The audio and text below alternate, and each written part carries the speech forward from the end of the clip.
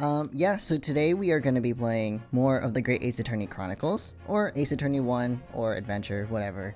I'm trying to remember what I did last. So we went back to the pawn shop, so Herlock Sholmes, Mr. Sholmes there, could get his violin back, and then we discovered he's the one that took the wrong item because he's an idiot and instead picked up a weird, like, worn out viola, and then shit happened at the pawn shop. The pawn shop owner is very skittish in a sense, and said if he did bad business or he made a mistake, he would off himself, which is not good. Don't do that. Also, let me switch the screen here really quick to the game. There we go. And then shit happened. Gina Lestrade made an appearance again and then tried to pick something up, and it was just a whole weird disaster. A JoJo looking motherfucker tried to take a thing, gave us a fake name of Eggert Benedict, which is fucking ridiculous, but what else do you expect from an Ace Attorney game? You expect some punny names, so here we go. But yeah, after that, we really didn't learn too much about, like, what the crime of this episode is. And we don't even really know, like, there hasn't really been an established, like, victim or, you know, crime, defendant, whatever. So yeah, let's just continue on and see what happens, I guess, because I have no idea. You know what? I should change the title while I'm at it. Here, let me continue here. Yes, The Adventure of the Unspeakable Story, Investigation Part 2 on Baker Street. And while we do that, let me change the title here to... I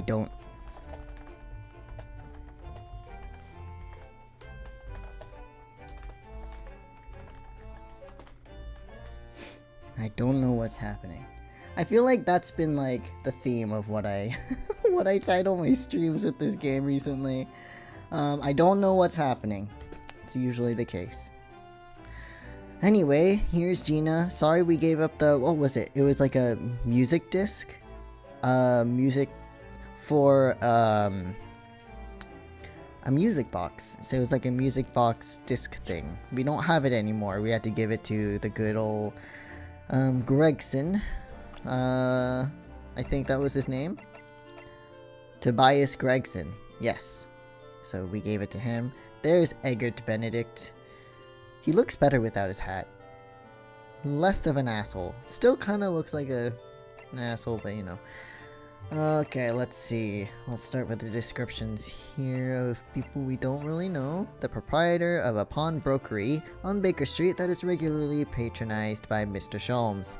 He has a very great sense of responsibility to his clients, almost to the point of killing himself or threatening to end his life if he fails, which we're like, please don't do that, because we don't want that.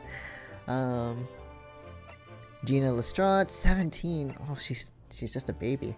A young pickpocket who we first met during a trial 2 months ago. She and Iris have become firm friends since. Really? Well, I mean, she has no reason to distrust Iris, because Iris is still a child. She is not an adult, so, you know. And Gina, so far, only really hates adults, so, you know. An extraordinary young girl who lives with Mr. Sholmes. She has a degree in medicine, somehow, and is the author of a popular series of short stories published in a prominent magazine. And then a young English gentleman with an aloof and high-handed manner. He appeared at Windibank's pawnbrokery, accusing Gina of stealing his redemption ticket, which we've already proven to be false. So, you know, there's that. And then Tobias Gregson, age 44, the detective inspector in charge of Scotland Yard's investigation of the case. He's stern and single-minded in his approach, and a great lover of fish and chips. I haven't seen him with any of the fish part, but he definitely always has a little newspaper cup of chips, so, yeah. Anyway, here we go. See, that's why I hate grown-ups. All they do is feed you a pack of lies and take stuff away from you. Well, I mean... you also take things away. Okay. Oh really, Miss Lestrade? Tell me, is that overcoat keeping you warm? Is it yours? What? Oh my, surely you were given that. Well, we don't know because she picked it up from the pawnbrokery, right? The pawn shop over there. Or pawnbrokers. Yeah. The D let me keep it, after I looked daggers at him for long enough. Oh. He went through the pockets and then said, "Go on then, have it," before telling me to scarper. Scarper? Interesting word, I don't know that word. I have my little notebook ready too, because I know there are going to be a lot of terms in this game that I just don't really know. And, I mean, it could just be slang terms, you know? Or like, just, words we don't use in, like, the US or stuff like that, you know? Always pays off, giving people a look like you hate him, sorry. I can't help feeling that it's going to get you into serious trouble one day. Yeah, I mean, you never know who you're gonna mess with. She's very skilled with that coin, though. Whose coin is that, though? I mean, it's hers now, but, like, who did she pick it from? What I really wanted was that nice, shiny disc, mind. The music disc. Right. But Mr. Windibank said it was practically worthless. I think I'm gonna go and have another bash. Give him a long, hard stare. Okay, but why? You already gave... It's already been given to the police. It's not like you can get it back. I think not, Miss Lestrade. We shan't enter Windibank's again today. No. I mean... Yeah, I can see why. I don't think he'd let you in, to be honest. Why not? That's not fair. It can't be helped, I'm afraid. The police are investigating the scene now and taking a statement from Mr. Windibank.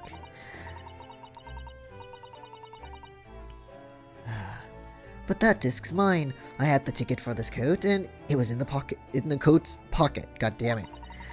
And there should be something else and all. That's what the Rotten Cove said, ain't it? So, there's something missing. There should have been something else in the coat. And she did have the ticket. And she had the... What's the word? Something word? Like, she had the phrase, so... Yes, he did mention something about that article, didn't he? Another article, didn't he? Yep. I mean, if it was in the coat... And if she's telling the truth, then what happened is Mr. McGilded gave her the coat. I mean, he even looked through the pockets and then decided, you know what, everything in the coat, I don't really need any, or anything else in the coat, I don't need it. Everything else is yours, you know, take the coat, take what's in it, you know. So, technically, it is hers now, no matter whose name was on it. So even that music disc should have been hers. Just because it said for McGilded, but it doesn't mean that he owns it, you know? Now she's really pushing her luck. Yeah. Miss Lestrade, I think it's time to admit defeat. You've had your haul for the day. Yeah, and it's all your fault, Sholmes. Why? So what are your plans now? Will you dine with us this evening? Will she want to? I mean, if it's free food, then I'm sure she wouldn't care, but she doesn't trust adults, remember? Oh, you know what? Maybe she'll go with it. Iris would be delighted to cook, I'm sure, and I might entertain you with a modest violin recital. Is your playing gonna be better now that you don't have the wrong instrument? And it's, you know, okay, sure. Cool. What's she gonna say? Fine. No? She's gonna say no. Alright, so she doesn't want to eat with us. Wow. But it's free food. Why would I come around your place, eh? Have you lost your head or something? And there she goes. She ran off. Oh dear, she's gone. Yeah. Haven't reviled on me quite unnecessarily, I might add. I don't know about... Oh, God, this man.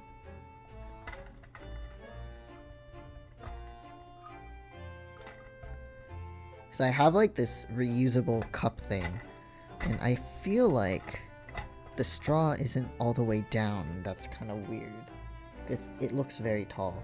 Or you know what, maybe it's normal, I don't know. Anyway, okay. I can't help wondering if perhaps she might... Oh, voice. Why? My voice has been cracking so much this past, like, month. I don't know why. I don't know. If perhaps she might turn up anyway. Maybe. Maybe she was just playing. Interesting. Once she's had a chance to calm down, I think there's a good chance she'll decide to come. It's free food.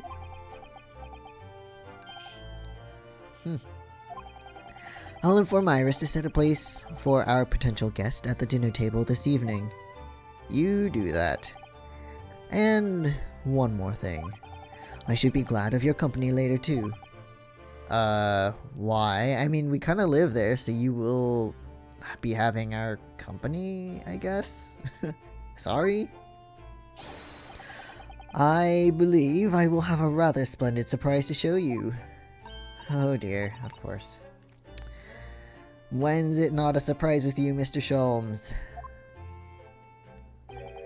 You shall have to wait and see, Mr. Sato. Until later, then.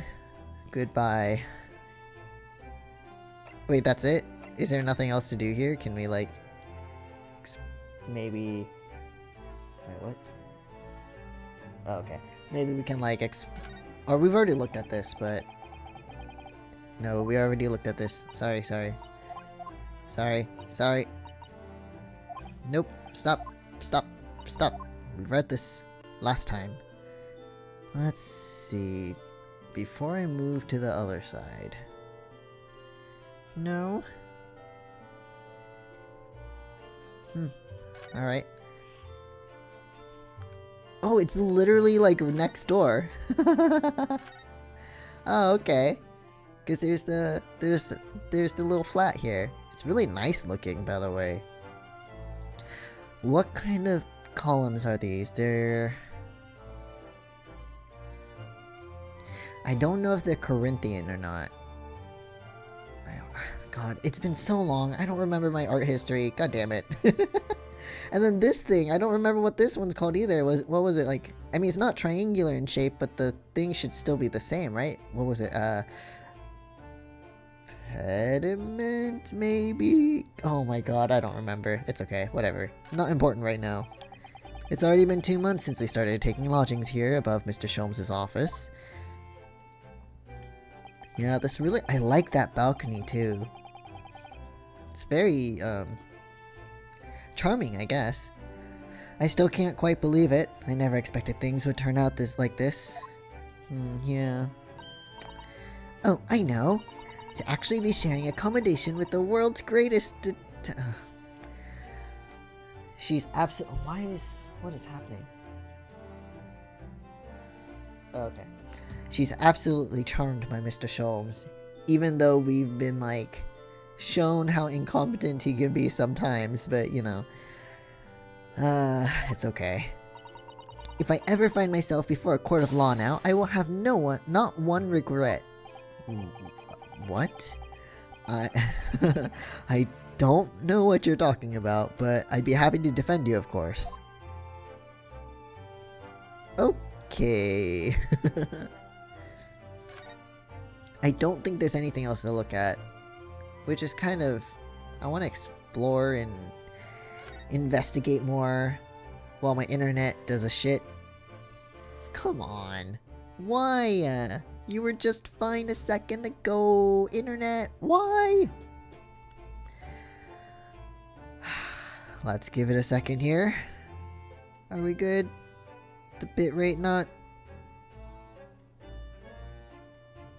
Okay, it was just a little hiccup. It was just a hiccup, but we're fine. Alright, let's move on. To, I guess, the suite here. Because we can't go to the pawnbroker anymore. Unfortunately, we can't gain access at the moment while Scotland Yard are investigating.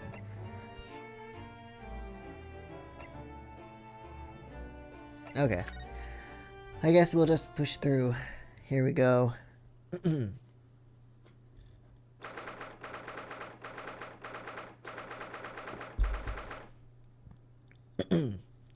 15th of April, 3:46 p.m. Sholmes' suite. Oh, she's so cute. I love it. I love her. Good afternoon, Iris. Thank you so much for breakfast this morning, even though, if I remember correctly, Ryunosuke couldn't finish it because... or not couldn't, he wasn't allowed to finish it.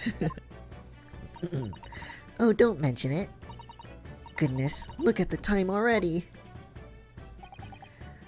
Busy as always? I am. I'm preparing everything for dinner this evening. I really wish I could give her a higher pitch voice, but I don't feel too comfortable doing that. Because it sounds so, like, stupid. Already? You're obviously cooking it something special, are you? Or, wait, what? You're obviously cooking something special, are you? Okay. That sentence sounds awkward to me. Oh yes, after all, we have a special guest joining us, which is Gina. Or maybe it's someone else. Why'd you bring your gun out, though, for that? Why? Okay. Look at those little eyes of hers shining. Oh dear, it is awkward when you already know the answer, isn't it? Or maybe it's the surprise. Oh, okay, never mind. I thought, like, the surprise guest was, like, another surprise guest, maybe, because Herlock was like, oh, I have a surprise for you guys. It's like, okay. But, never mind. It's Ginny, isn't that exciting? Good acting, Susato. Wow, Iris seems overjoyed at the idea. Well, I mean, in the court record, or the... what's it called? The... fucking whatever. The people here, right? It did say that they became good friends. She and Iris have become firm friends since. Yes, there it is. I can't wait to learn some pickpocketing tips. Okay. Pickpocketing tips from a real professional. God damn it. Not only is my voice cracking, I cannot fucking read and speak. Like, what is happening? Like, not this last stream, but... oh, wait. Yeah, no, last stream, someone asked me if I was okay because I couldn't speak right. Like, what's happening to me? Oh my god, it's so bad. Oh yes, that does sound like fun.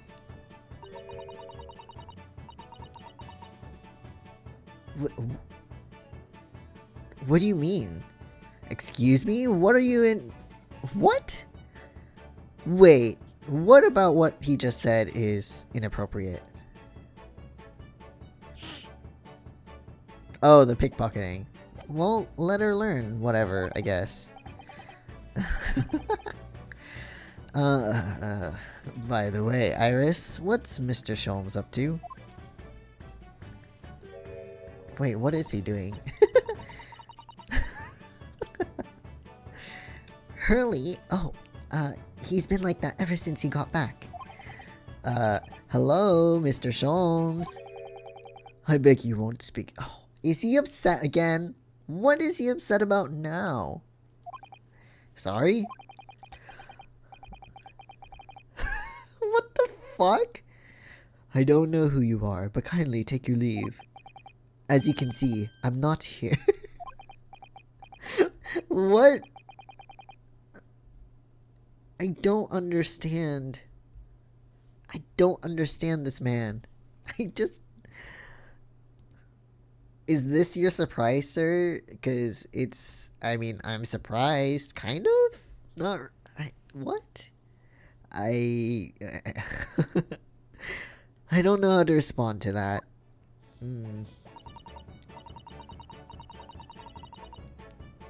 Is he now? I did notice. Even she's exasperated with him. Really, he behaves just like a child sometimes, Hurley does. Yeah, no kidding. Mr. Sholmes and Iris have something of a parent and child relationship, don't they? Yeah, but which way?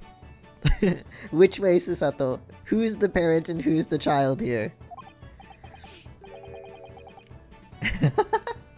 Yes, except that Iris is clearly the parent here.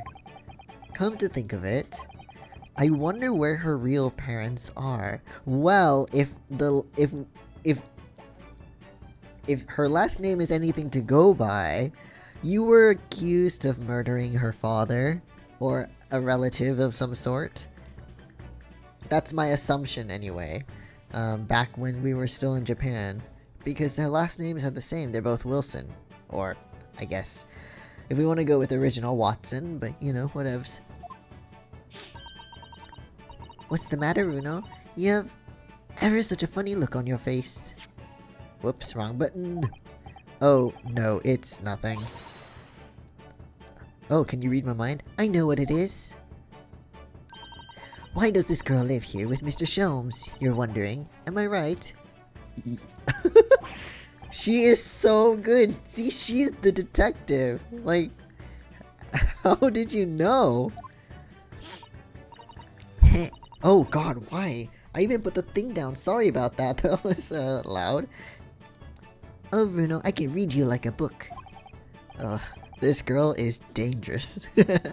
No, she's just smart. Well, you know what? No, that's also dangerous. Not that it... You know what? Never mind. That's not what I meant.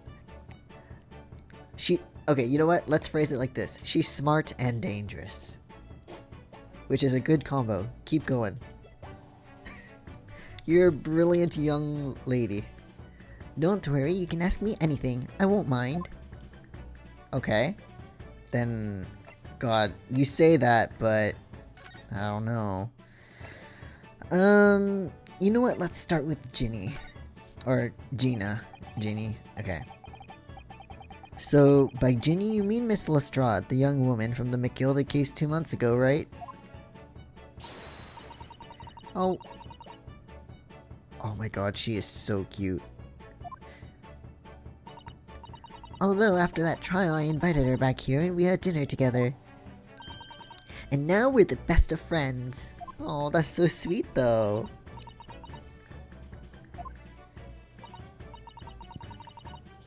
Now, if I bump into her on the street, she runs away as fast as she can. Why?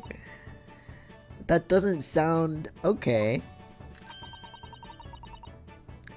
And I chase after her back down the back alleys. Wow. What a great friendship. Beautiful.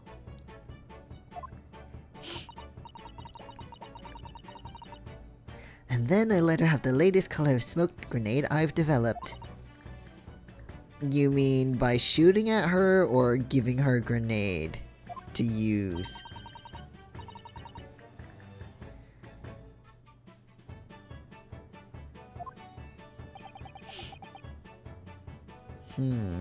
Or maybe it's an act. So she chases her into an alley so people think she's chasing her away, when in actuality they meet up in an alley and it's the perfect excuse and the perfect way for her to give Gina the smoke bomb or grenade without getting any trouble from other people. I suppose this means you've let Miss Lestrade keep the smoke grenade launcher, have you? Yes, that's right. Oh, great. I got bored of it anyway. Hurley always reacts the same way when I shoot him with it now. Poor Hurley. Again, that nickname is so... like, I don't like it. I wonder what her name for him is in Japanese. Hold on. Let me see.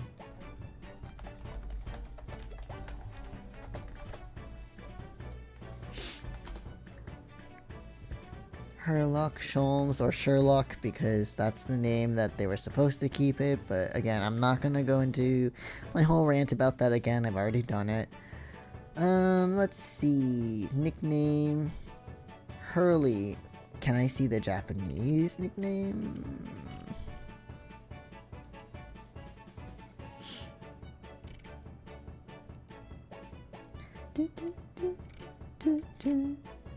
Okay, let's see. Oh, he's 6 foot. That's not what I wanted, but okay. Hurley. Herlock. Y.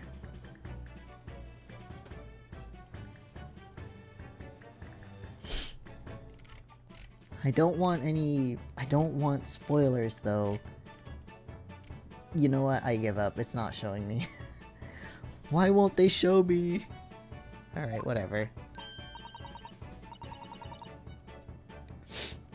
Oh, I can't wait for Genie to arrive. It's been too long since she last came over. You mean 2 months ago, probably? I'm so excited. I just hope she does actually come. Now, is Herlock done being an idiot in the corner there? Okay, what about living with Mr. Sholmes here? I'm sure you've been wondering why it is that I lived here with Hurley, haven't you? Well, it has crossed my mind. That and where are your real parents? Oh no, and it got all sad. My mommy and daddy aren't with me anymore. Yeah, I figured. Oh no! Mommy passed away when I was born. And at around the same time, my father— No! Iris, don't cry! Well, he had to go to a faraway land because of one of the cases he and Hurley were working on. So they were working— Okay, yeah, here, yeah. Wait a minute. Did you say he and Hurley? Yes. Daddy and Hurley were always solving mysterious cases together. She didn't mention that before. Wait, so if her father, which I'm still pretty convinced is John Wilson, because, you know, John Watson, come on, right? Then why did only he go abroad for a case? If, you know, like, why didn't— or maybe they didn't want to bring Iris with them, you know, and so one of them had to stay behind. I don't know. That's what makes sense to me, but I don't know the full story about this. God, I don't know. He wrote them all up in his diaries. That's what's in the metal chest over there. Okay. So he recorded them all. So, you mean it's true, Mr. Sholmes really did have a partner with whom he tackled some of the most taxing cases. Oh, I see, yeah, because in the books that, Iris writes, there's always, Watson. Wilson, whatever. Oh, yes, I mean, it's always nice to have one, isn't it? Alright, so Mr. Sholmes' partner was your father? Father? Voice, please. Okay. Hurley told me that I wasn't allowed to look in the chest, but that only made me want to look even more, so I opened it up and found your father's memories. Got it. And so she made the books. Got it.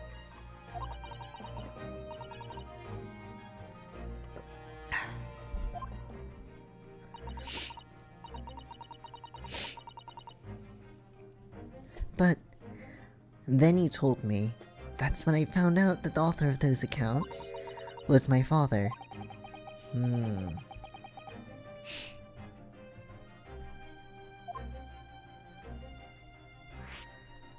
Oh, it's gonna— And it fits because he was there as like an exchange— a professor, right? And it was a medical— It was related to medicine, which makes sense, too. I've practically lived with Hurley all my life. I was tiny when he took me in. So it came as quite a shock. When Hurley told me that he wasn't really my daddy, I mean. Oh, so she was pretty much raised by Herlock then. Oh no, my bitrate again. Internet, what is happening? Every time before I start a stream, I always check. But hold on, let me see something. No, my bitrate is still where I set it to. Alright, that's fine. Alright. Seems like everything's back again. Okay. It must have done. Oh dear. So she must have been really small when her father left. Well, I mean, she asked, right? So I don't think he was planning on telling her that young, but... Or that. Hurley says it's because he wouldn't have been able to hide it from me. Well, having lived with Hurley all these years, you might say that his ways have rubbed off on me. There are some things I can just see. I mean, you are a better detective, let me just say. Especially lies. I almost know when people are lying before they open their mouths sometimes. Alright, so...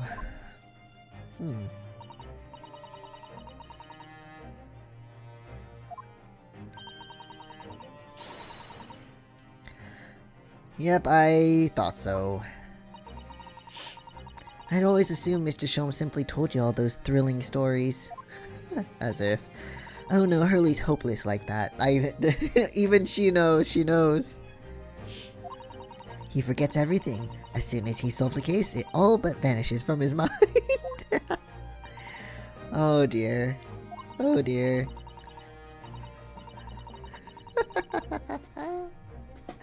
The other day, it was so embarrassing. As usual, he totally forgot about the case he just solved. So, the very next day, he gathered together all the people involved and proceeded to solve the case. Again! Again! Twice! It was quite a shock for everyone.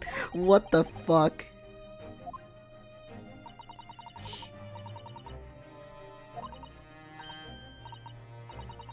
I knew it!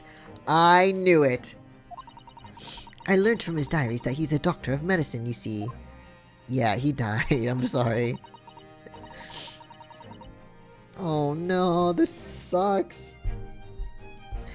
That's what prompted me to study and study so that I could earn a doctorate as well. Oh no. God damn it. I knew it.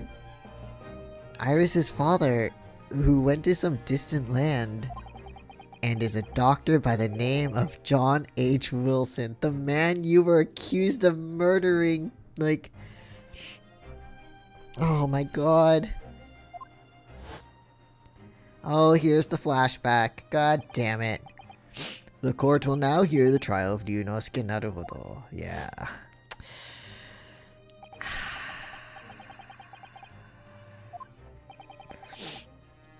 John H. Wilson. Dr. John H. Wilson. This blows. That's right. Visiting professor of medicine at Imperial Yume University. And the man who in the most bizarre of circumstances lost his life just before before we left Japan. Oh no. Oh god. Miss Susato? Yes. Perhaps we shouldn't pursue this conversation any further at this time. I think that would be for the best. Wait, but does that mean Herlock doesn't know either? Like, that really sucks. Because, I mean, they solved cases together, right? They are close friends. Herlock, like, he raised that man's daughter as his own, pretty much, right? So, like, oh my god. This is, like, really fucked up. And upsetting. Man. Oh, there you are. Oh, didn't you just say you didn't recognize us, sir? Didn't you just say that you didn't know who we were? Is that not what just happened, like, 5 minutes ago, 10 minutes ago? Oh, my dear fellows, how good to see you.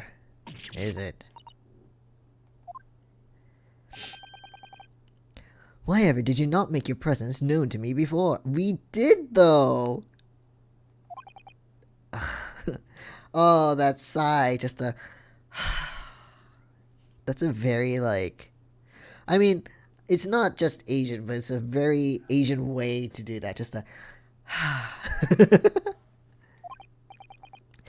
Well, no matter now. So, how the devil are you? We just saw each other not that long ago. We've, been with you for most of the day. I like his vest. You know, his vest reminds me, because I was doing some artwork earlier, this week. Or I've been working on some art these past few days. And his...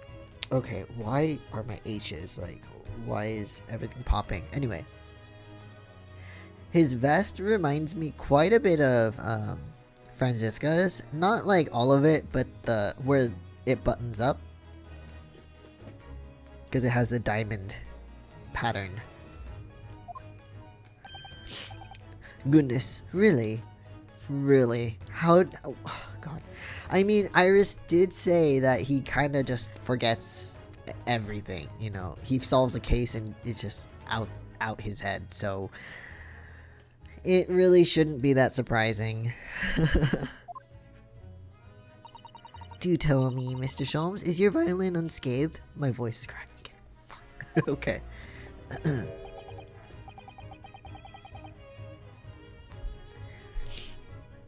Dude, this guy's gonna give me a fucking headache. I'm so tired of his shit right now. What do you mean, what are we talking about? We went through all that trouble at the fucking pawnbroker to get you your violin back because you picked up the wrong item saying, oh, this is my violin, when you actually picked up a old beat up viola. And...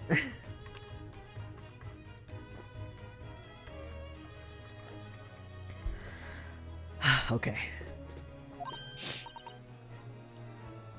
It's just...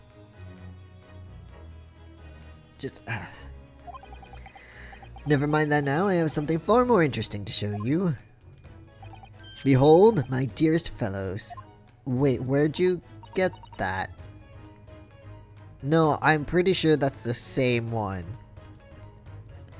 And maybe he just cleaned it up while he was on his desk? No, not another disc, Mrs. Sato. This is the one Gregson demanded we hand over as evidence. Mr. McGilded's disc. I knew it. Of course he has it. Then... Oh. Internet. No. Why is my internet so bad today?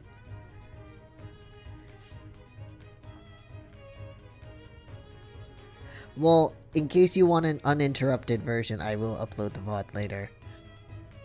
On YouTube, so it'll be fine. Okay. Then what's it doing here? Why do you have it? You know, at times, Mr. Naruhodo, I think that though I have an undeniable turn for detection, I may well be even more adept at larceny. God damn it, dude. Why are you like this? Why are you like this? I don't think you should be proud of... You know what, whatever. Ooh, that would be wonderfully exciting. I'd be your pickpocketing assistant. Great. Good. Look at what... God. And Nuno would be our go-to lawyer if we ever got caught. Ah, God. Poor Ryunosuke. Why? Okay. Alright. Plus, Susie has such beautiful handwriting, she could write all our menacing crime notifications. Like a calling card.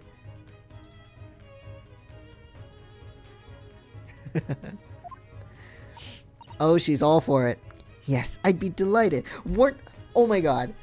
Susato, weren't you the one that was just telling Ryunosuke how inappropriate it was that Iris, or how inappropriate it was for us to be like, oh, that sounds like a lot of fun to Iris for learning how to pickpocket from Gina, and now you're like, yes, I will handwrite all of our crime, like, all of their whatever, It's like, excuse me. I'm just gonna pretend this conversation never happened, I think. That's probably for the best. What the fuck, dude? So, how did you get it?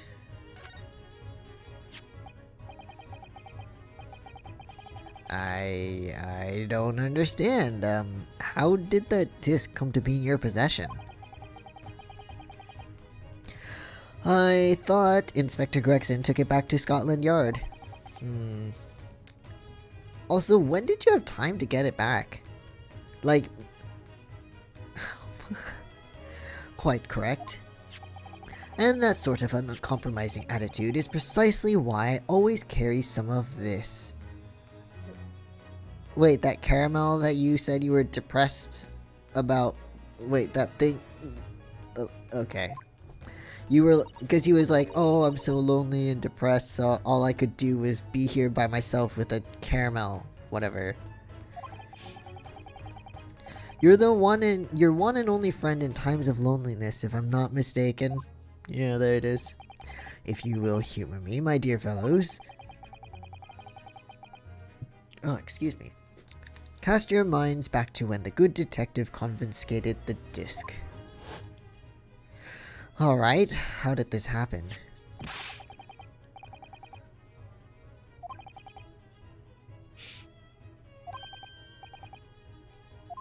Okay, so we handed it over. Did I write that word down? I think I did. Let me see. Yes, I did. I still have yet to look it up, though. So he gave him the disc. For the briefest of moments, I had the disc in my hand, did I not? So you gave him the caramel? Is that what happened?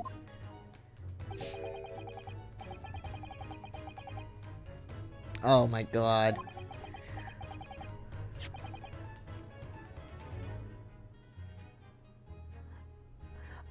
Wait.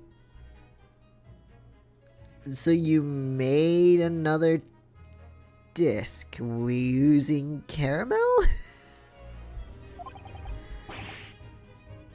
I mean, it is pretty smart, but why you know what, whatever. The disc and all the minuscule protrusions have made an image in the caramel. Ingenious, I guess. Indeed, this caramel is quite exceptional. I developed it myself, you know. That specific brand of caramel you developed yourself, really? Suitably soft for making impressions, but resistant to melting. The result of a precisely controlled solution. Okay. Good job.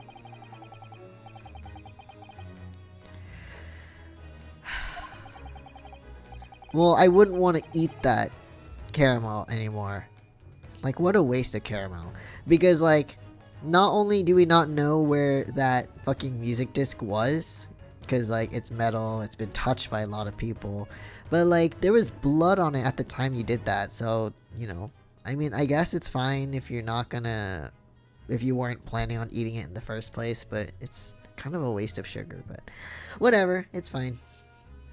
Take a house key, for example. A Sybil press and its unique form is duplicated. That's true. I can enter anyone's property at one. Okay.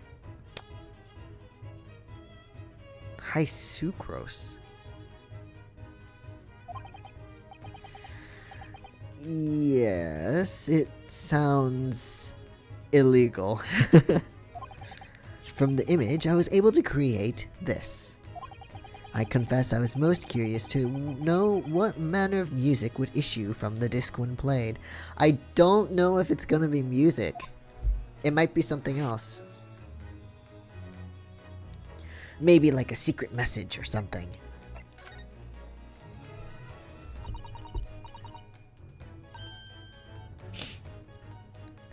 Does he even have a music box player? Yeah, that I figured. None whatsoever. Not only that, if I remember correctly from the last time I played this, because there's so many brands of music box, that disc could be for, or not just brands, but like different styles and types and from different countries and whatnot, right? We don't know what kind of music box that disc will fit into specifically, but I have a feeling it's going to fit into the one at the pawnbrokery. That's the one that's for sale.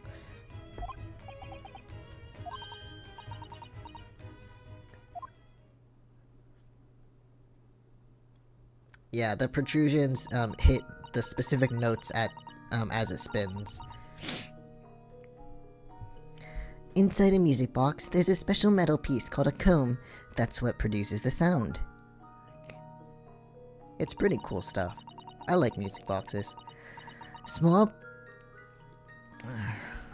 I know what that is, but it's such a long word. Protuberances? Protuberances? Of course, they're playing Mr. Herlock's theme here. Small protuberances pluck the different teeth of the comb as they rotate past it, making the different notes. The first music boxes to be invented used a rotating cylinder with protuberances on it. Yeah, that's the most common that I know of, but this one is a flat disc. But over time, a new type of player was produced which uses discs such as these. With that development, the popularity of music boxes spread far and wide all over the globe. And this would make it a bit easier to kind of play different things on one music box rather than getting a music box with a little cylinder already in there that you can't remove. Though I'm pretty sure I feel like there should be a way that you could like switch out songs, but I don't know.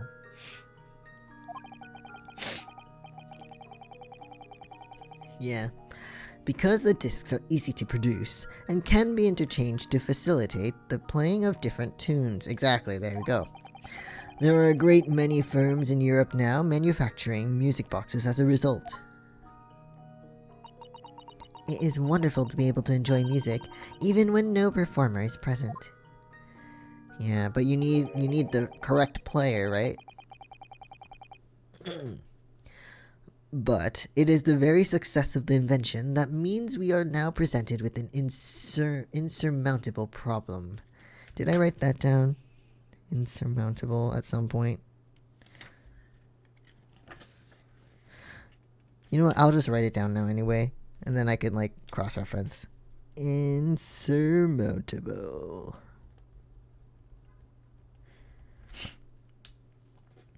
Hey Birko, what's up? I am doing okay. But I hope you're doing well. How's it going? What do you mean? As you may imagine, the construction of one firm's music box does not match that of another. And we have no idea of knowing in which music box this particular disc was designed to be played. And I'm guessing this is because, like, business competition. Like, if one person creates a music box and they create music for it, they want their customers to purchase their brand of music box and their brand of the music discs. So only their brand can be used. So if you bought a music box from that company, you have to buy the discs from that company to be able to play it, you know, which makes sense in a business standpoint, but it's like lame. Could be better, but ain't bad. So that's good. Yeah, that's good. That's fair. Take it as a positive. Yeah. Yeah, I'm just like, I'm fine. I'm just tired. Because, like, 2 nights ago, I guess, I couldn't sleep. I had, like, an hour, maybe almost 2 hours. Went to work, came back. I was like, hey, I should go to sleep early. Ended up not sleeping early and having trouble sleeping again. And so I'm just like, what am I doing? Like, how is my body even functioning right now? I'm fine now. Just a little sleepy, so um but I did sleep last night and then yeah, so I'm okay. I'm okay. Late, but still. Go to sleep at like 7. Yeah, no. Yeah, no, that's what I do sometimes, not on purpose, mind you, but I had work the next day, so that was why I was like really tired and upset. Um but today it wasn't too bad. Mom thinks you woke up early and leaves you alone. Yeah, my dad questions me. He's like, "Did you like?" He'll be like, "Oh, you're up early." I'm like, "No, I didn't sleep." So now, because I've admitted to that before, he questions me, "Did you sleep and wake up early, or did you stay up?" And I'm like, "Oh, okay." But I mean, he can't do anything about it. I'm almost like, I'm too old for him to control me at this point. But he knows the secrets. There's no resolution to this problem, I'm afraid. It's quite intractable. Intractable. So, well, I mean, you can always try it on different music boxes and see if they fit, right? Eh? Considering you don't have power with words. Yeah, no. I get it. I mean, like, even when I was younger, it's already too late. I stayed up. So there's not much he could do about that, but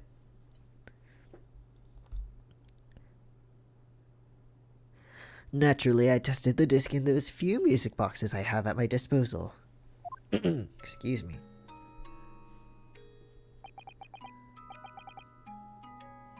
Right, it doesn't fit right, so it doesn't play the music right.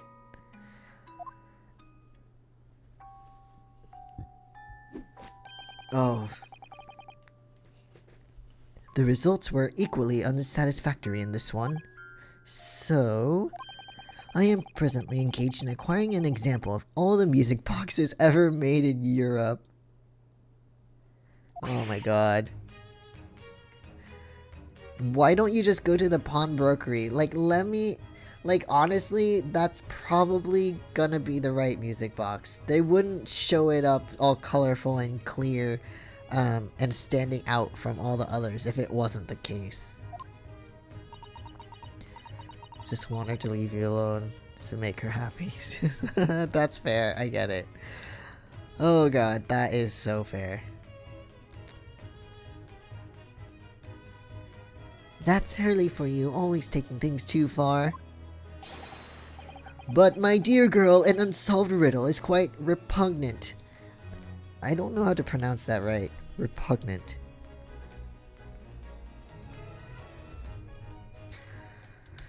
An unsolved riddle is quite repugnant to my constitution. Okay, but surely all the different types in Europe will amount to a huge volume of music boxes, won't it? And with what money? They're probably not cheap either.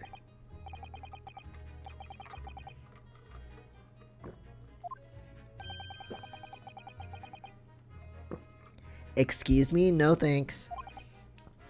All our stuff is in there. We live there now. Please don't. Okay, but okay. Back at hand though. What about Mr. Magnus McGilded?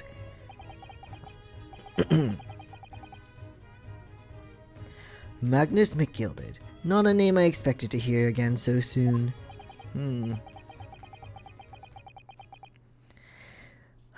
Your first case in London on the day you arrived. And then he gets burned alive. Mr. McGilded perished within hours of the trial's conclusion. God, I love this guy's design. It's very, yeah. Was it the curse of the Reaper? No one knows, still now. The omnibus was reduced to a pile of ash. Not a shred of evidence remained. And, with the man's death, the truth about the murder in which he was so intimately involved was buried. Yeah, that murder was never truly solved either. The only thing we solved, kind of, was that Mr. McGilded had to have been innocent, I guess. Even though we successfully established Mr. McGilded's innocence in the trial, the newspapers are still claiming that it remains an unsolved mystery, or an unsolved case. I mean, it kind of is still unsolved.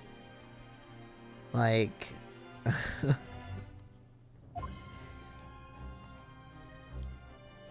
like, who killed this guy? And why did they kill him in particular? And like, how was he truly killed? Because, I don't know. The murder of the brickmaker, Mr. Thrice-Fired Mason.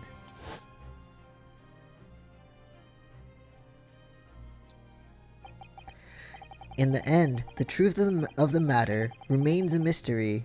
We still have no idea what really happened that night. This fucking guy.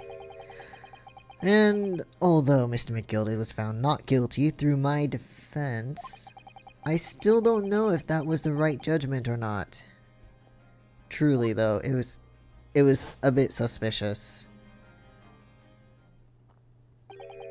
It would appear the case is not yet closed. No, it's not. I don't think it was ever truly closed anyway. Well, it's time I started getting things ready for dinner, I think. Gina will be here before long. Okay. Okay, the music is suddenly like not so sad or intense anymore. Oh, well, you must let me help you then. Alright. This is a pose I don't think I've seen. I like it. Or I did and just completely forgot. I think I shall investigate the condition of my faithful performing partner. Now then, where did I leave it? Okay. Let this be a lesson to you, Mr. Sholmes. Never leave anything too precious with a pawnbroker. Yes, you may be right. But what about that huge machine? Whatever. Oh, that reminds me of something Mr. Windibank said before. He said that he had a manuscript of irises in pawn, didn't he? Did he? Oh god. Yes, he definitely mentioned it. Mr. Sholmes' latest tale of otherworldly mystery lies dormant in my storeroom, were his words, I believe.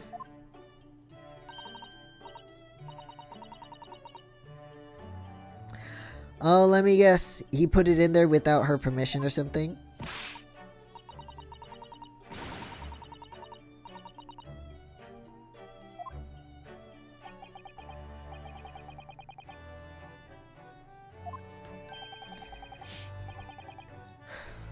Okay.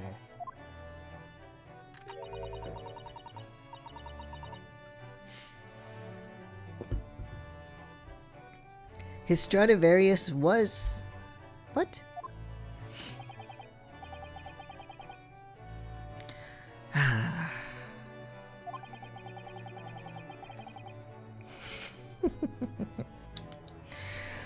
Oh dear.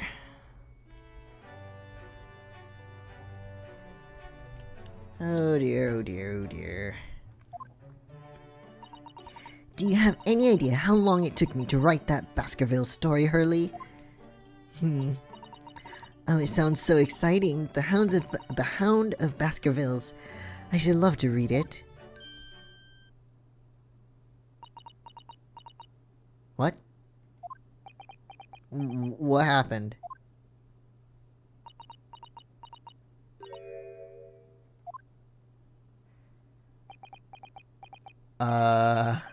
What's going on here? Why does it feel like an icy chill just swept through the room?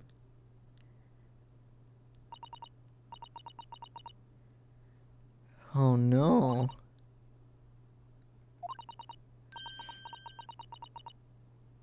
The Hound of the Baskervilles, but... Alright, how would she know? God damn it. Wait, how did she know? Wait, was that... Maybe I don't remember, but... Did that... Was that title brought up during the trial of the first case? I don't remember. Oh dear, it probably was.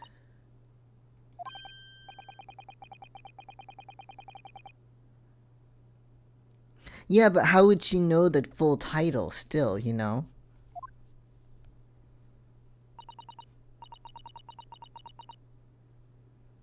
Is the one that's in the pawnbrokery, right? Yeah, it has never been published.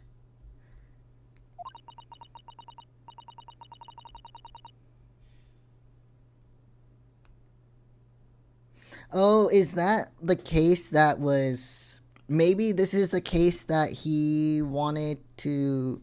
Or her father went to a faraway land for or something? I don't understand. That's why he said that he'd keep it safe. Until it was the right time for the story to be made public, you see.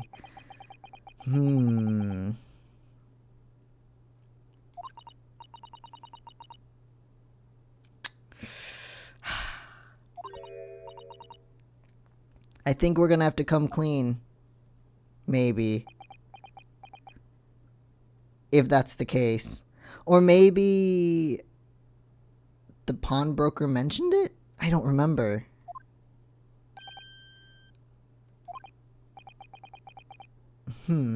What is it, Mr. Sholmes? It would appear our guest has arrived. Ah, so she comes. Perfect timing, Gina, thank you. Miss Lestrade.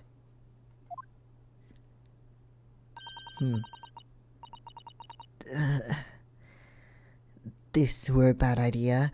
I knew I weren't welcome. I'm going. No, you're welcome. No, wait, Miss Lestrade. Come back. You're welcome, it's fine. We've all been eagerly awaiting your arrival. Whatever tension that you feel in this room isn't because of you, we promise. Haven't we, Iris? Oh, come on, you were so excited earlier. There it is. Oh yes, just wait there, Ginny. We'll have everything ready in a jiffy. Come along, Susie. Susie. Okay. It's a pleasure to see you here, Miss Lestrade. Please, make yourself at home. Don't stand in the doorway, my dear girl. Come along in. What say you to some... Is that a name? I wonder if that's a name.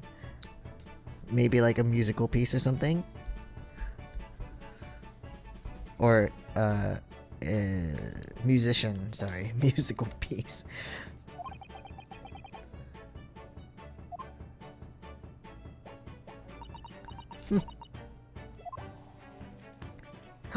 Wakahai! Oh! Meow. Oh, Wakahai, I love you. You're so cute.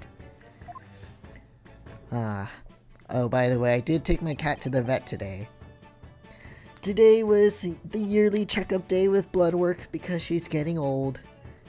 Let's see, how old is she now? So I got her... No. She was born in 2009 from what they estimate. And then we got her in 2010 at 9 months. So, 1. So she's like 12? Turning 12 this year or something? She's getting old, no! That evening, Iris prepared us all a meal that was even more delicious than usual. Mr. Sholmes' violin performance was in no way meddlesome. So, So he is actually good at the violin in this case, alright. And Gina, as we came to call her, taught us all how to steal things from one another without being noticed. Everyone thoroughly enjoyed themselves well into the night. Yeah, but you guys are gonna have to talk about the thing that caused the tension earlier at some point. Alright, 9:34 p.m. Naruhodo's legal consultancy. It's 9:36 for me right now. That's very close to the current time. Except it's not April.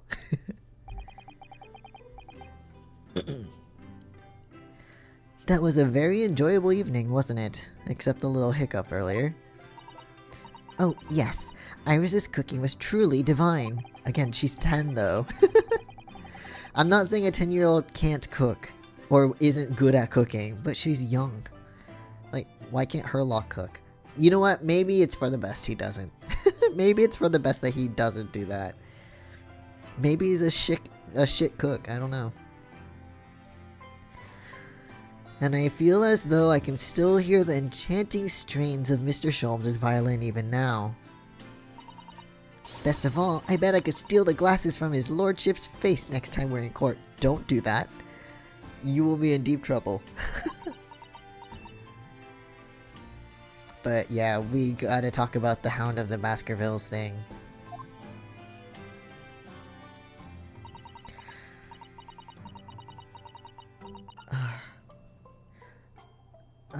Naruhodo-san, could I consult you about something, I wonder?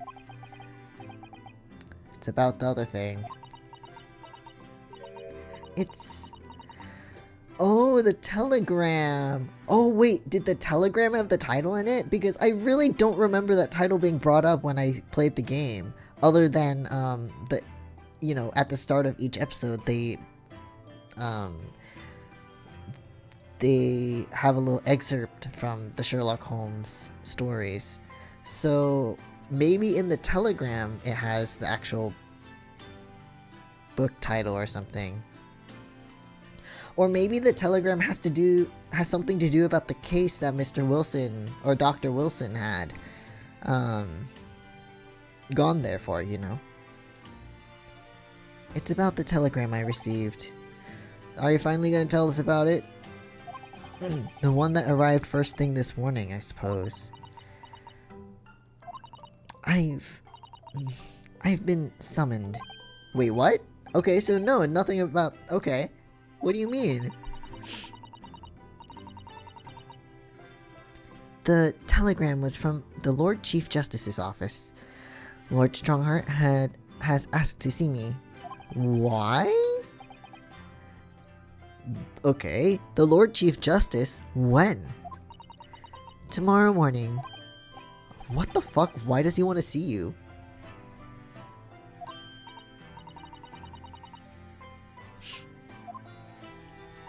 I've been summoned alone. That's very...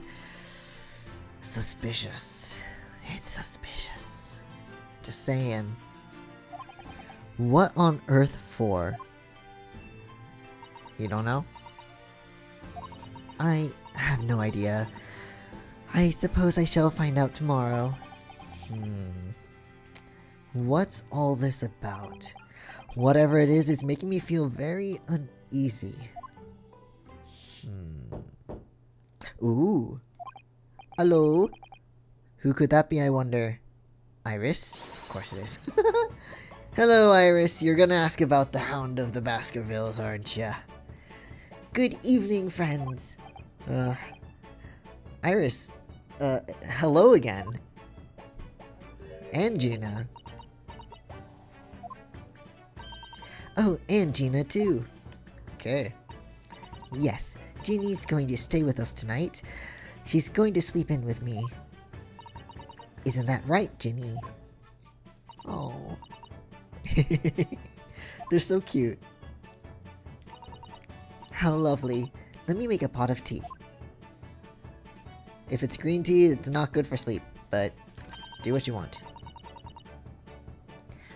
You know, I've learned so much today. Yes? About being a pickpocket? all those things Ginny showed us. Wasn't it wonderful? You mean all those pickpocketing techniques? We had fun trying them out on each other, didn't we? It's cute. God, I love Iris so much. I think I've awakened a natural talent. I could earn a living from it. I mean, like Gina. You might be getting ahead of yourself a little there. So, what brings you up to our humble quarters at this late hour? About earlier, right? She took it, the pickpocket. Oh my, however did you? She's good at it. She probably could make a living off of it, actually. Wow. Iris literally is a child genius. A genius. She's like Pearly. Because Pearls was also kind of a genius. I mean, she was like a spirit medium genius. Spirit channeling genius. But Iris is like genius. Child genius. They're both geniuses, you know what? Why is my internet like this today? I'm so sorry, guys. I don't know what's happening with it right now. I haven't had a problem in quite a while, so I'm... Okay. So anyway, here, you can have it back. Not that I really understand why you wear it, though. Well, it's a sign of being a defense attorney. Well, in Japan, but you know. Alright then, good night. Yes, good night. Bye, Iris. Or not. So, this is your office, is it? Yes. What do you think, Ginny? I think I wouldn't fancy me chances with a lawyer what lives in a place like this. Wow. Well, great. This is lovely. Thank you for the vote of confidence. It seems as though Iris here still has something she'd like to talk about. Yeah, no shit. Of course there's something that she'd like to talk about. I suppose she probably wants to talk about the manuscript. Okay, maybe it was brought up in the first case. I just don't remember at all. I have no recollection. I remember the case, but I don't remember that specific thing. So, about the manuscript. Iris, I suppose you're hoping to talk about the manuscript, aren't you? Voice, stop. Aren't you going to tell me? I'm so sorry. I need a little more time, please.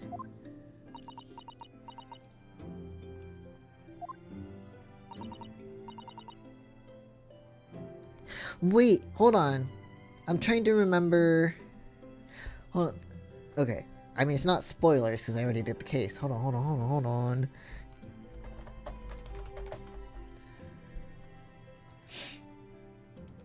I'm trying to see what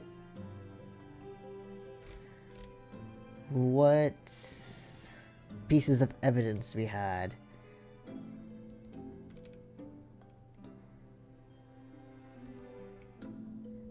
Because maybe there was something? I don't remember. The trial begins. Blah, blah, blah, blah, blah. I just want to make sure I didn't forget or didn't, like, miss something.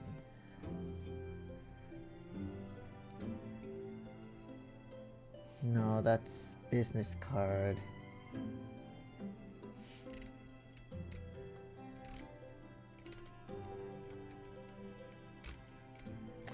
You know what? I don't know. It will be brought up later, I suppose. I hope I haven't made you feel awkward. No, that's not even your fault, honestly. Even if she did, you know. I don't know what all this is about, really, but... It's a story you made up, is it, Iris? This manuscript, or whatever you call it? Well, I mean, it's based off of true things. It's not exactly a story that I made up. It's something I read in Daddy's diaries. Or diaries? I don't know. That's right. I don't suppose I've mentioned it to you before, Ginny, but... My daddy was Hurley's assistant once? God damn it. His partner. Romantic partner. I don't know. I'm joking, but... They solved all sorts of strange and mysterious cases together. Is that right, mister? Apparently so. I was as surprised as you are, though. Okay, and Daddy wrote all the details of every single case down, you see, in his diaries. So I study them and write my stories based on what actually happened. Well, about that...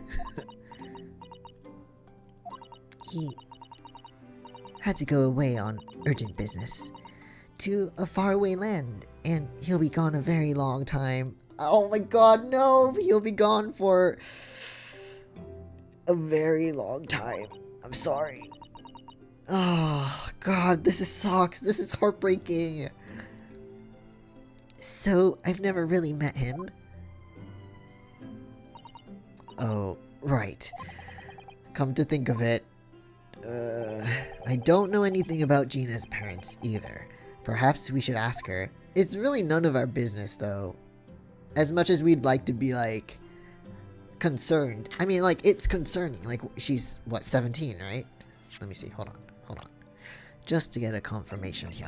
17. So she's still very young. And it's not like she's been doing this just now. She's been doing it for a while because she's very good at it. She makes a living off of it.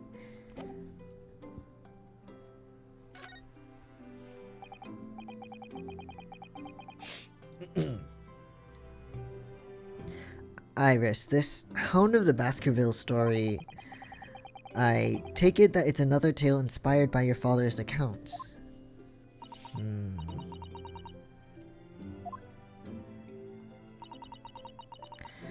But it's different somehow from the other cases, I mean. Huh.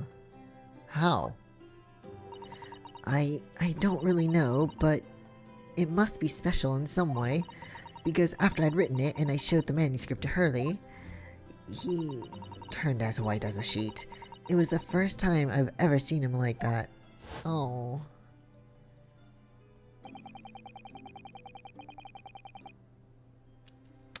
He looks so stiff too. It pains me to have to say this after you've toiled over it so long, Iris, but this story must not be published at this time, under any circumstances. And it's probably because it's not... I mean, unless it's not like a case that... If it's a case that they haven't solved yet, then they really can't publish it. I can see that being a real concern. But why not? It's one of my best works. I'm not at liberty to say. Not now. So please, do not ask me. Alright then, I won't. But I do solemnly swear that I will explain everything one day, Iris, when the time is right. Are they gonna learn, like, in this case? Also, really, what is the case? Like, what is the case? We still don't really know what the case is yet. And that's how the manuscript came to be with Mr. Windibank, isn't it? But don't they have a 2-month, like, limit? I don't know. Hurley said it had to be somewhere very safe. I mean, she is a child. That really gets my goat, that does. He's treating you like a child. And she is a child. It's mean, that's what it is, keeping secrets like that. I'm sure Mr. Sholmes isn't trying to be mean. If he said he wasn't at liberty to talk about it, I'm sure there must have been a very good reason. And maybe he's not allowed to talk about it. I think so too. You lot are to trust him for your own good, but he can't pull the wool over my eyes. Sholmes is lying to Iris. I bet my life on it. Alright, fine.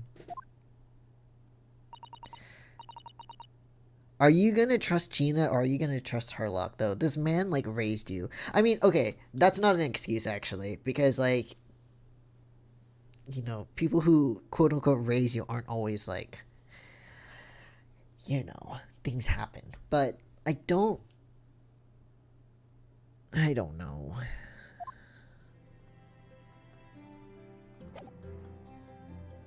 Wait, what am I supposed to do? Maybe talk to her? Be like, what the fuck is wrong with you? Wait, can I look at this now? I want to look at it. Oh, fine, fine. I wanted to read it on my own. God damn it.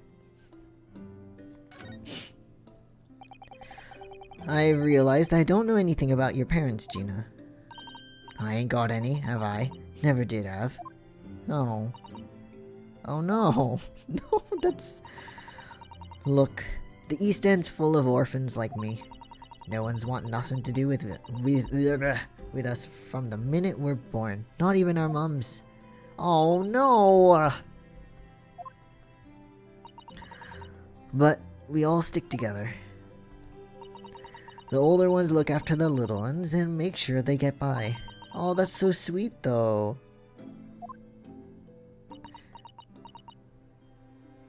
Oh, she's so cute.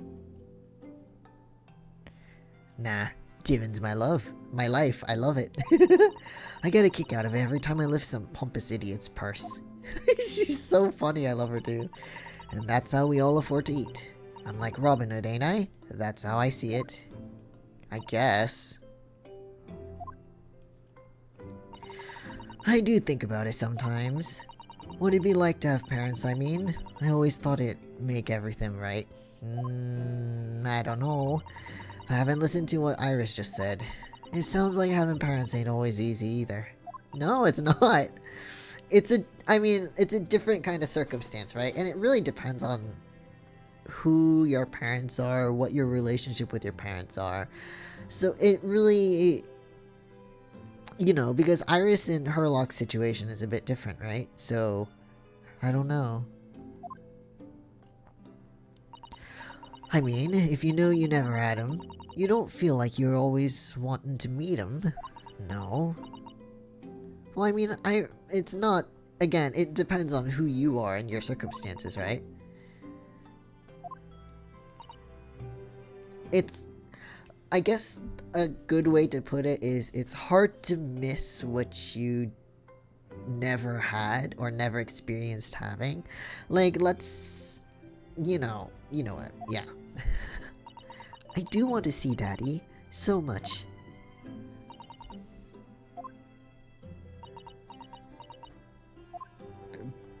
Aww.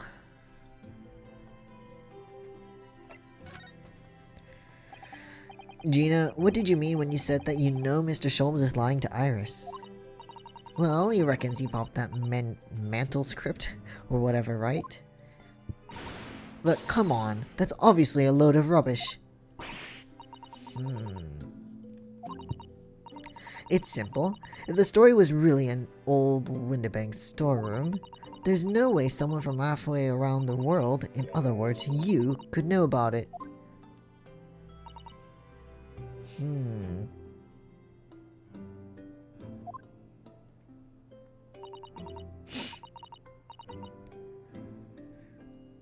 Well, no, we could have heard about it from the source? Hold on. Let me just see.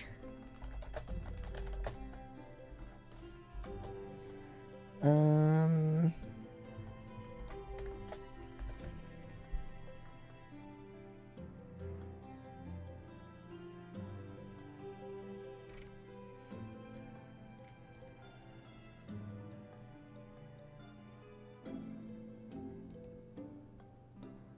Okay.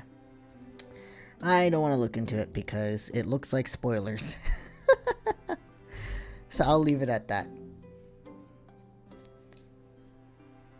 I don't think he would do something like that. There's no way Herlock would do that, though. But Hurley would never do something like that. I'm sure of it. Huh. Grown-ups do a lot worse than that, believe me. Barefaced liars, a lot of them. It sucks because, like, from her experiences, that's true for her, but I think it's a bit unfair for her to put her... What's it called? She's projecting, I guess, her own insecurities and her own beliefs to Iris because she doesn't trust adults. Or grown-ups, whatever. And I'm not saying she's wrong to distrust them because of her experiences, but I think it's wrong for her to instill a certain amount of distrust into Iris for Herlock. You know? Like, it's not...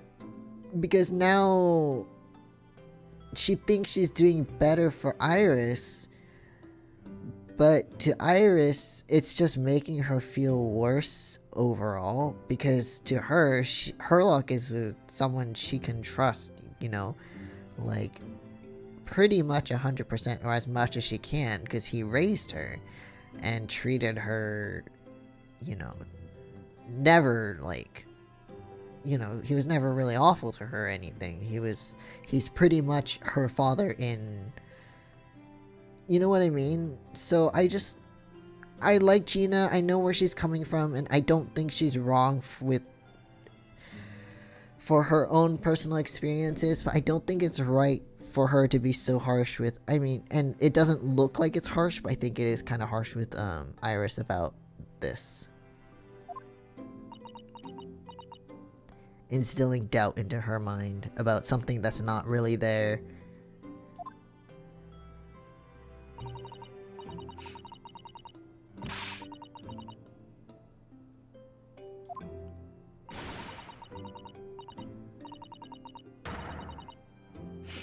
Yeah, this is, like, really bullshit to me. Like, even if he was lying about something, he would never do something like that, you know?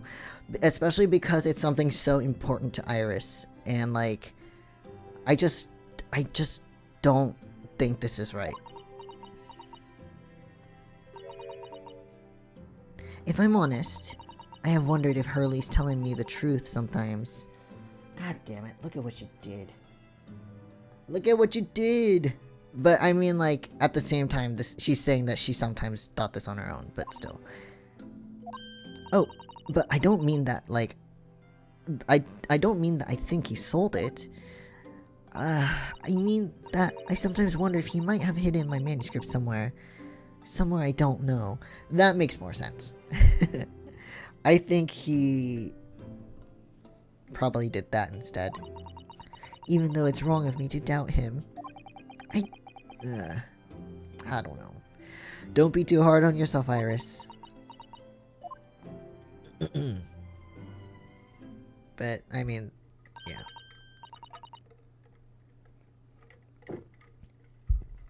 Seriously, though, how long have they been talking? In my time, it's 10 p.m. already, so about 26 minutes? 24 minutes? Come along, Ginny, we should go back downstairs. Yeah, alright. And please, don't mention any of this to Hurley, will you? No, of course not. Good night then, Iris. Good night, Gina. Have a good sleep. You must let me make breakfast for you tomorrow morning. I insist. Oh, yes, please. I can't wait, Susie. You know what I just realized? I always forget that Susato is young. Like, she's... Like, Iris is 10, right? And Gina is 17. Susato is only 16. I always forget. Like, look at this. 16-year-old. Years old. So, yeah, I don't know. I always forget. She seems much older. Or I guess more mature. Good night then. Goodbye, you two. Iris, it sure is easy to forget, isn't it? Sometimes she speaks just like an adult. But deep down, she's still just a child. Yeah. I mean, with Iris, it's a bit harder to forget, actually. She looks like a literal child. But Susato is more grown up, you know? So, it's easier to forget, I think. Well, I think it's time that I turned in for the night too, Naruhodo-san.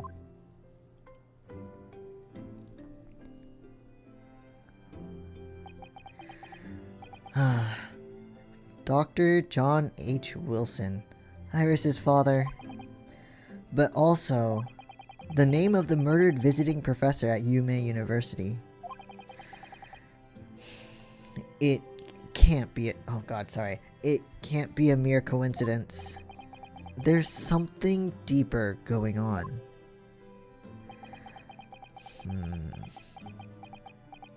Lots of dots there.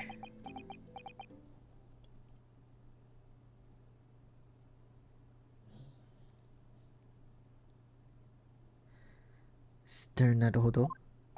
Mr. Naruhodo? Who's talking? That voice. That's Mr. Sholmes.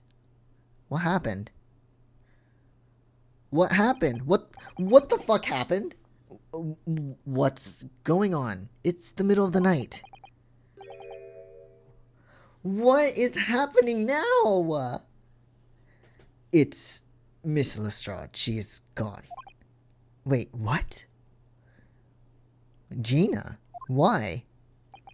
She was supposed to be sleeping in Iris's room, but her bed is empty.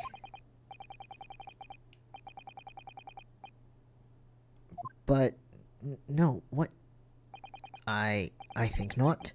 From speaking to her before she retired, I received the distinct impression that she was looking forward to breakfasting with Miss Susato.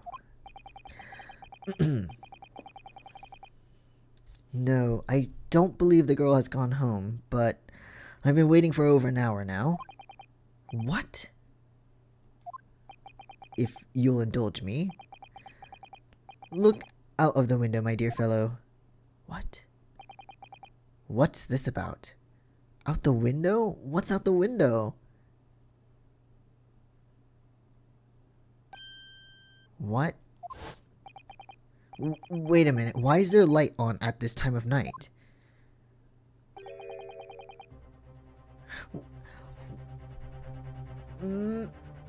What is happening? That's Mr. Windibank's pawnbrokery. Oh my god. Oh no.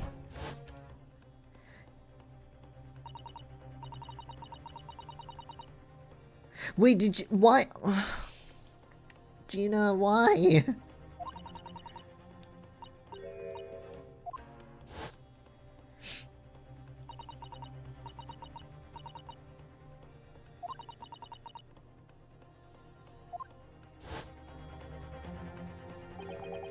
Could Gina have gone? God damn it.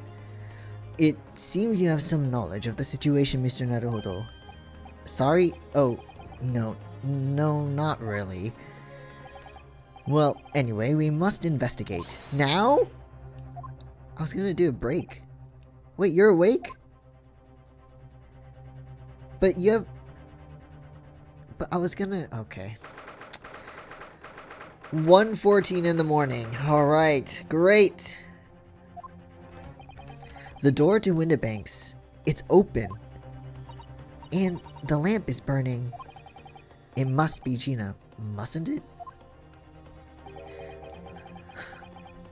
Let us hope it's nothing more sinister. Oh god. Come, there's not a moment to lose. Clearly, something is afoot inside. Wow, this is a long segment. There's no one here. Oh, yes. There is. What the fuck? Who? What the fuck? Excuse me. What the? Has Sholmes been shot? Leave me, Mr. Naruhodo.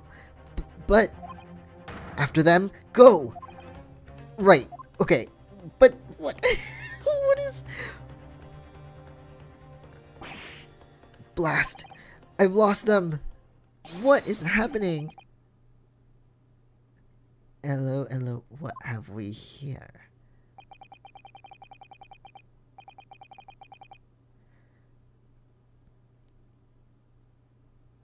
Hello, sir. Officer, come with me.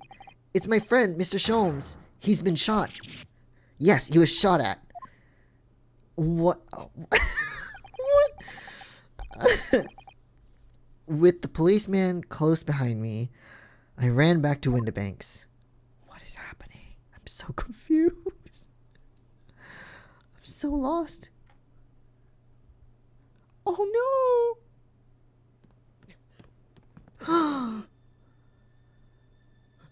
Holmes-san! なるほど様。大丈夫ですか？僕は大丈夫だ。心配ない。He has a nice voice. あの扉の向こうだ。早く。Okay, okay. It's locked though.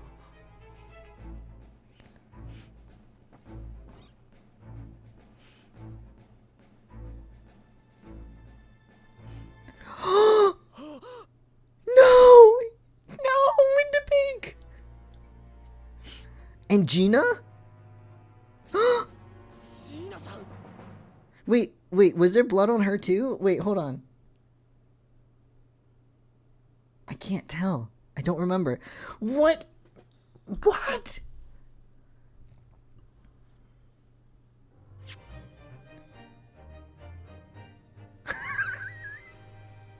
What the fuck?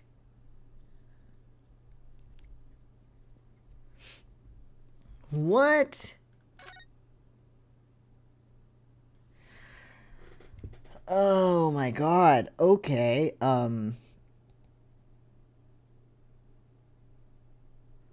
Okay, hold on. Let me save.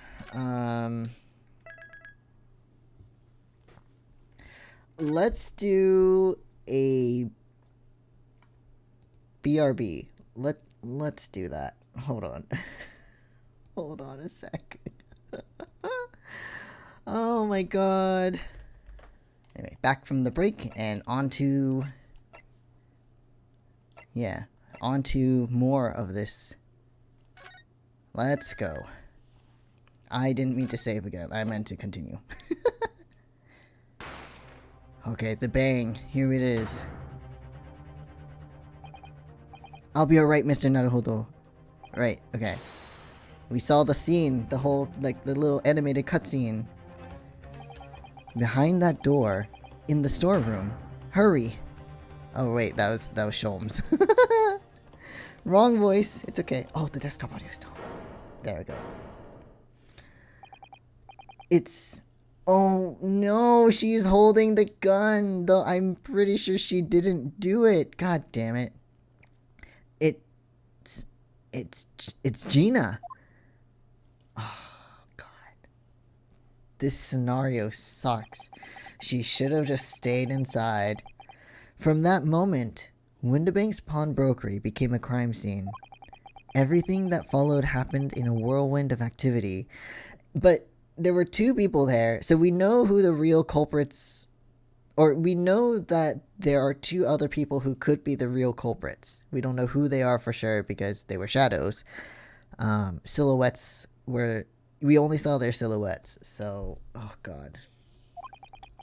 The arrival of the police, the preliminary investigation of the scene, and the questioning. It was just before dawn before I was allowed back to my lodgings at 221B. Fucking Christ. 16th of April, 6:21 a.m. Naruhodo's legal consultancy.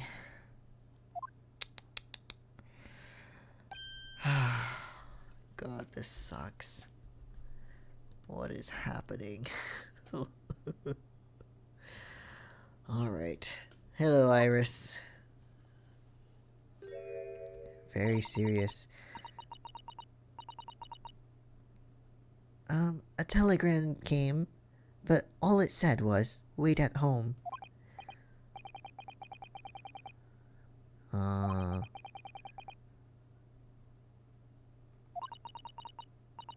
When I woke up, I was alone. Or all alone. Hurley and Ginny were gone, and everyone was gone. What happened, Uno? Ah, poor thing. Poor Iris. She's trembling. She's obviously trying very hard not to let herself get too worried. I'll explain everything that I know. Something awful has happened, hasn't it? Yes. I'm afraid so.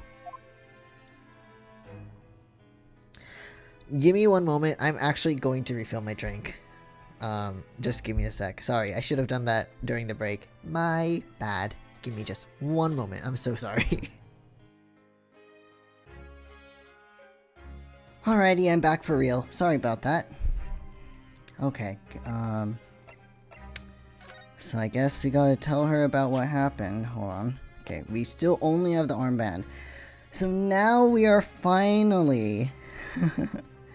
we are finally getting into the case. Finally.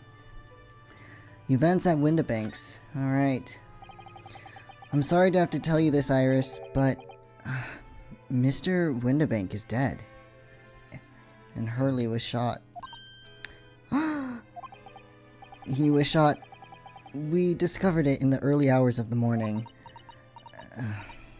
Oh, yes. I had a feeling. You did? Well, I saw all those police carriages pulling up outside his shop, so I knew something must have happened there.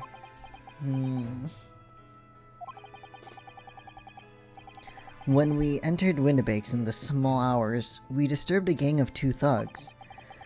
They ran out onto the street and I chased after them, but they got away. So it was one of them who shot old Mr. Windibank, I suppose. I don't know, but that's not what the police believe at the moment. Because of the pretty solid looking evidence, that we stumbled upon. They've arrested someone else as their prime suspect, you see. Gina. What? Ginny? But why? Well, the thing is... Oh, God. No, Ginny wouldn't do something like that. I know. None of us think she did it.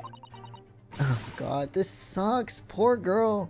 Poor both of them. Poor Poor Gina, too. Then why have they arrested her? I'm sorry. There was nothing I could do.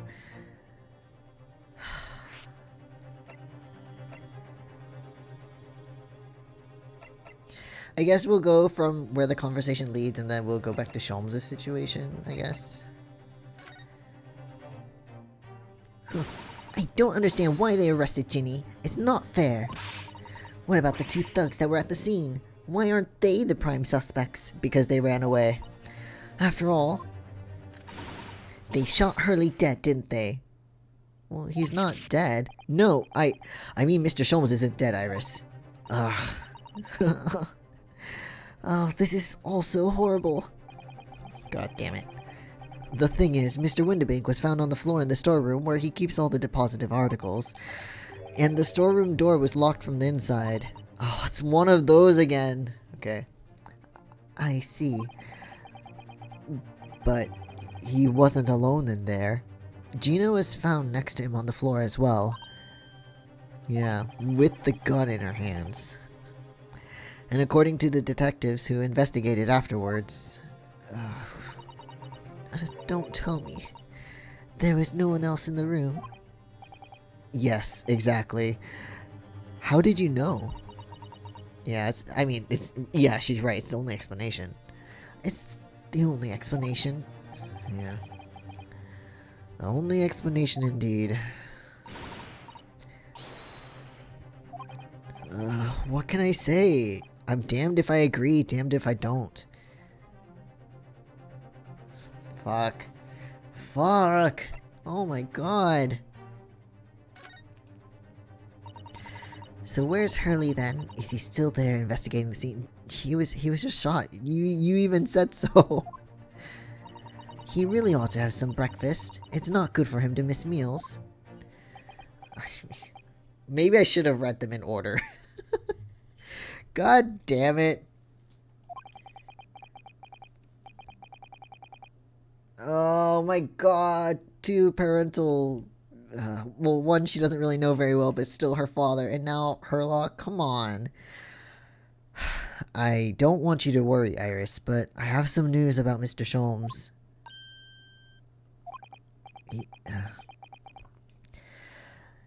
He was taken to the hospital this morning. Oh no! Don't cry! What? Well, when we entered Windibanks, a gun was fired and he took a bullet. Oh no. Hurley was shot? No. Oh no, poor thing. It's alright. His life isn't in danger. Really? Are you sure? Where is he? Which hospital? He's at St. Sinners? Okay, whatever. They're tending to him there. I must see him at once. Oh god. I'm sorry, Iris, but you can't. Oh, why not? Of course, that's the response, right? Why not? That's not fair. I'm a family member. I should be allowed. No, I mean, nobody can see him at the moment. He's not allowed any visitors. They're preparing to operate, you see. I mean, he did take a bullet. It's probably still in his body. So, oh god. Oh, poor thing. Oh, poor Hurley. Oh god, this sucks. It was the two thugs who were in Mr. Windibank's shop. They shot Mr. Sholmes when we disturbed them, you see. Yeah. It was pitch black inside the shop at the time. My mind went totally blank, I'm afraid. I just froze.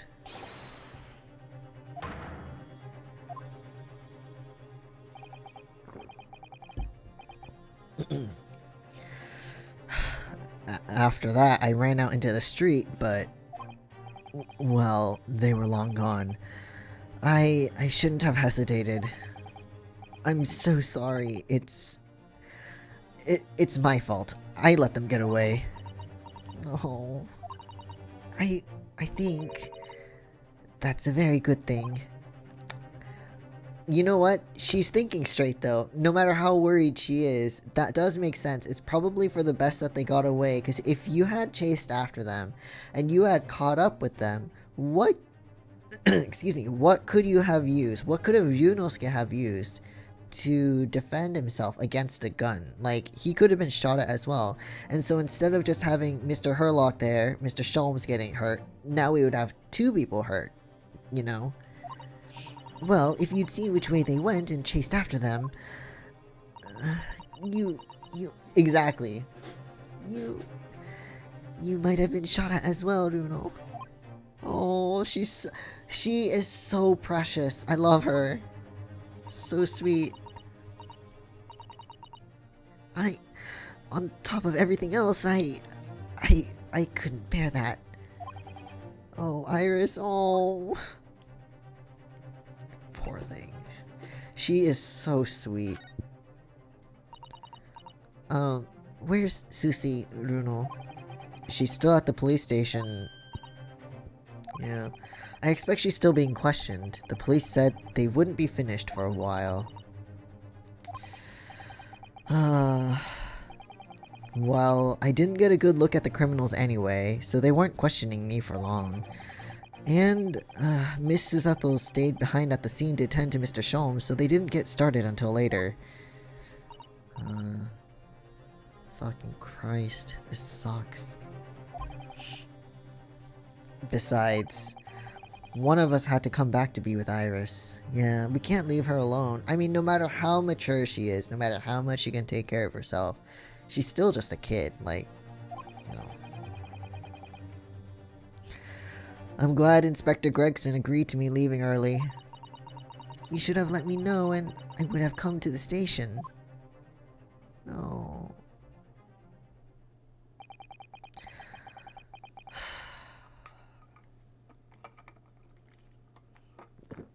Fuck, okay. I'm afraid I'll need to go out again now, Iris. There's not much I can do at the moment, but I can at least try to find out how Mr. Sholmes and Gina are getting on. Oh. I want to go too. Take me with you, Runo. I can't just stand sitting around here waiting. Ah, God damn it. I'm not sure how I feel about taking a 10-year-old child to the scene of a murder.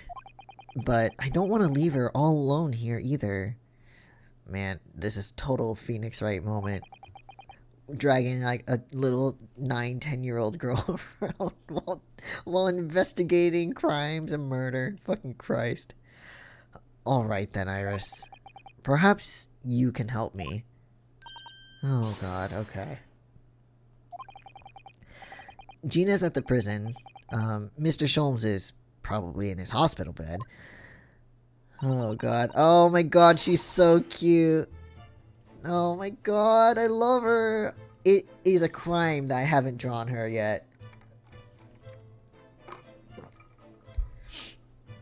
It's a fucking crime. How dare I commit such a sin? Oh my god.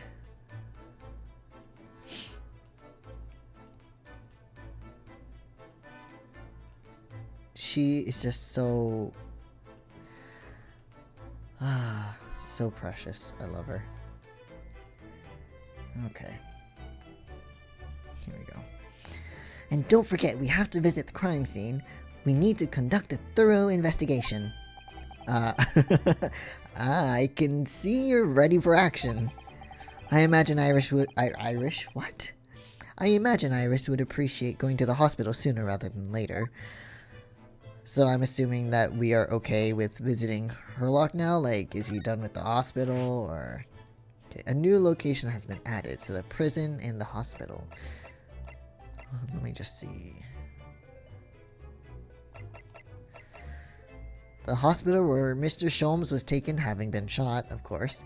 And the prison cell where Miss Gina Lestrade is being held pending trial. We need to do all we can to help her as quickly as possible. Like, really, she doesn't have any... Well, I mean, they're gonna find a motive, and the motive's probably like, they took my shit, right? But, like, I don't know. Let's visit Herlock first, though. Our little assistant, Iris Wilson. Saint Sinners. How do I pronounce that? Oh, sorry, so sorry. Is that a real place? Because I know the Old Bailey is real.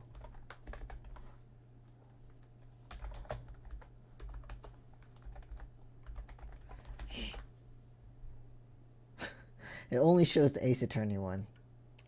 So I'm gonna assume it's not real. Yeah. But how do I pronounce it? I don't want spoilers, just how do I pronounce? How do I pronounce? In its Japanese name is Saint Entredu, meaning a gap between two things, or intervening period in French. Saint Sinners. Saint is a... Oh, I see. Okay, so it is Sinner. Okay, so Saint Sinners... That... Abbreviation for saint, while sinner is a play on sinner. Yeah, that is pretty ironic. Okay. Got food? Nice. I have drinks. I have a Diet Pepsi. I don't drink soda often, but like my dad bought a whole thing of Diet Pepsi. I don't know why. And I'm the kind of person that if I don't buy it, I don't eat it, so I don't tend to buy it. But if it's at home, I eat it, which is bad. So I'm like, why? So now I'm drinking it. It's not good.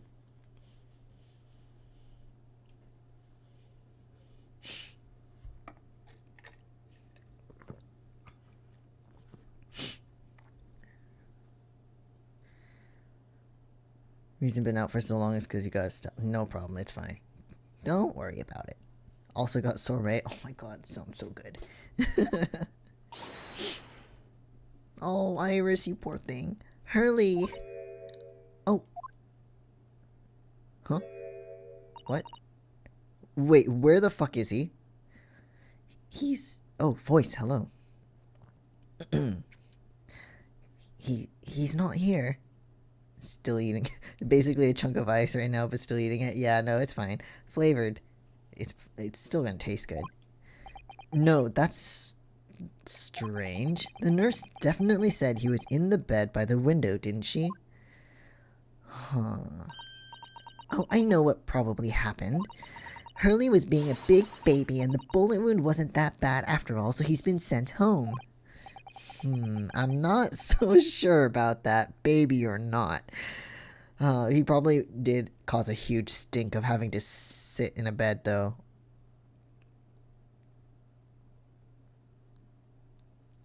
Frozen water, yeah. Yeah, it is pretty much flavored water if it's just frozen ice with flavor. But it's still good. It's like an icy, right? It's just flavored water or frozen beverage. I don't know. Herlock's probably just hanging around somewhere like an idiot. There's no question that it was a fairly serious injury that Mr. Sholmes suffered. Frozen flavored water, exactly. Oh. Hello, hello, what have we here? What? Oh, it's you. Dude, fuck off. Well, I'll have you know, we're Hurley's next of kin. Eh? Oh, well, begging your pardon then, ma'am, sir. A little lady and a curious Eastern gentleman. The great mystery solver has a mysterious family, eh? If that's how you see us, sure. Where is he, Constable? Where's Hurley? I believe he's currently in the operating theater, ma'am, undergoing an extensive operation. But the nurse just said he was in bed. Oh, I guess he... okay. Does a lawyer need a lawyer if he goes to court? Well...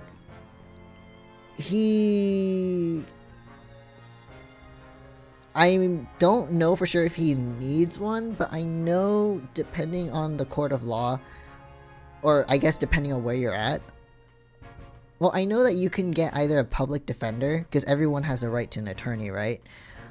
Or you can... if you are defense attorney, maybe you can defend yourself, I guess? I mean, we did in the first case of this game, we defended ourselves. We weren't a lawyer, but we defended ourselves. And I remember in the trilogy, in the first game? Yeah, in the first game, the second case, when Phoenix was accused of murder of Mia, he defended himself, so I don't know. I don't know if you need a lawyer, just hire yourself, yeah, pretty much. Oh dear, is he going to be alright? Well, it doesn't appear to be working, you see. The anesthetic, that is. What? Oh no! I have heard a report that the gentleman claims he may have had a little too much to drink last night. Coffee, that is.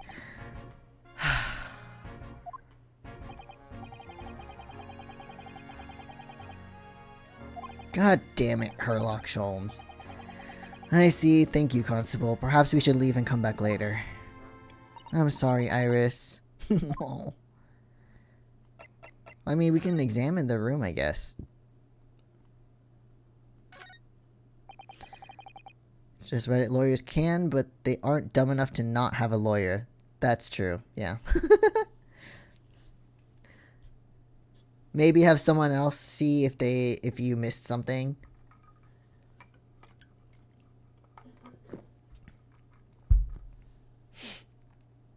Any missed details can, you know, be a detriment to your case, so...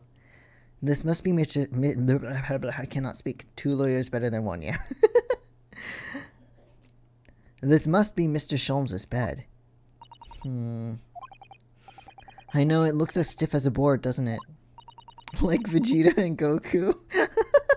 I don't know, they're both kind of stupid though, aren't they? But I guess both of them together, with the fusion, they're not too stupid anymore.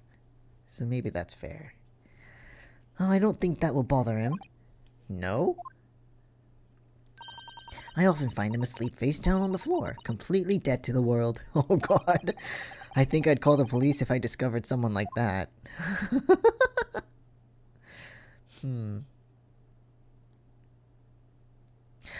Well, yeah, he's not dumb. I guess you're right.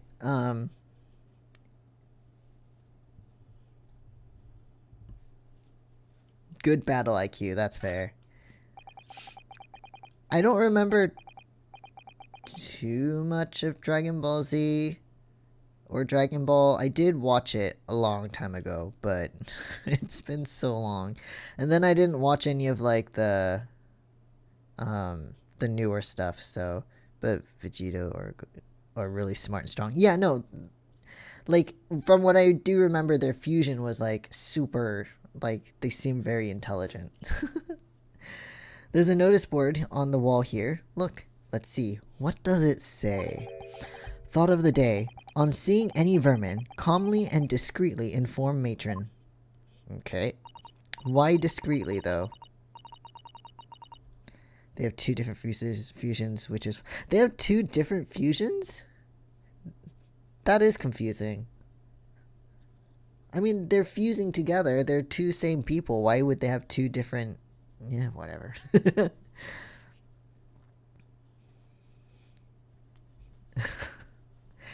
Oh yes, they have rats and mice in the hospitals like this that love to feast on all the medicine. That is not sanitary at all. This is a hospital. If you don't deal with them, there's nothing left to treat the patients.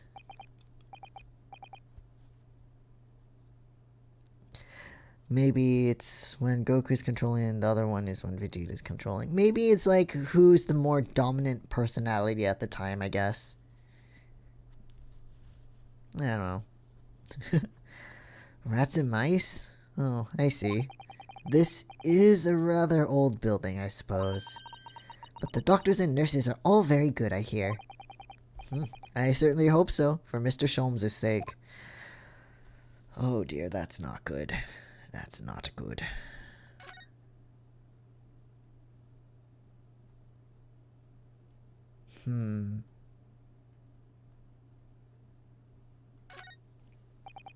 I wonder what these are. Do you have any idea, Iris? They're crutches.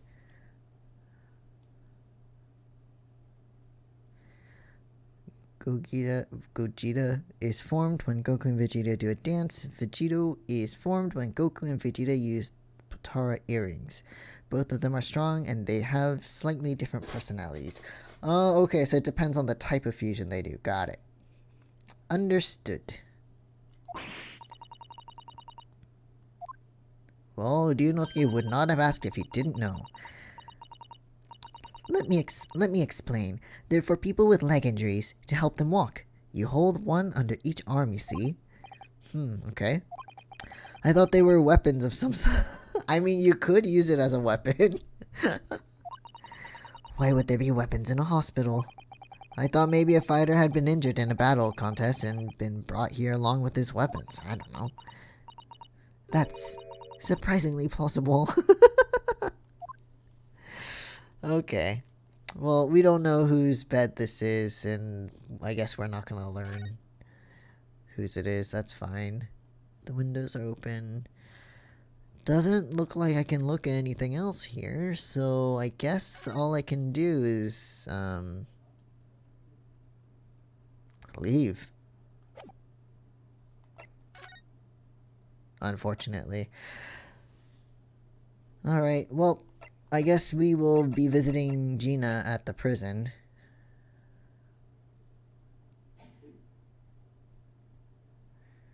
Gogeta is stronger for of the two fusion forms. Vegito is limited by power usage. Oh, okay. Interesting. I guess there needs to be some kind of balance. I don't know. Oh, Gina, you poor thing. Hello, Gina. They let you keep that in there?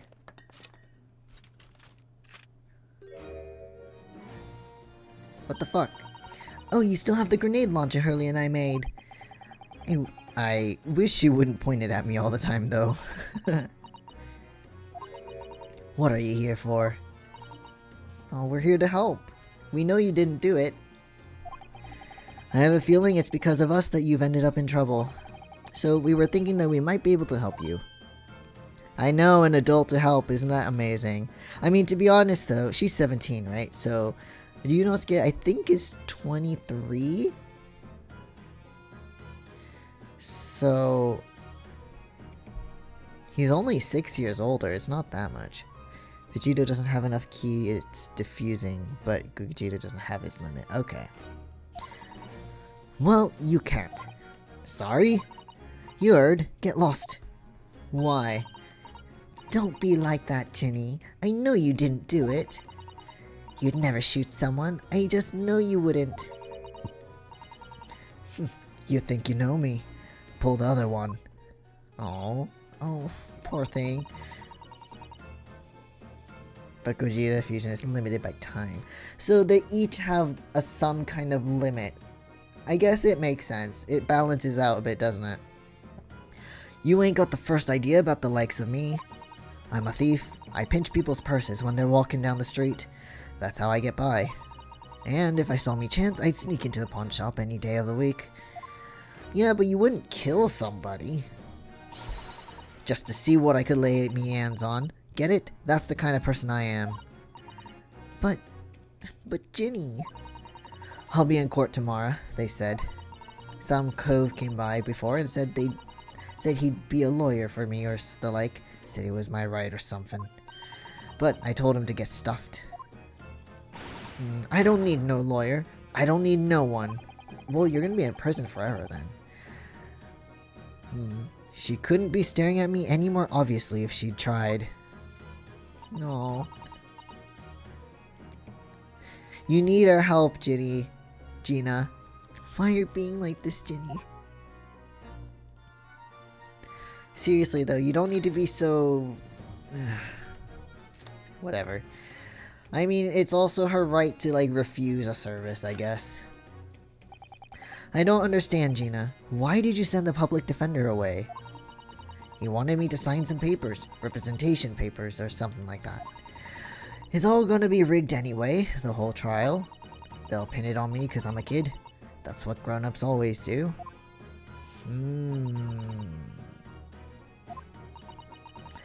Cause that's how it's always been for me. Growing up in the back slums. I cannot speak. Holy shit! If you do what grown-ups tell you, it'll get your mates dragged off by the coppers, or worse. I've had it happen to me before and all. Been sold out and nearly snaffled on the way back. On the back of it. God damn it! You can't trust no one. That's the point. Soon as you do, you're gone to grass. dead. God damn it. Gina, listen. If you like, in tomorrow's trial, I could... forget it. Don't you trust Bruno? No. Of course not. Nah, I don't. Of course she doesn't. Look, I'll ask you nicely now. Just leave me alone. What happened, though? Will he tell us what happened? Last night at the pawnbroker's. There's nothing to tell. I figured he'd pay me, so I broke into the place and started going through the storeroom. But the old bloke walked in on me and... you know the rest. Dewey, though. But why, Ginny? Why would you do that? Ain't it obvious the place is full of stuff I could sell for $1 or $2? Diving in ain't easy, you know? It's all a lot of work and half the time you don't get nothing. Don't even get nothing, okay? Is that really why you broke into the place? I really think it's about the manuscript, the Hound of the Baskervilles. Are you sure the true reason wasn't something else? Oh, give it a rest. What'd be the point anyway? Nothing I say would make a blind bit of difference. Oh, but it could. Believe me? Don't be daft. You can't believe nothing. Everyone lies all the time. And you know what? When it comes to liars, I'm the biggest of the lot. I've told some unforgivable lies, I have. Unforgivable lies.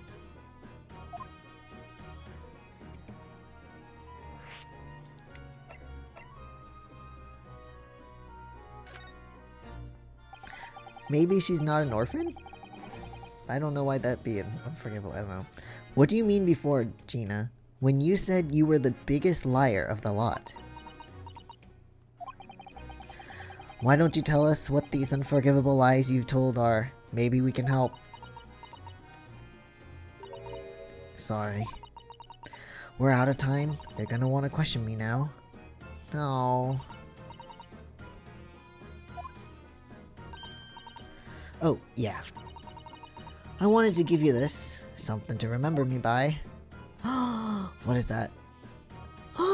So cute! A photographic print of a really adorable cat. Oh, he's so cute. Why a picture of a cat, though? They wanted that. I don't know why, but...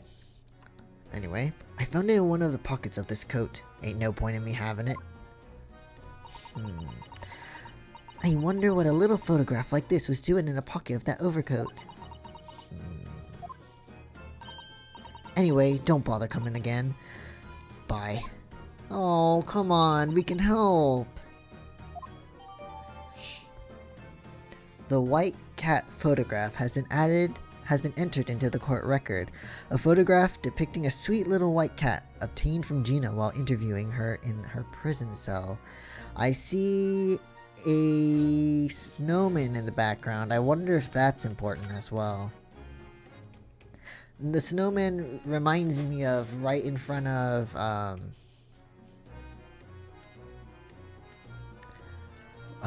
what was the place called? Gardev? Whatever.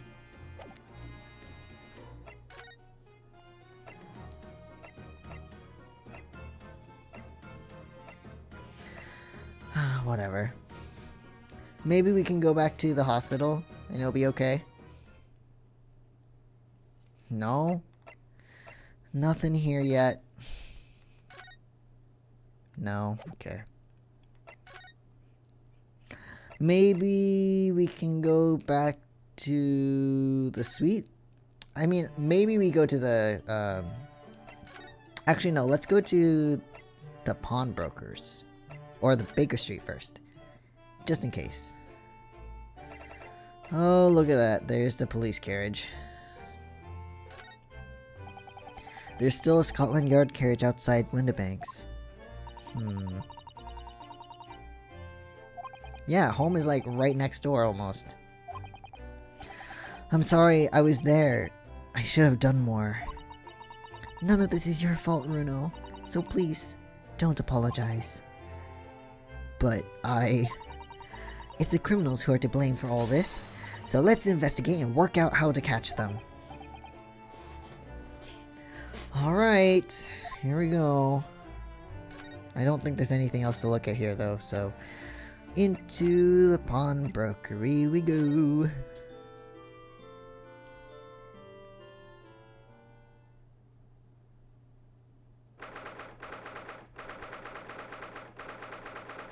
I seriously think that music box thing is gonna be the right one, honestly. Wow, there's so many of them.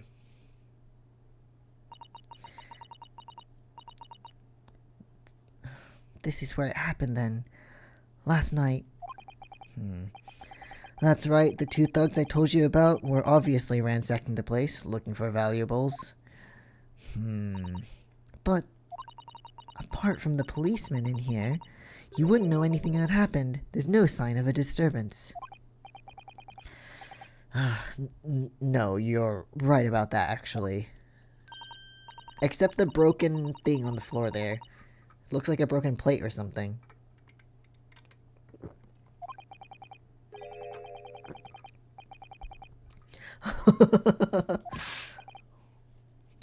Oi, I heard that. Oh, it's Gregson, okay, wrong voice. Oh, Inspector, good morning. I suppose I ought to thank you for your vigilance last night. We got to the scene before it was disturbed, at least. Shame you let the two rogues get away, mind. Yes, I'm sorry about that. I thought you'd assign extra men to the beat around here, Gregsy. Gregsy! Oh, that's so cute! You are now deemed Gregsy. No, it's okay. Now look what's happened. Hurley's been injured because there weren't enough police on duty.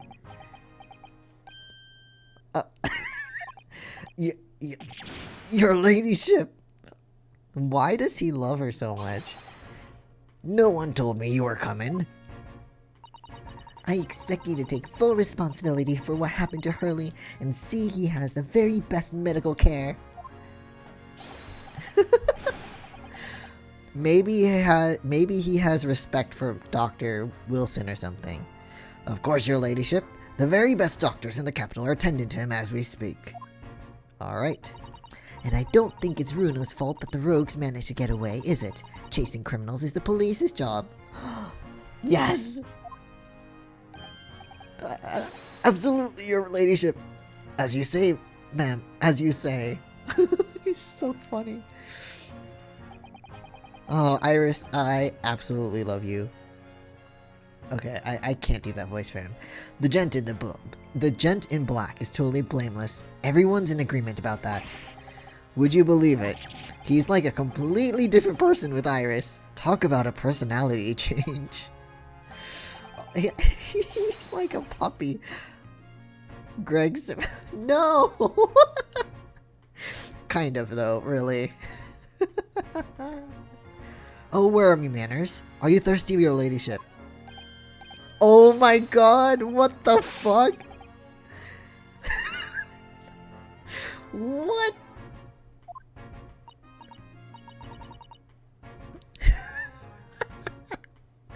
What the fuck?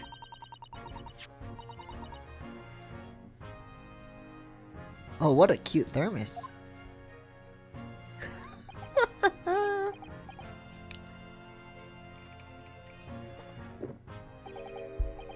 Ah, lovely. Ta very much. That really hit the spot, your ladyship. Oh my god, this guy. I don't even recognize him like this. Oh my goodness. What the actual fuck? Am I allowed to look around, or is he gonna like get in my way? Okay, no, we can investigate. Good. Oh, never mind.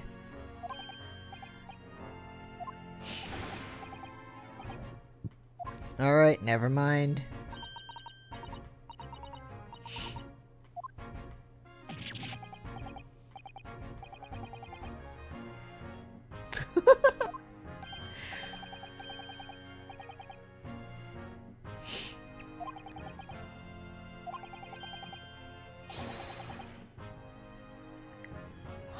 This guy. Holy shit.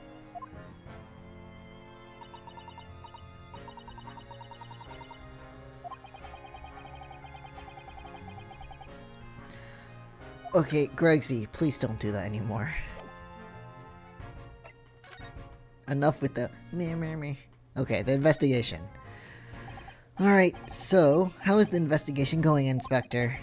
Nothing to it, really. Very simple case, this. There's some very definitive evidence. We're just about to charge the diver we arrested last night, in fact.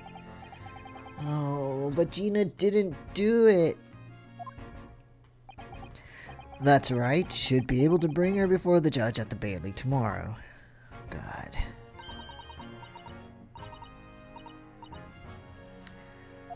The...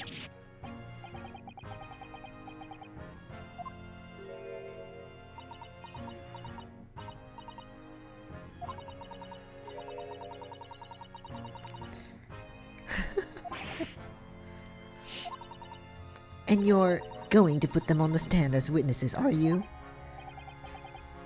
Oh, she knows. She figured it out. She's very smart. I had a feeling, that's all.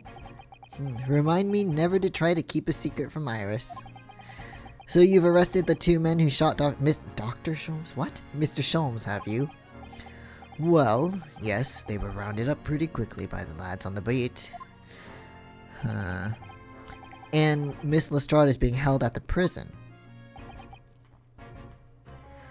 Yet why are these guys not going to be in prison? They shot somebody.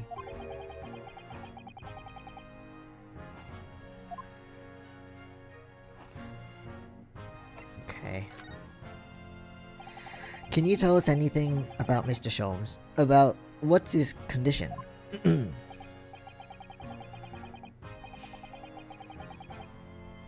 Are they?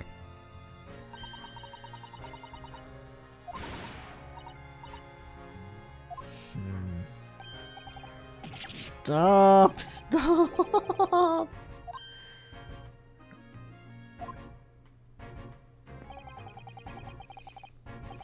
Oh no! That sucks! Poor guy.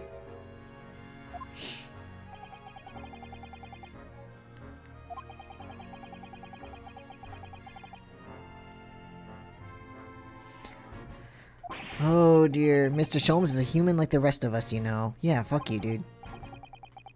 Emergency surgery right now.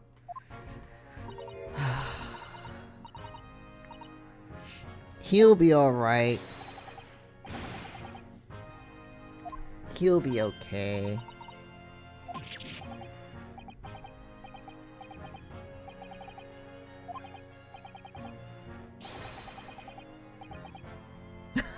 Fucking Christ.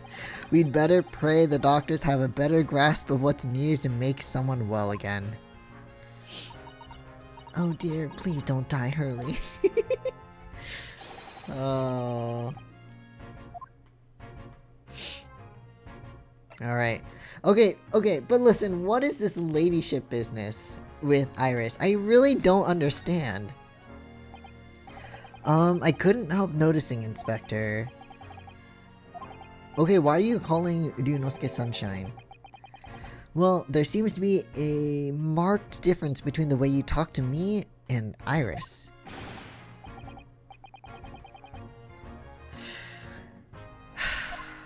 What a liar. But he's right. You do treat us differently. Gregsy, why?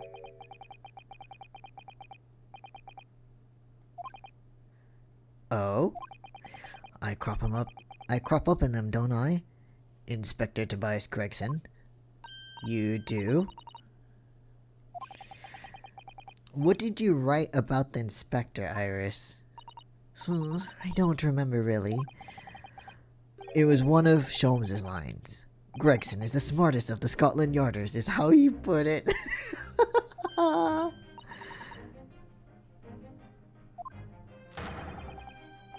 And you know what that one line did for me, eh? The very next month my pay doubled. Doubled, I tell you.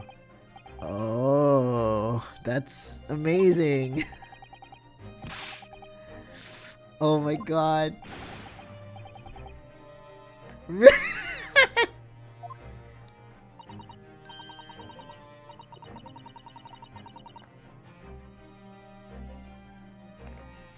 A toady?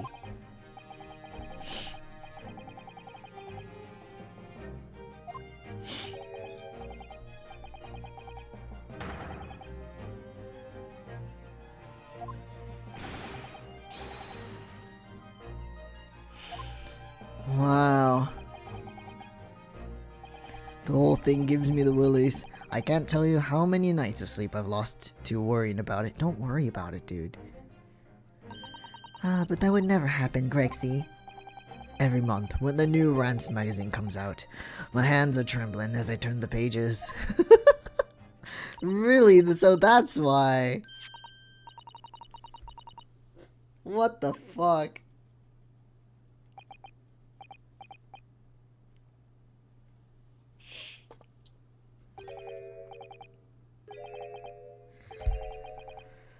Oh, my goodness. This fucking dude. Teetotal. Oh, yeah, there's something I was supposed to talk to you about, actually, Mr. Naruhodo.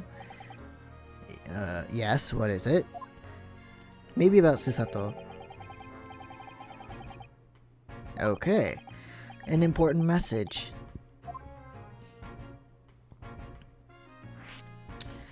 Alright, what is this message you're speaking of? Are you going to tell me what this important message is then, Inspector? Yeah, it's about that young lady who's normally by your side, your assistant. Okay, so is there something wrong? She's at the station, isn't she? Being questioned, I believe? No. Oh right, she had to go see, what was his name? Strongheart? Oh, we don't have it on there.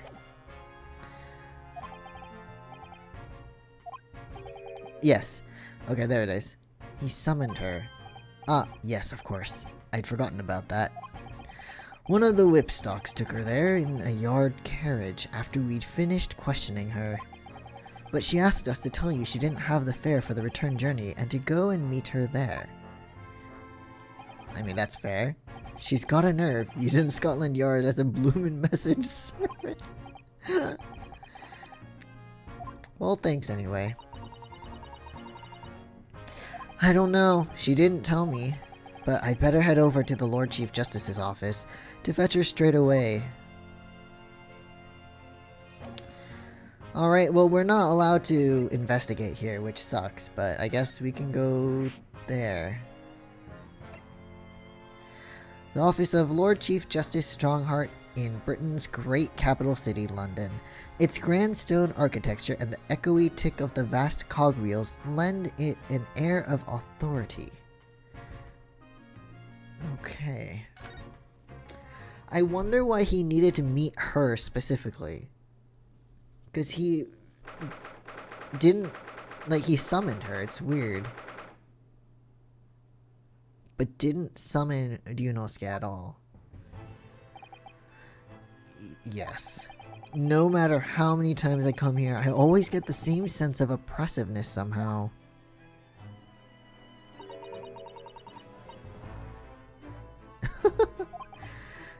Oh my god. I mean, look at the suit of armor over there.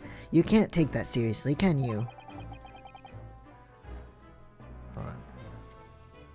This looks so cool. I know, I love the design of this game. But hey Apple, how's it going? Hope you're doing well. Maybe it thinks the same about you. Oh, what's happening?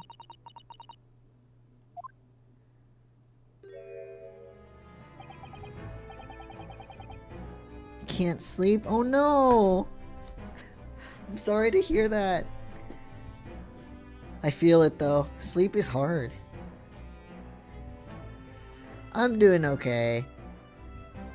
Just tired because of sleep, I guess. Same reason. But yeah. I'm doing well.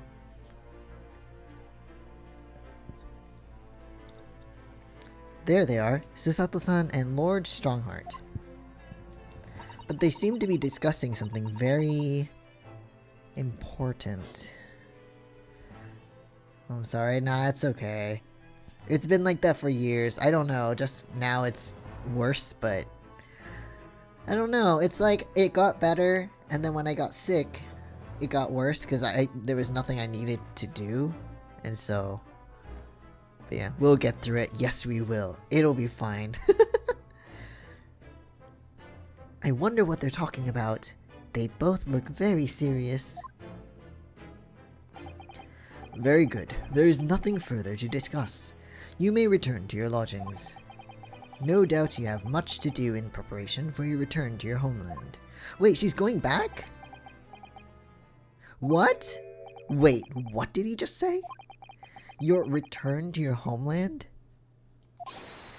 Susato-san. Hi. I'm here.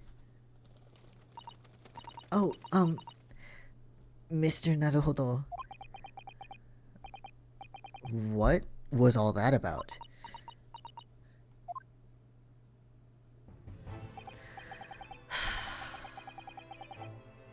Yeah, we're here. Fuck. Is this I don't know. I don't think so. I don't see her being something like that, but what's this about? Why were you talking about Miss Sato's return to her homeland? He's a Chad. Kinda. and tomorrow?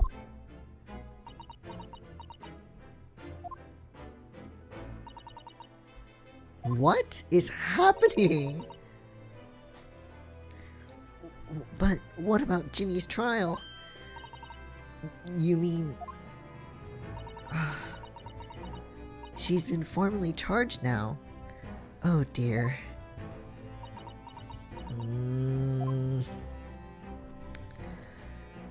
What is going on? Okay, before I do that though, I want to look at this. Kitty cat. This is an adorable little cat. I think it looks a little like Wagahai. I always thought that cats like to curl up inside under the heated kotatsu blanket when it snowed. Maybe British cats are different.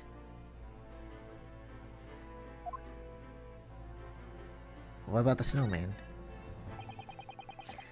Oh no, it's just the same. It's just the same. Just the same. What is this? Hey Lily, what's up? Have I seen you before? I think I have. I was chatting in Sleepy's stream. And thank you for the hydrate, much appreciated. And then that raid he did once, but I just finished streaming. Ooh, but what is this? Look on the back of this print here, there's something written on it. 13th February, 9 p.m. Article deposited 1 small box. Loan amount paid 10 shillings. Redemption deadline 13th April 9 p.m. Huh. So this photographic print is a redemption ticket. Wait, today's the 16th of April in the game. 13th of February. Okay. It was just 2 days before the murder on the omnibus, wasn't it? A small box that doesn't tell I cannot speak. That doesn't tell us much about it, does it?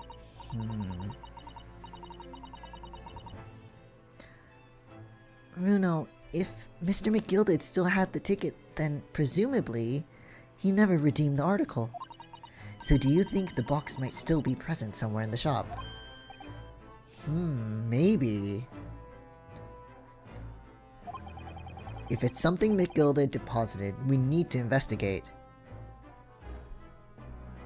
I think I could highlight all of my messages and not run out of points. I needed more things for the points, but I don't know what to add, and I don't want to make it too complicated, so it's just how it's gonna have to be, I guess. Yeah, no. But yeah, I'm doing pretty good. Thanks for asking. A little bit sleep deprived, but that's pretty normal for me. So it's okay. But how are you? Hope you're doing well. It's not a joke. Oh no, I don't think you're joking. I believe you 100%. I just don't know what else to add. I believe you, don't worry. The white cat photographs information has been updated in the court record. Alright, so it's a pawnbroker's ticket for a box. A redemption ticket issued from the pawnbrokery owned by the victim, Mr. Windibank, in the form of some handwritten notes on the back of a photograph. Some nice handwriting. Alright. Okay, let's get to what's happening right now though. So, returning to your homeland, Susato, why? What's happening here? What's all this about? Oh, please don't concern yourself, Mr. Naruhodo. It's only me going back to Japan. No, but that's concerning. Why do you need to go back? Your life here can continue, just as... No, that's not the problem, though. That's not what I asked. What happened? Why are you leaving?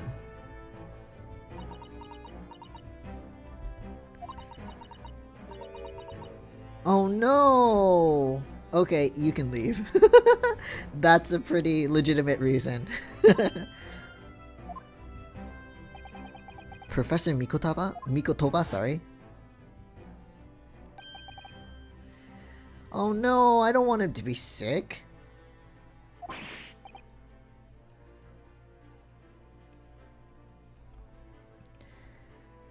Doing good? That's good to hear. Could help come up with some ideas for redeems if you'd like. Maybe.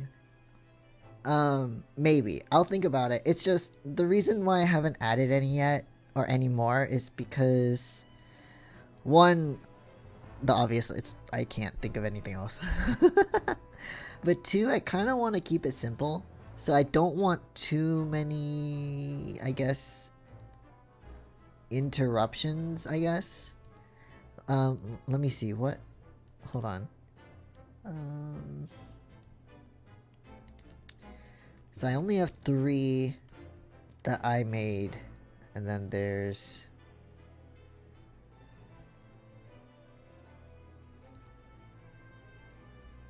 Okay, I'll do that. But yeah, if there's something that won't make too big of an interruption, then that would be cool. But I don't know yet. We'll see.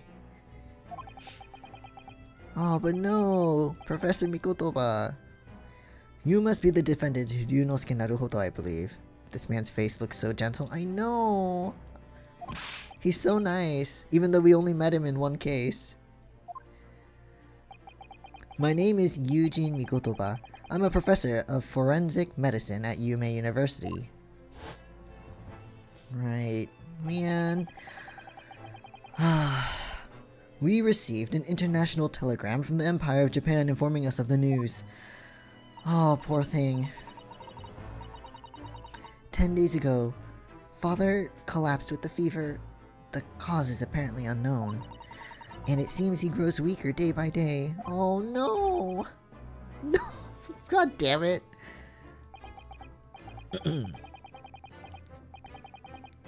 Yeah, it takes so fucking long. I thought it would be prudent to hasten Miss Susato's departure as much as possible. Yes, absolutely. Oh no, this sucks. The timing is awful. Oh, God damn it. I will leave London first thing tomorrow morning. God damn it. I can't believe this is happening. Oh. God damn it!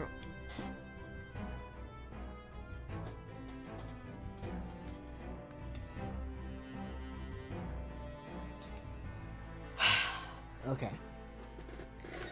But now I'm gonna be alone for the first time. I won't have someone next to me during the trial. So, God damn it. No. No. So Gina has been charged? She'll have to appear in court? Yeah. Fuck. Yes, she was formally charged a few hours ago, and the date of the trial has already been set for tomorrow.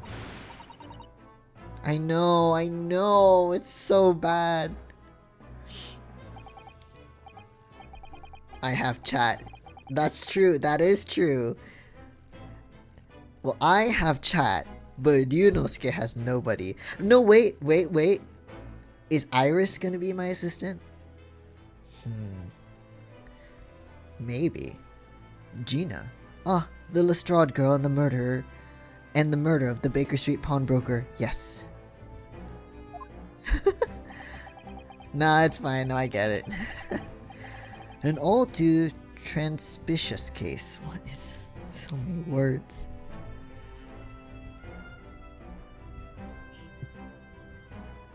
Transpicuous. Sorry, wrong. I read that wrong.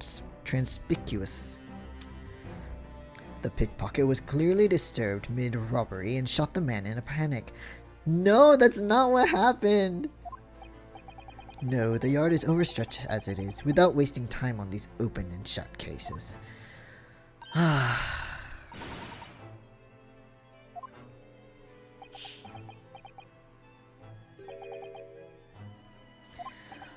Oh god, yes, what do you want? Alright, sorry. Okay, bye. Sometimes we gotta pick our battles, just leave. For now. Criminals will tell the most palpable lies in order to evade justice. The police can ill afford the time it takes to unravel all their untruths. Meanwhile, more crimes are perpetrated.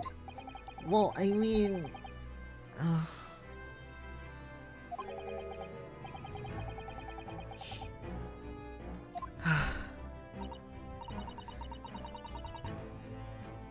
About what? I don't remember. Alright, fine. Fuck you, dude. We're leaving, whatever.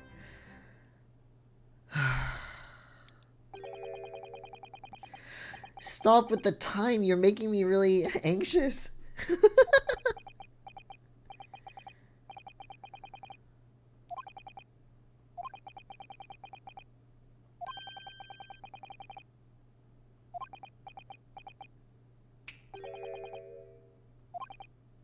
Okay. Is that a yes or a no?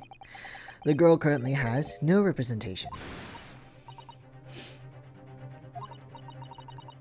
Well, I mean, Iris, do you remember Iris? She refused the representation. But then again, I don't know if I would want a public defender working under this guy to be taking my case. The government provides for those too poor to afford representation with a public defender. The accused need only sign the relevant paperwork, and a defense barrister will be assigned to the case. Yeah. Yeah, I know.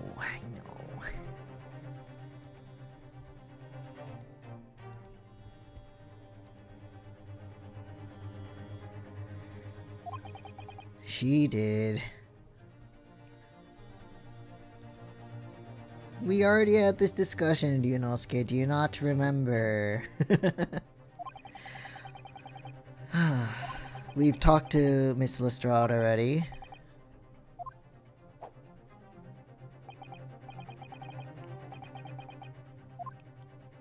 Bye. What a day. Gina charged with murder. Susato-san about to leave.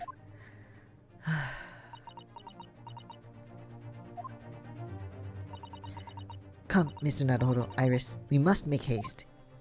But you're not involved in the case anymore. You're leaving.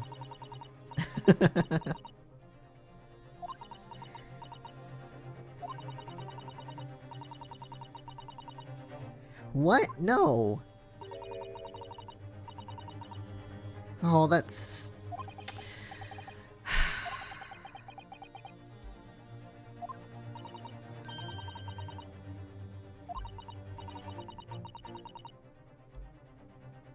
Darn it. Okay. Alright. We'll talk to her one more time to get her to... You know, to convince her to let us represent her in court. If I'm honest, this has completely thrown me off. I'll just have to do what I can, as a lawyer. Bluff my way through. Bluff. Oh, God.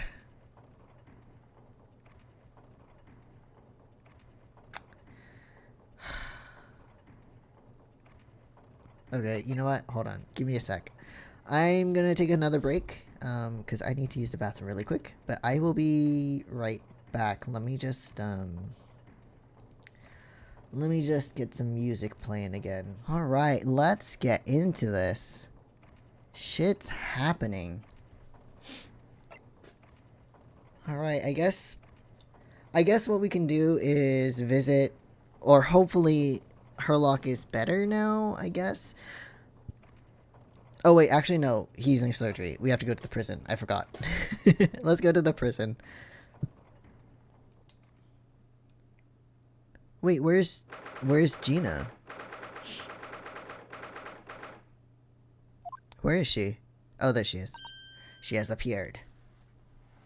Ah, Gina, please let us represent you. Hello again, Gina. Oh, I forgot to close my door. Whoops. Let's do that. No! Give me a sec.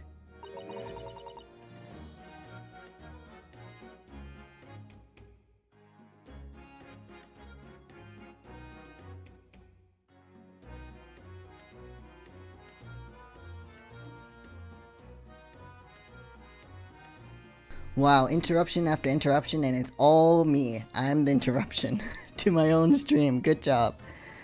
What are you lot doing here for now? Or what are you lot here for now? I think that's what she said. What are you lot here for now? Got it. Okay. I said that wrong earlier. To have the muzzle of that grenade launcher shoved in our faces yet again, obviously. I think I need to improve the way you load ammunition into that thing, don't I? Yeah, it's really slow. Look. You can come as many times as you like, but I ain't got nothing more to say to you. Alright, jeez. Calm down. I hope they say yes. I want to do that collab so bad. I want to do it so bad. It looks so fun. And, I mean, to me, even just like... Oh, whoops. Even just being interested in something like that, or... reaching out to do a project like that is really big for me because I'm not really good at communicating that kind of thing. So I'm really excited, and if I can get into that project, that would be so fun. Be awesome. Awesomes. Gina, I wonder if you might hear me out. There's something I'd like to say. What? I'm sorry to say that I must reluctantly bid you farewell. Yeah, I'm leaving. Ugh. Okay. Farewell? Tomorrow, I must begin my journey back home. To Japan. I fear we may never meet again. Oh. My father's ill. I've had the pleasure of meeting so many lovely people here in London. I have so many wonderful memories, and yet, as things stand now, it will be a glum parting indeed. Poor Iris is so miserable. Oh. Well, that ain't my business. Both Iris and Mr. Naruhodo believe you to be innocent, Gina. They've put their faith in you. But somehow, You can't find it in your heart to put your faith in them.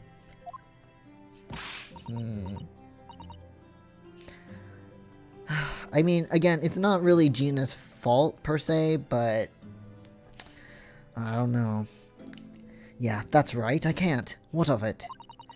It grieves me greatly to have to say goodbye to my friends when they are so clearly unhappy. Because of you. Oh. Susato, you genius. What? It's my fault? Yes, so I have one final request, Gina, before our paths never cross again. Right here and now, I want you to show both of them that you don't deserve the faith they've invested in you. Tell us to piss off. Only by doing that will you truly be as alone as you claim to be. Oh my god. You're a genius. What are you talking about? What'd you expect me to do, eh? Come on, you've told us that everyone lies. So prove it by admitting one of your own untruths. What about what you said earlier, Ginny? You said something about unforgivable lies. What is this unforgivable lie you told us you were talking about? You must... My voice is... Okay. Alright. You must tell Mr. Naruhodo and Iris the truth now. That is my last request before I leave. My last request as a judicial assistant. No, I can't. Whatever these lies are, they're obviously weighing very heavily on Gina's mind. Also, once the investigation ends, I think I might stop. I don't know. This investigation seems very long, though. We'll see. Gina, I could be wrong, but is it something to do with what happened 2 months ago? Something about that trial. What happened in that trial?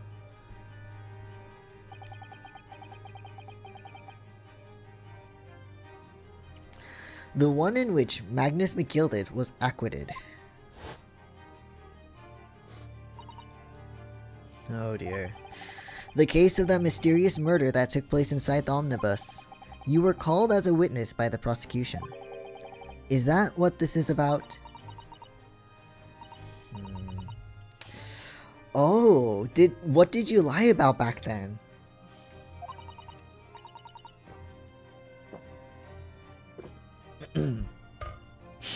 Because in that trial, I lied. I lied like you wouldn't believe. Oh dear. Fucking A. Will you tell us about it now?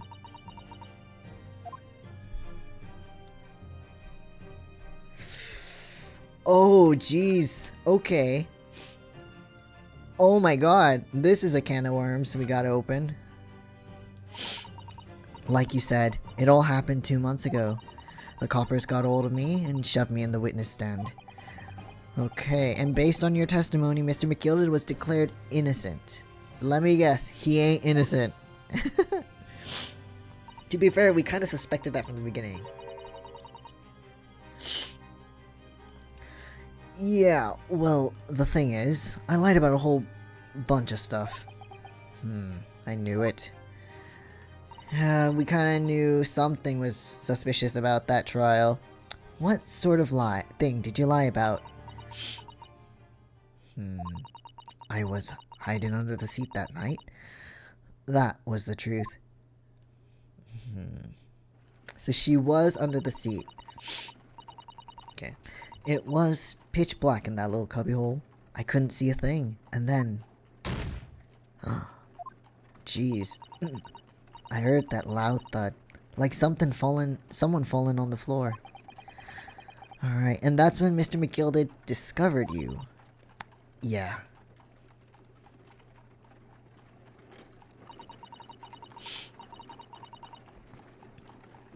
Holy shit. He pulled me out from under the seat and sat me next to the dead man. Sat you next to the dead guy?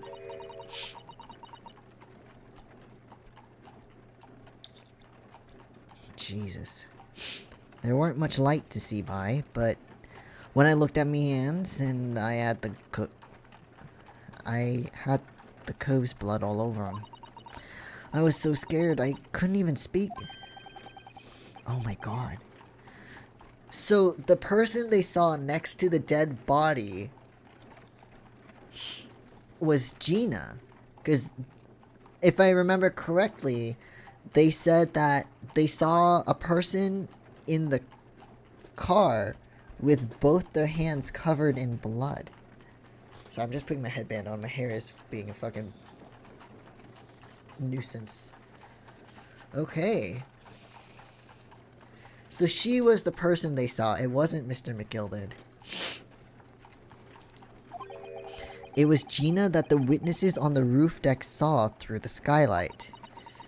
Okay. Then Mr. McGilded started asking you questions, I suppose. Who you were, and why you were hiding under the seat. Yeah, he did. Only, that's not all. Oh my god, what do you mean?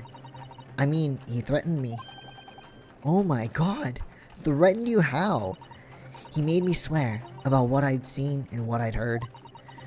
About what he was gonna do after the cove was found dead.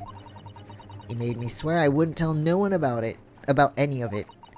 If I did that, he said he'd let me scarper before the coppers showed up. Oh my goodness. So she doesn't even really know how the thing happened.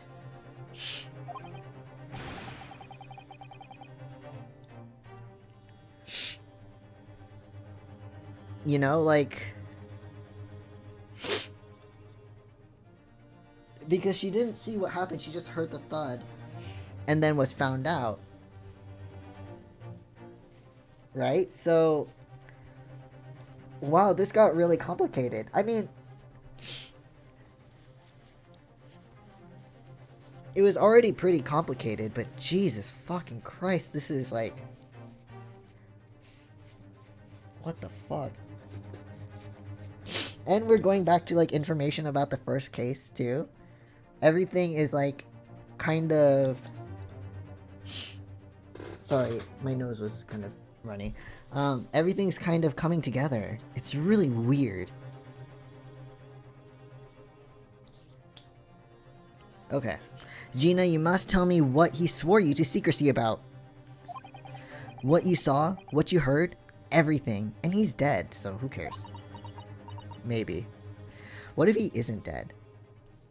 I mean, they discovered the body and, like, they... You know, they said it was him, but what if it isn't? In that case, though. Oh my god, that's a lot. Okay. So what did you see? You said McGilded made you swear not to tell anybody what you saw. But you were in the pitch black compartment under the seat the whole time, weren't you? Yes, with Mr. McGilded sitting above your head, if I remember correctly. Yeah, that's true, but... It was when I heard the thud of the cove hitting the floor, I let out a little scream, see? Couldn't help it.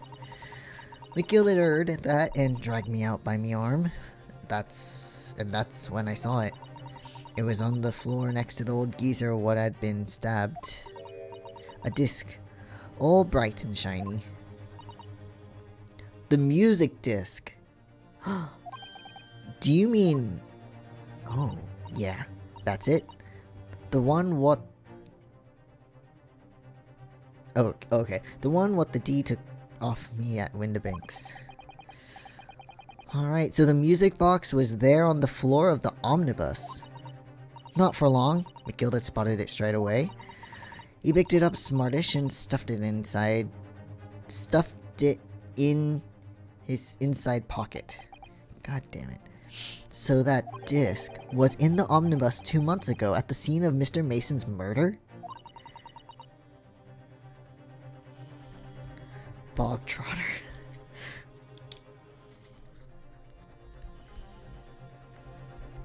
I love these terms that she has. They're so funny. And the bog trotter told me I weren't to mutter a word of it to no one. Okay, then what about what you heard? Cause it was so dark under the seat in the cab. I was straining my ears the whole time. Hold on. Okay. After a while, I heard the door and footsteps inside the cabin. Presumably, that was McGilded getting on board. No. So he went on board with somebody else. Nah, not only him. Oh. Because I could definitely make out the footsteps of two people. Two people. So maybe he went on the omnibus together with Mason? In that case, it would seem likely that it was Mr. McGilded and the victim. Mr. Thrice-Fired Mason. Huh. Ugh, I'm trying to keep all the information in my head, but it's like, how do I organize all this? In his testimony during the trial, Mr. McGilded claimed he slept during the carriage ride. Which is obviously a lie now, but... Or maybe, you know, I don't know.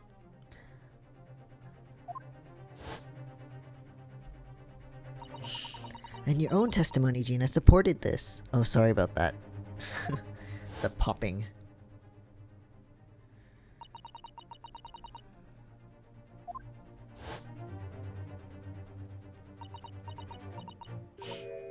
Yeah, that weren't exactly true.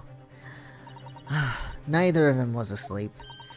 I could hear him talking the whole time, in low voices.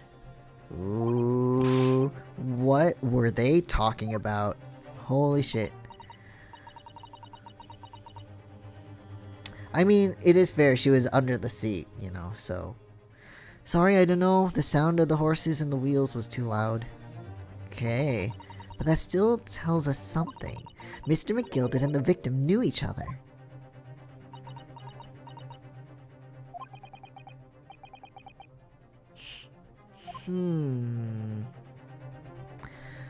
What about after the event? I knew it weren't gonna take long before someone raised the alarm that the bloke had been killed. Oh dear, yeah, that wouldn't take very long. The other passengers on the roof deck noticed very quickly. Ooh.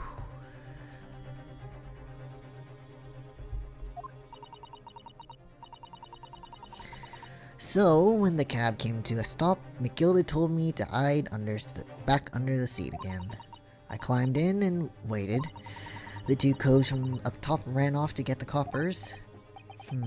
Mr. Fairplay and Mr. First. Right. And after they'd gone, I keep wanting to say Mr. McGilded asked the driver to do him a favor. Why? Now then, fella. What I need you to do is take this coat of mine and deposit it with a nearby pawnbroker. And for your troubles, let's see now. I'll give you 10 guineas. Wow, Beppo, you motherfucker.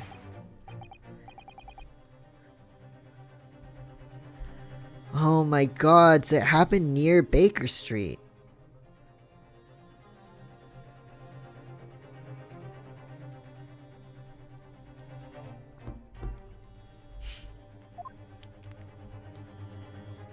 Look at Iris. Yep, you got it. It was Windbank's. The coachie snapped up the money and ran off to pop this coat as fast as he could.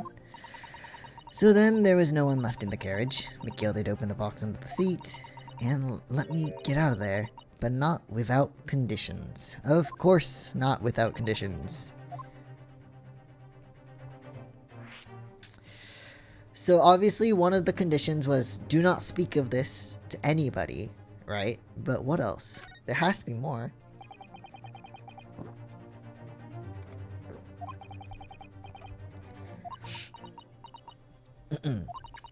Not telling a soul, not for anything, about what I saw and what I heard. And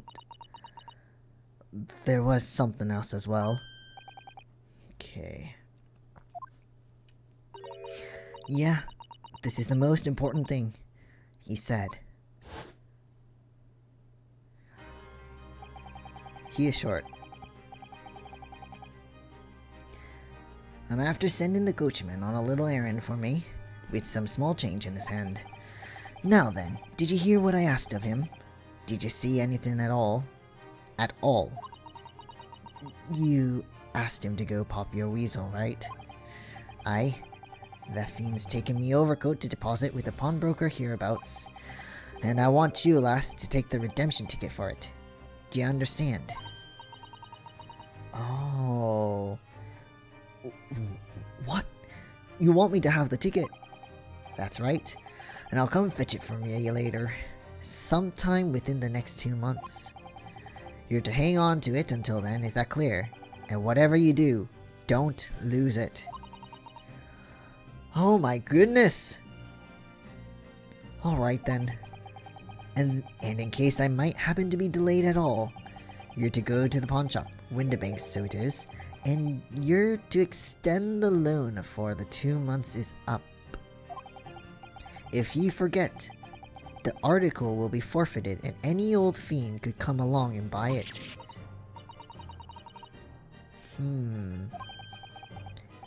Here's £5. That should be enough. Oh my god, okay. Do we understand each other, lass? Don't try anything funny now. If you go against me... Oh, this is dark. Matilda is a fuck. Yeah, I get it. Good. And one more thing. In a few days from now, you'll be visited by the police, I've no doubt. Oh god. They'll come asking you to take the stand in court, to testify as a witness. So let's just have a wee chat about that, shall we? What it is that you might say, and what is it that you won't? You won't. Oh boy.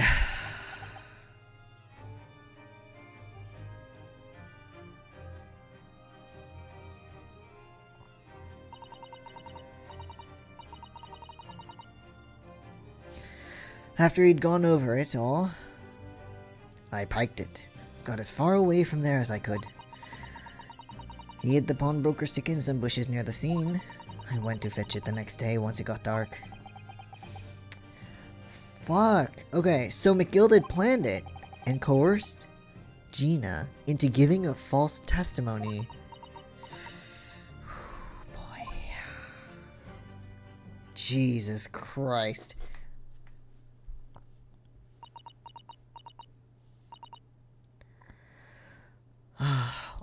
I bet you're ready to string me up, eh?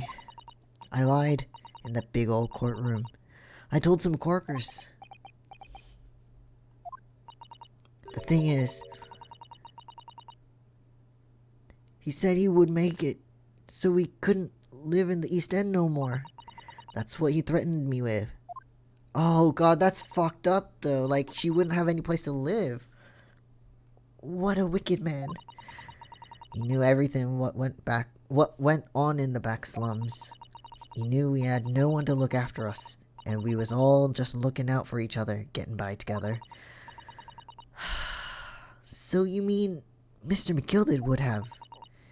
In an heartbeat, he could have had the whole lot of us chased out of there if he wanted. And then where could we have gone, eh? Nowhere, that's where. So, I didn't have no choice. Poor thing. Thank you, Gina, for telling us everything. But, I'm for it now, eh? Go on, admit it. You must be livid. Well, you can make amends by doing me a simple favor. Sign the representation papers for tomorrow's trial. We will represent you. Eh? If you don't actually want me to represent you in court, you can rip it up later. But we need that paperwork, or we can't investigate. The police won't let us. Investigate what? The scene of the incident last night. Mr. Sholmes was shot, you see. You what? Hurley's having a big operation right now, Ginny. Oh, no.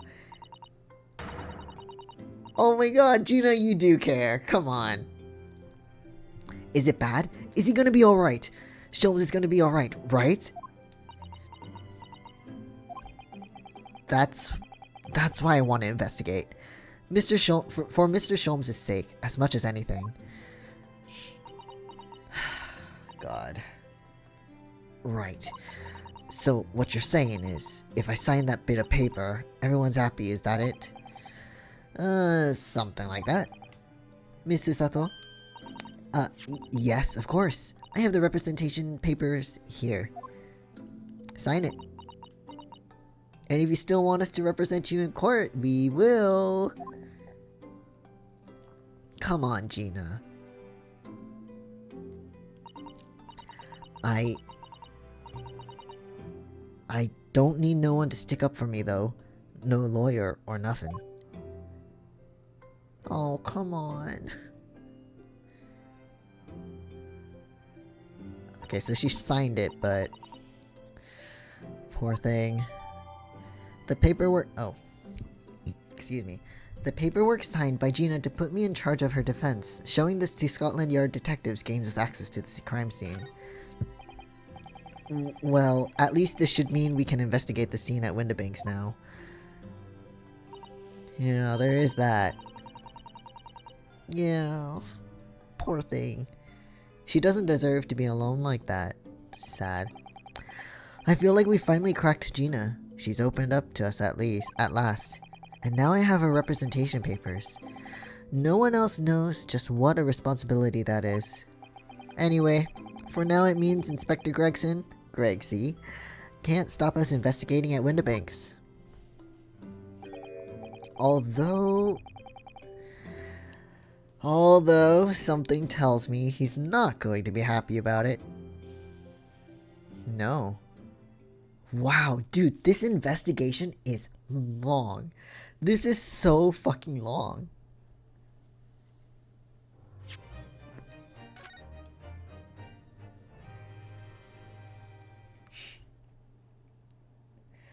Let's see. Right now it is 12:05. Now, I don't have anything to do tomorrow. So I could stream for a little longer if I wanted to. I kind of want to. Do I want to? It's 12. Yeah.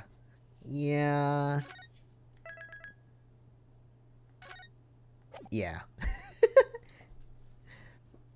We'll do a bit of investigating, and then after that, I will. But just give me 1 sec.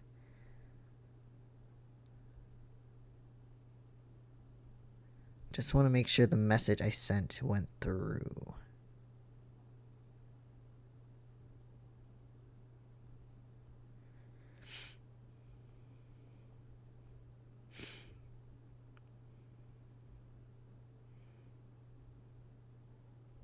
Okay, just making sure. Okay. So it's 1:26 p.m. Windibanks Pawnbrokery. Here we are again at the scene of the crime. Yeah, there's Gregsy. And now to thrust these representation papers in Gregson's face and see what he makes of them. Hey, I got the papers. Hello again, Inspector. Do you have a minute, please? What is it now? You should go home and get some rest. No, we got the papers. Here you are, Gregsy. Here are those representation papers. Look at that. Your ladyship, how? I don't believe it. How the devil did you get that stubborn little ragabash to sign that? Ragabash?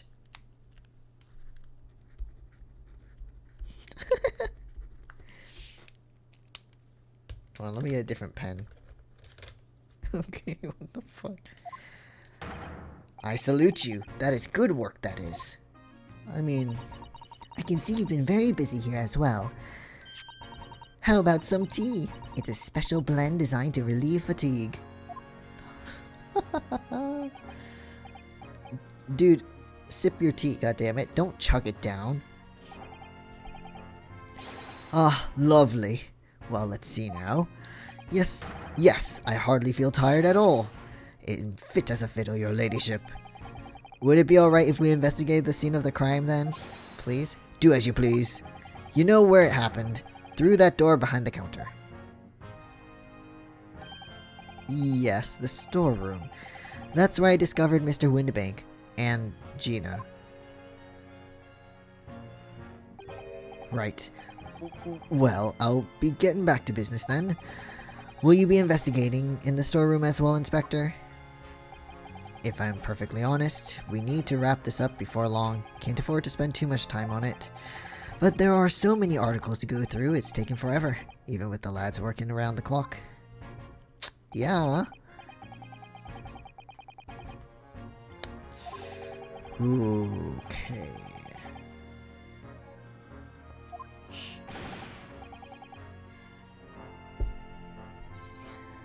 Let me change something here really quick.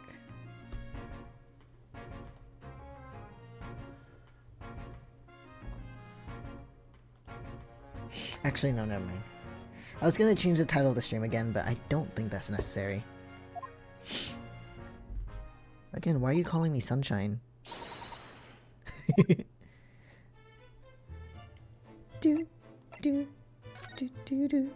Okay, but I mean, this has to be the right one.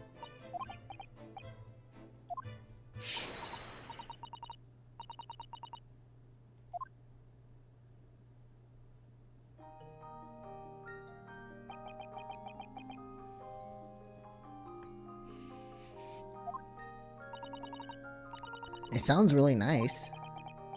It's a beautiful sound, yes, but it's a little hard to enjoy when all the policemen in the room are giving you fierce looks. Never mind that. If any of them say anything, I'll tell Gregsy to have a word. Iris Wilson, Superintendent of Scotland Yard. Okay, let's go in there.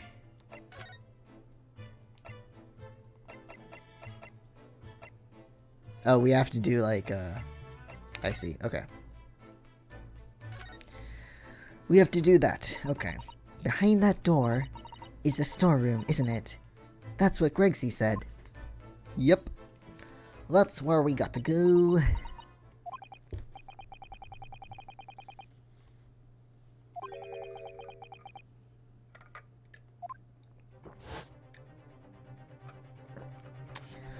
Poor man, though. Gina's also super pretty. Mr. Windibank, face down on the floor with Gina beside him. As the accused legal representative, you have the right to examine the scene, Mr. Naruhodo. We must make a thorough investigation. Yes, of course. And we will. Behind that door, that's the real scene of the crime. Let's get investigating. Don't worry, if there are clues in there, I'll find them. I wonder if those goggles do things. Like, if they spot things that we wouldn't be able to see. Like, we kind of got a glimpse of that with Herlock on the second case, right? With, on the SS Burya. Burya? If I saw the actual name, like, in Russian, I'd probably read it better. But, yeah. We saw Herlock, he was going into the room, and he had the goggles on. He could kind of see through the closet, and that's how we got caught, right? So maybe it's something like that. Maybe her goggles are similar. Wow. There's a bike. Windibank's storeroom.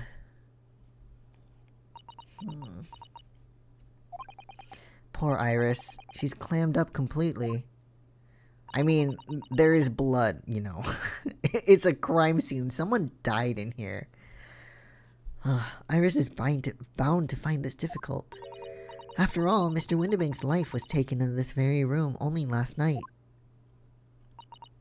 Oh, poor thing. Oh, hi. What? What? Wait, Inspector. What was that all about? You took one look at me and tried to run away. Wait, why?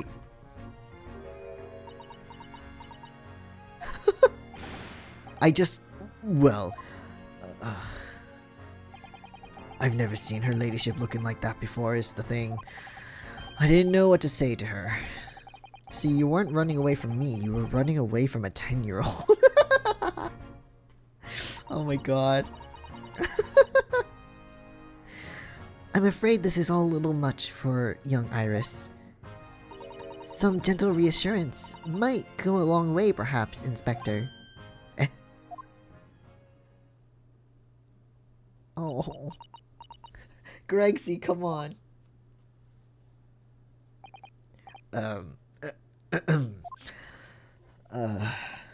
Don't trouble yourself unduly, your ladyship. I mean, at least you're not— Oh my god, you suck. I don't think that went very well. Gregsy!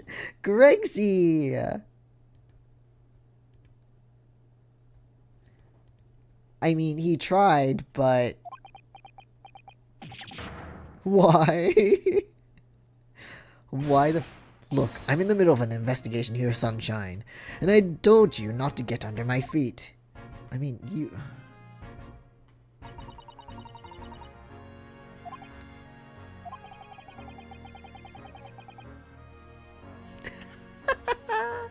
I'd like to hear more of what the socially inept inspector has to say. Fucking Christ. Oh, Hurley. And inquire into how Mr. Sholmes' operation is going. Yeah. Oh, fuck. Okay. Alright, about the scene of the crime. So, Inspector, what do you make of the crime scene here?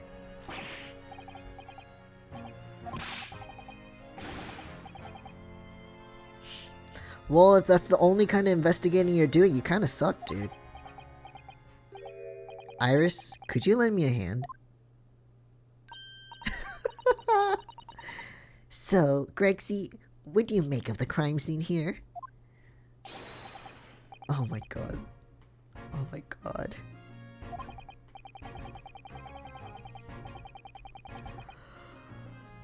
Oh my god, this guy.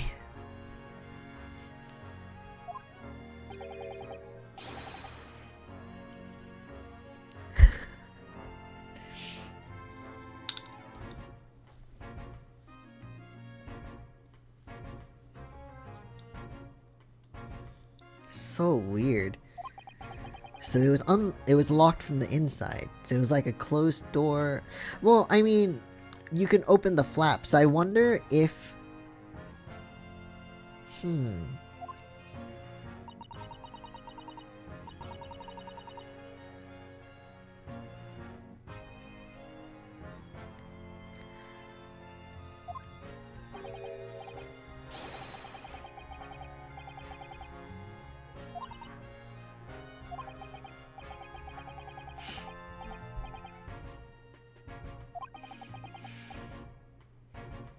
Wow, awful.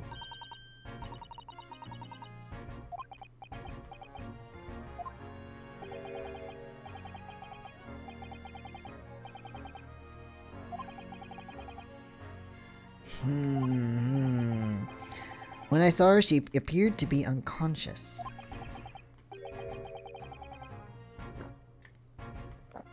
Well, I mean, I'm confused. What if Windibank was shot through the back from the flap? You know, the little flap door thing? Because, I mean, sure, she had a gun with her, but the other two also had a gun. Like, they shot Herlock, right? So...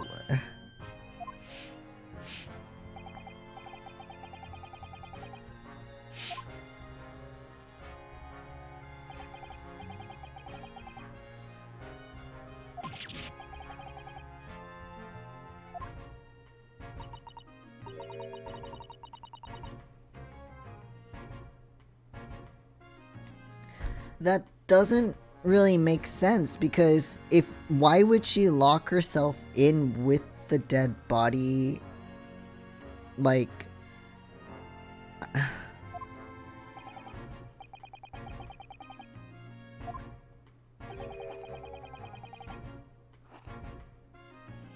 why do you eat chips like that, dude?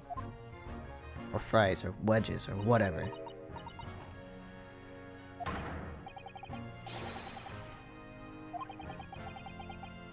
Of course it is, Inspector. Of course it is. You're only doing that because Iris looks sad. Okay, but seriously, what about Sholmes? Grexy, do you know anything about Hurley? Is the operation finished? Is Hurley alright? Is he? Oh.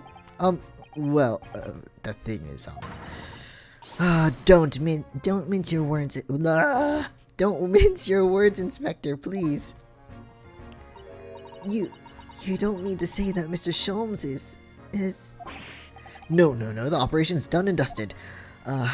It's just that, well, out with it. She'll flip you.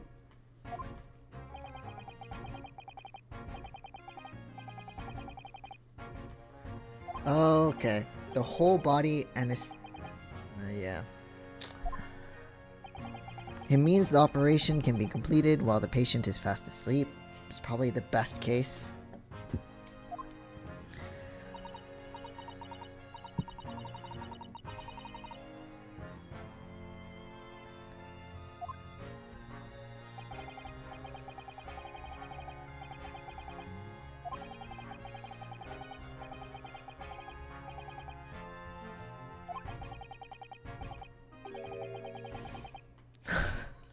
He is fucking out cold. Okay.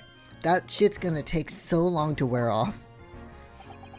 No one knows if it's the anesthetic still in his system or if the bloke's just plain exhausted. Maybe both?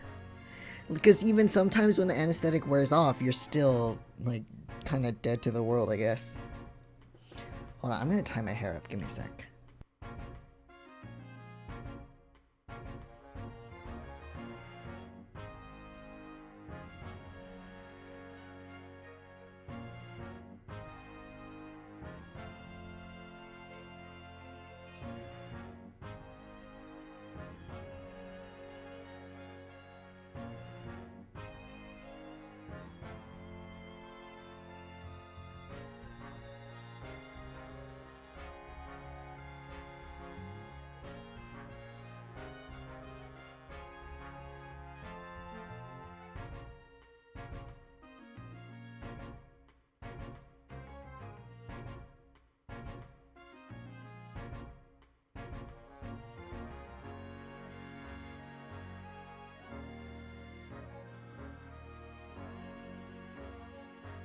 Alright, let's see.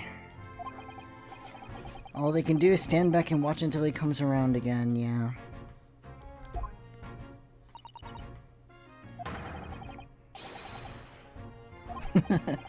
What a surprise. Even in matters of life and death, Mr. Sholmes has to do things his way. Wow, okay. So I guess all we can do now is kind of investigate the area here. What can we look at? Okay, there's a bike.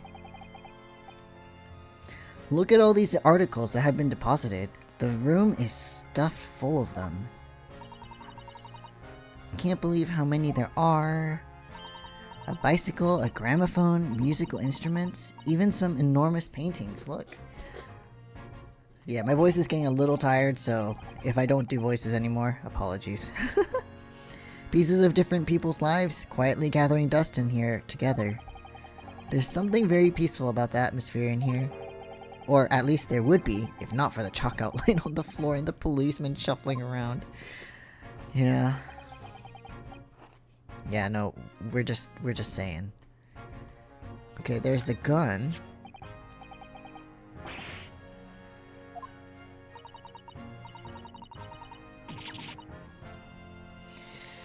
I don't know.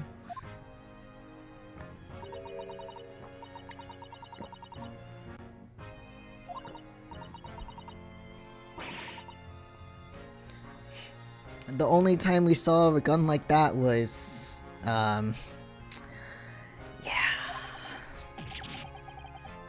I've had issues with guns in the past. But anyway, we saw Mr. Windibank with this yesterday, didn't we? So it's probably his gun. Sir, please. It must be the same gun. And last night, when I looked through the spy hole in the door to the storeroom,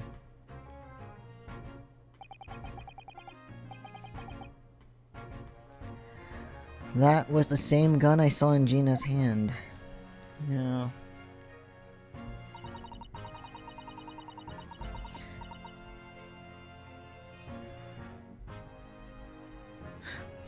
Wait.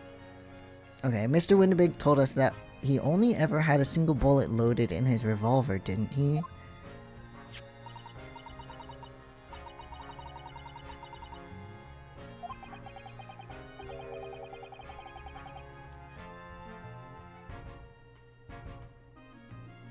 So we can be fairly certain that only a single shot was fired from this revolver. But the night that this happened, there were 2 shots that went off. I mean, of course it could just be that the killer had their own gun, but...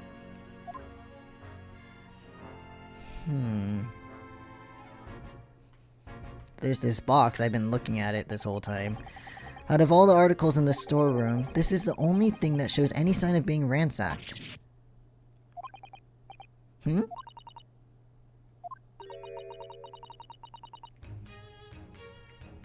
Huh?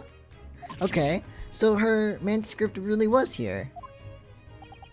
Iris's unpublished story, The Hound of the Baskervilles? Surely that's not what all this... Oh my goodness.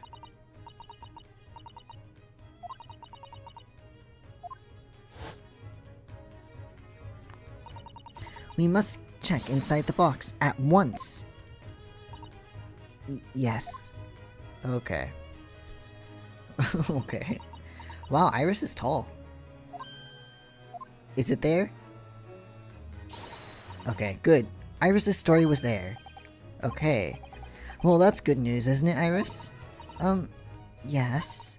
I mean, of course I believed Hurley when he said he deposited here, but still, it's a relief to actually see it. Really, because that's not a very well hidden frown.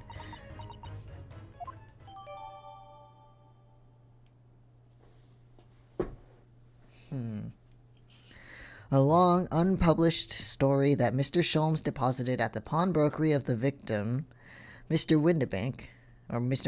It's entitled The Hound of the Baskervilles. Why does she look so upset, though? Still. Just want to see if there's anything else to look at besides the obvious here. The dead body. The police have marked the position of the body with a chalk line.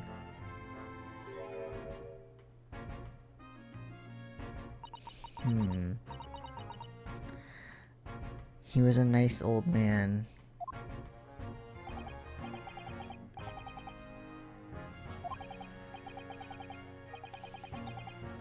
No, that's not how it works. He would have felt it and that would have been really painful. I think, and back then they probably didn't really realize it, but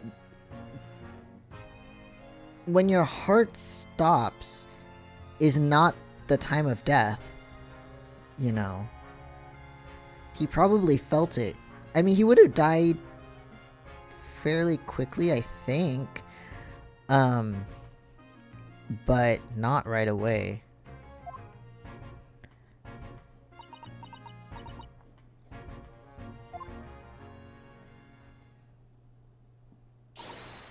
Aha! I may well be able to help with that. Oh god, okay. There's nothing like the sight of blood to get the blood pumping, is there, Runa? Okay. Oh my god. Oh, I have a feeling I'm not as bloody-minded as you, Iris. You're 10.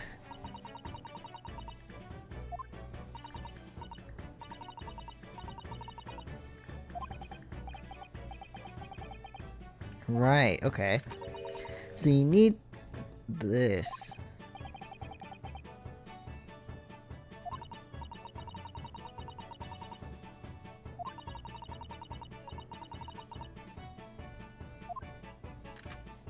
Please don't shoot it at me, though.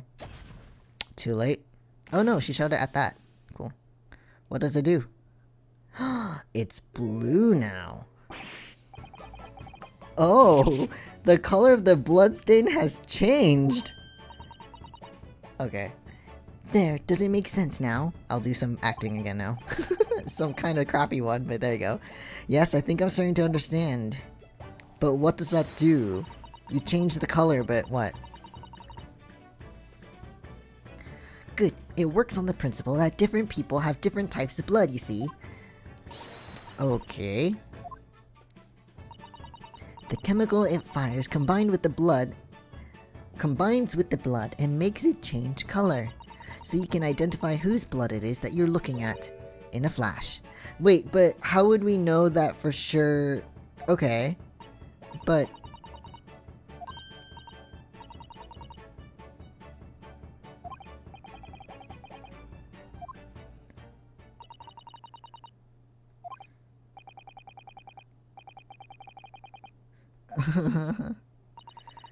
this could turn out to be a very valuable clue. We simply must make a note of it. I mean, okay. A sample of blood analyzed with the special chemical indicator developed by Mr. Sholmes. Different people's blood turns different colors.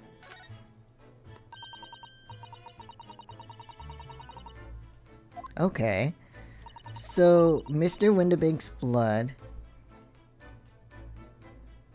is blue.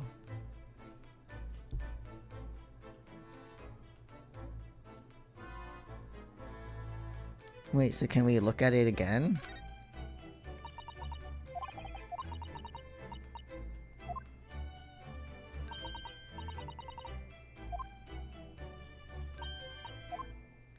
Okay, maybe not with voices. Okay.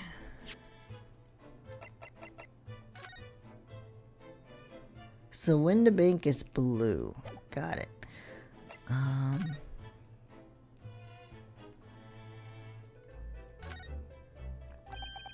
The Hound of the Baskervilles. How did Susato-san know the exact title of this unpublished story? She's silent. I suppose I'll just have to wait until she's ready to explain it to me. I'm so sorry. Anything else here? Signed Iris Wilson. But that's it. Alright,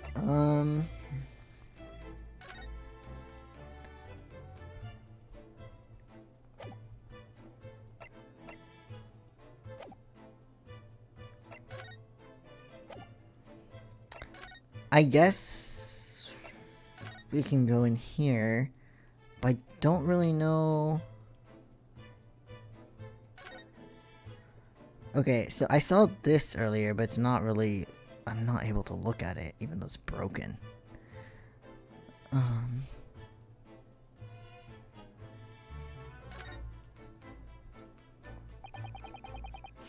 Okay, the light is broken. And there's a picture of a cat.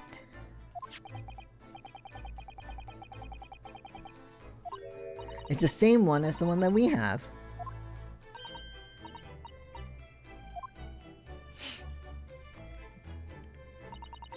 It has a bloody fingerprint.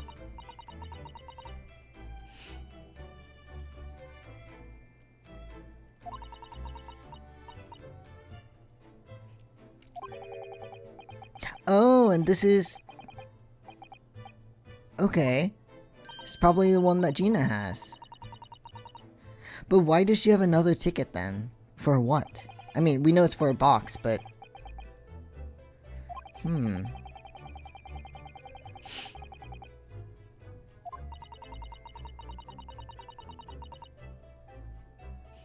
So he has two of the same photographic print though, because we have one.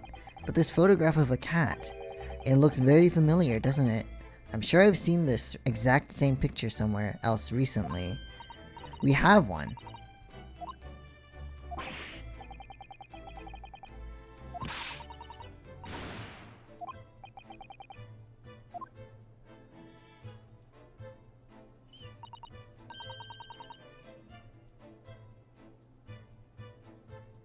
Okay.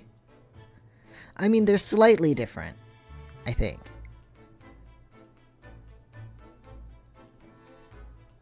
There is a slight difference.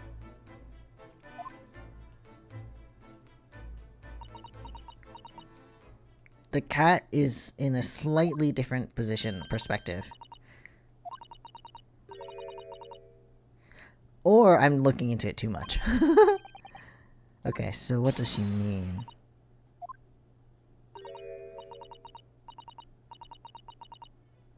Yes, I really, really, really want to know.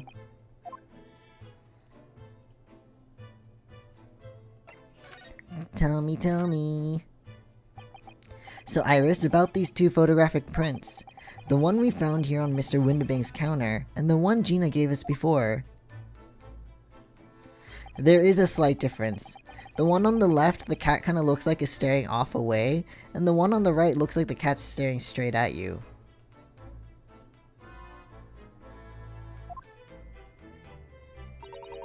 Actually, that's not quite right. If you look carefully, the two prints aren't the same. Not exactly. No, they're not. It is a little hard to tell.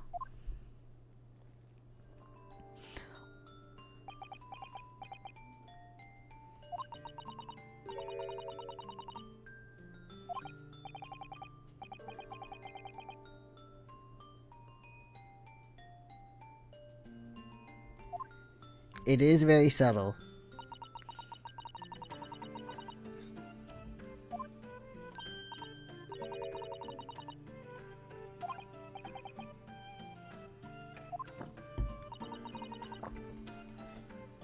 Okay, this pair of photographs is meant to be used as a stereoscope.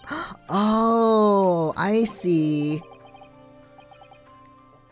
Right, there was a stereoscope in this exact store.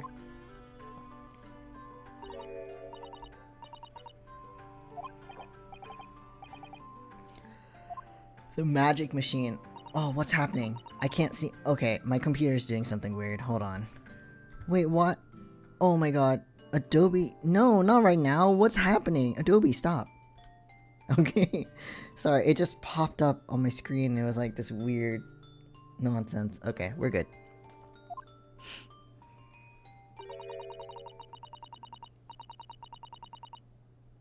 Oh, how?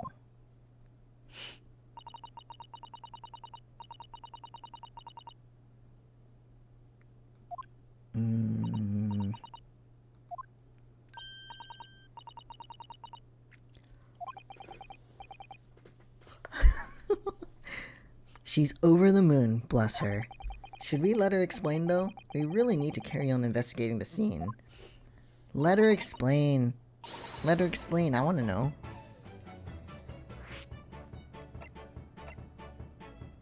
Okay, so how do they work? Have you ever considered, Runo, how our eyes see depth in the world around us? No, she means the science behind it, doofus.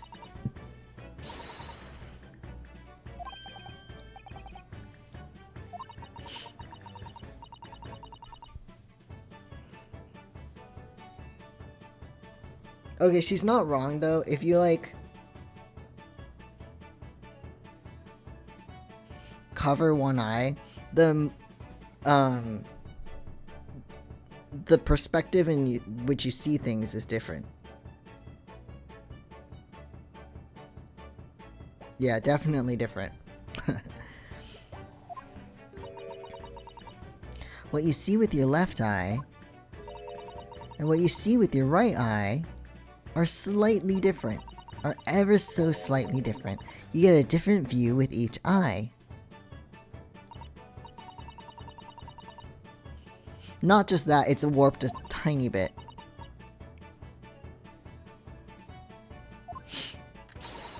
That's how you can see depth in everything we see. Ah, my brain really is amazing, isn't it? It does so much without telling me.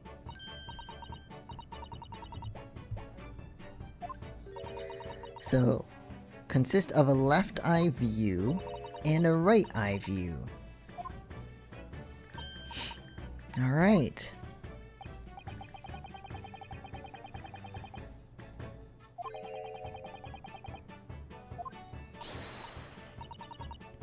I'm trying to figure out how I would do that in, like, person without a thing to do it for me.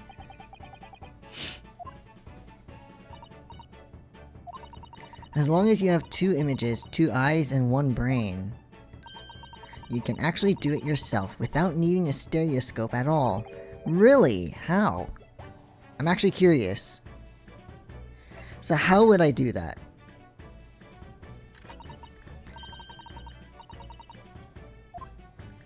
Okay, I'm gonna try. Hold on. Really loves this kind of thing. You need to be able to cross your eyes. That's the main... can I? Kind of. Cross my eyes. I think I can. Well, we'll try. Cute. Whoa. Make your eyes do this. Can you?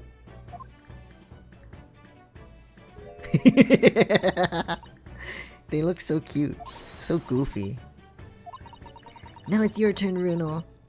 The trick is to concentrate on looking at the bridge of your nose with both eyes at the same time. This looks so silly.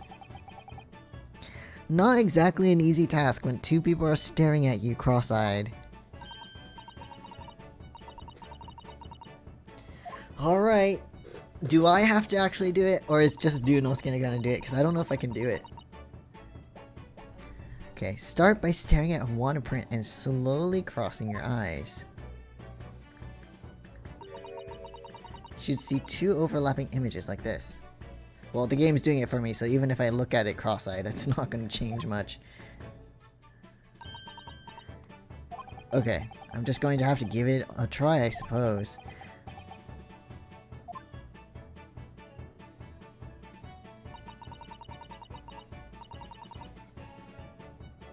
Oh, I didn't even... Oh, I should have done it. Okay.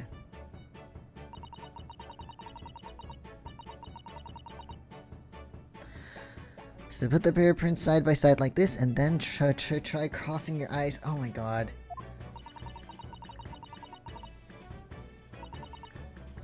Until they go together. Really? That works? What? Okay. She's so cute. I wouldn't advise that. Your eyes might start to hurt. Alright, here we go.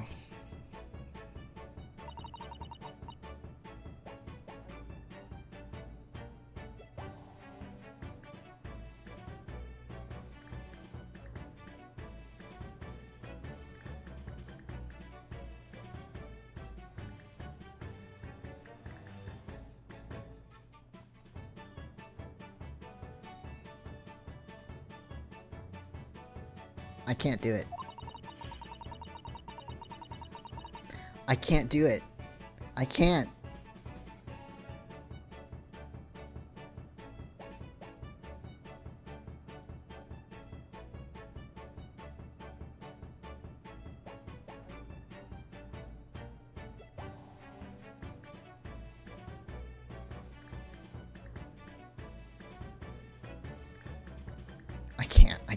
I can't. Game, please do it for me. I can't do it. I can't.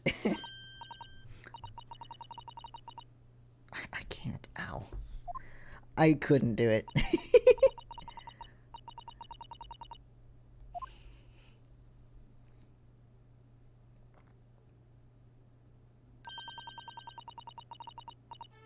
I'd rather just use a stereoscope. Oh, my head hurts.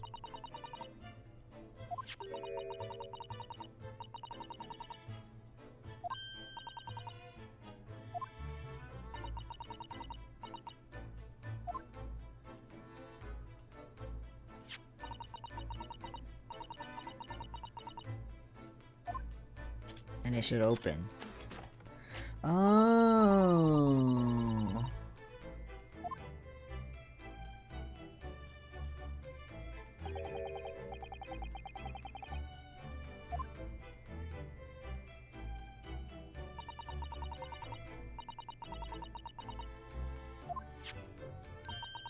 You can find one of these folding contraptions in lots of households in the capital currently.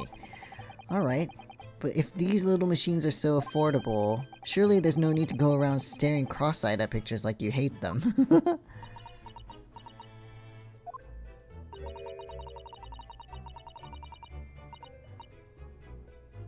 I mean, I guess. We've certainly learned a lot about them, but I wonder if it's knowledge that I'll ever actually need.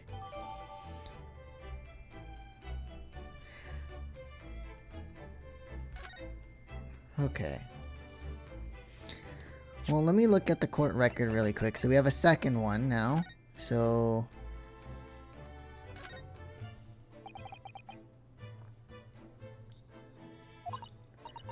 having been entrusted to her by Mr. McGilda 2 months earlier.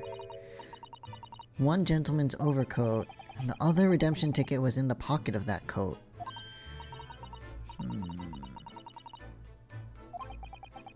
Could that have anything to do with all this? But there's blood. That's what I'm more interested in. Mr. Naruhodo? I don't know if you've noticed, but there's something rather troubling here. I have noticed. I think it's blood. Well, in that case, yes, we need Iris. We should show this to her before we forget. Okay.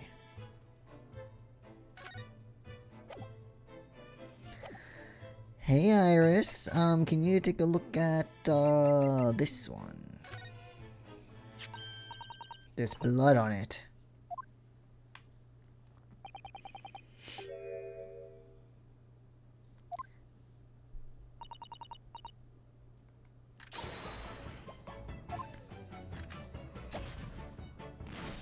Alright, what color is this blood gonna be? Purple. So it is not the blood of Mr. Windibank.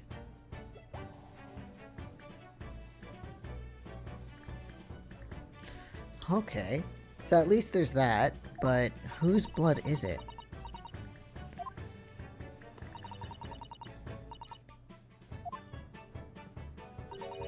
Although it would be nice to find out whose blood these different colors correspond to at some point.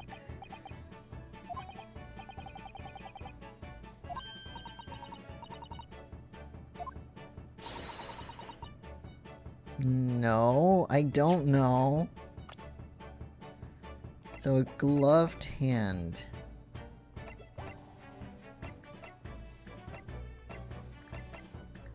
He doesn't look 52.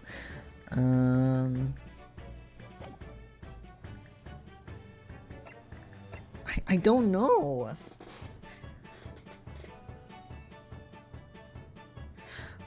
Or... oh wait, I think I do. I think I do.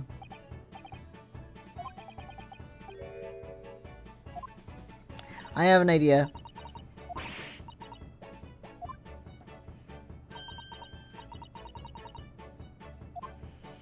I might be wrong though. Alright, I believe that this is the blood of... oh, I can't even choose the person I thought of.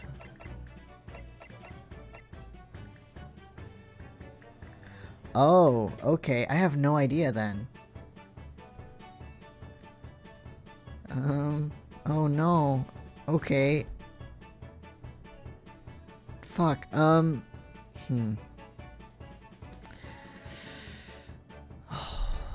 who could it be?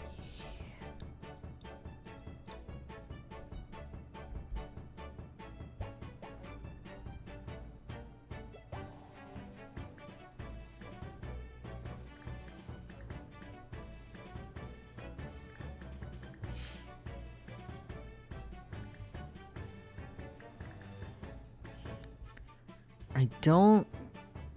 well, it's not Windibank, because his blood is blue.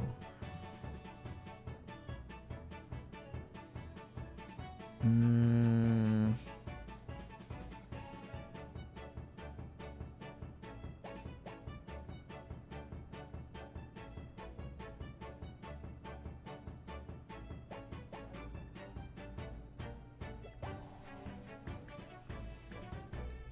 And then...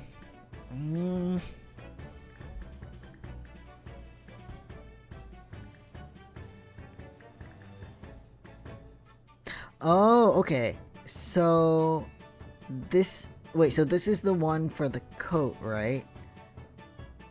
And if there's... if the blood was put on months ago, then it could be Mason. See, I was thinking, what's his face? I was thinking about, like, this dude for a sec. But then he wouldn't have ever had possession of the ticket. It's not McGilded either. So... yeah, if it was a mark from when McGilded told Gina to be like, hey, you gotta do this shit for me, take this ticket, and her hands are covered in blood at the time of Mason's blood, thrice fired, then it has to be his, I guess. It's not Windibank, so let's go with that.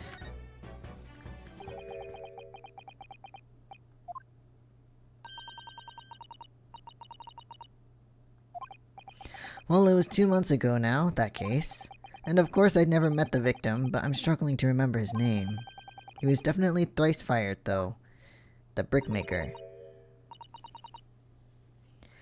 Yeah, I mean, if you think about it, because Gina had her hands covered with his blood at one point.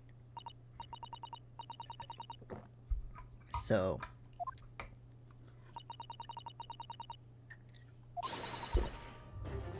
yes, there we go, yes.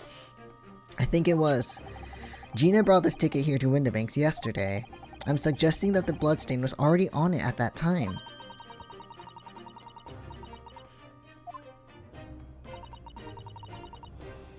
Okay, Mr. McGilded was also wearing leather gloves that night. Oh, so it could have been from his hands, not Gina's. Right, they said leather. Right, got it. Okay. Got it. Okay, and it is a thumb mark, or thumb, you know, thing, so. Alright, got it. So the deduction was wrong, but the result was right. But we know that Mr. McGilded had no injuries at the time anywhere on his body, from which we can conclude that any blood on the glove belonged to the victim, Mr. Mason. Thanks. Minus the quirky slip-ups, I hope. Yeah. I think you're right, Bruno. Alright, very well. Let's make a note of this. Okay. A redemption ticket issued from the pawnbrokery owned by the victim, Mr. Windibank. The blood on it has been identified as Mr. Mason's. Okay.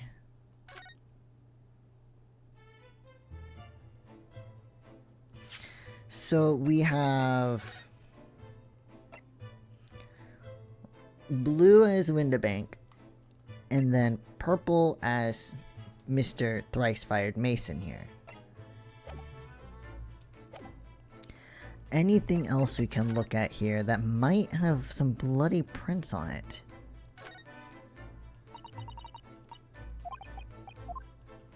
Oh, hold on. No. I don't want to do this again. Stop. Let me skip.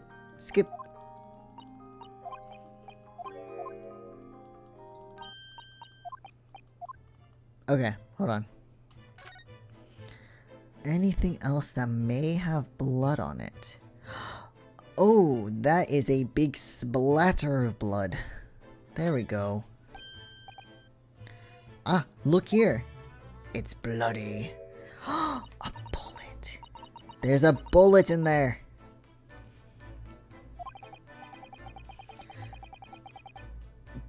But that means someone was shot here and killed here. I wonder if...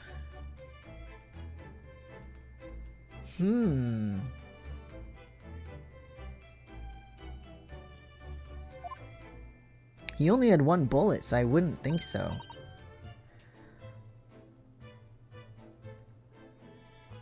Or I wonder if people came in here and he only had 1 bullet, so he tried to shoot the people in trespassing, but missed or hit them. I don't know. Or that was him being shot at because he was changing the date. I don't know.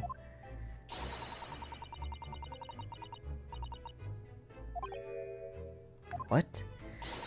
It's all there in the Adventures of Sherlock Holmes, you know. Isn't that right, Iris? Okay.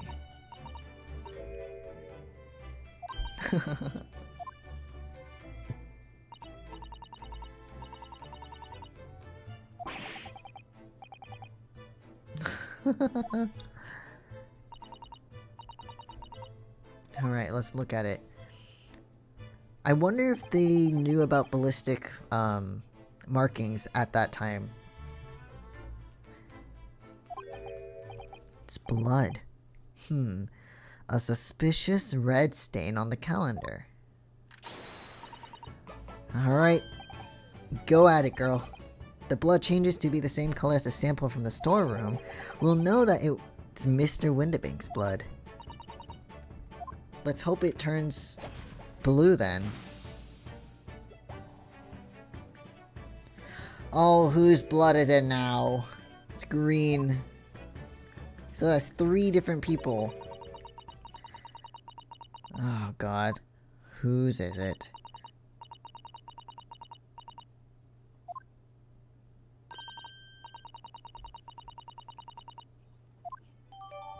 So it's not Mr. Windibank, which means maybe he was using it to defend himself. And then hit one of the perpetrators, but didn't kill him.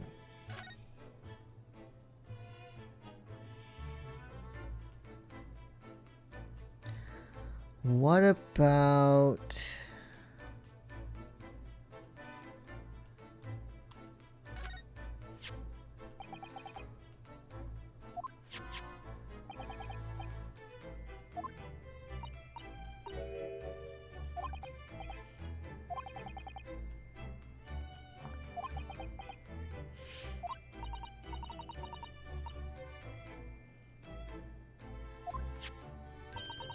I was looking for, like, the security camera thing, but...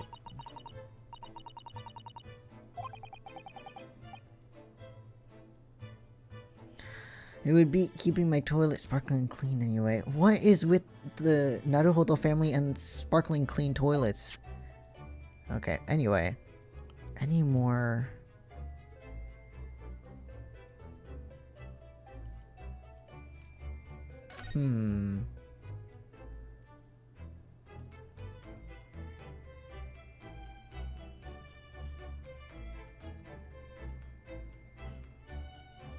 I don't know. Wait, why is this lighting up?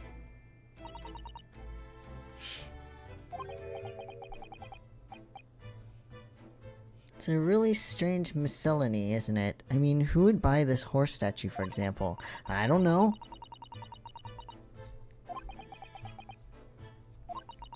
Someone might really love horses. Looks like a collection of useless junk as a whole, but when you pick out individual things, you can't help wishing you owned them. Even that horse statue. Good job, Ryunosuke. Good job. Hey Glitch, what's up? How's it going? Hope you're doing well. Hope you're doing good.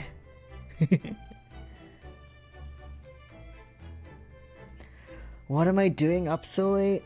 Ugh, I don't know. I didn't want to stop playing, so, you know.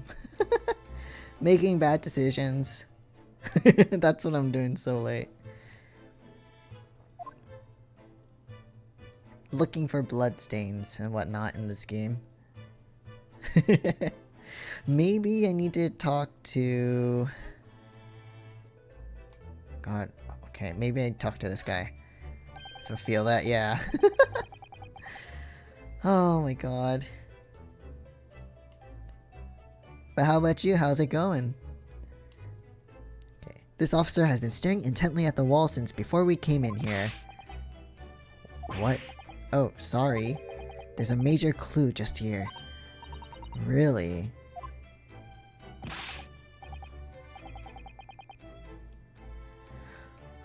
No, you need to report it. I haven't been home in 2 days already. I need another constable to relieve me and take over my shift. They really have a tough time, the British police.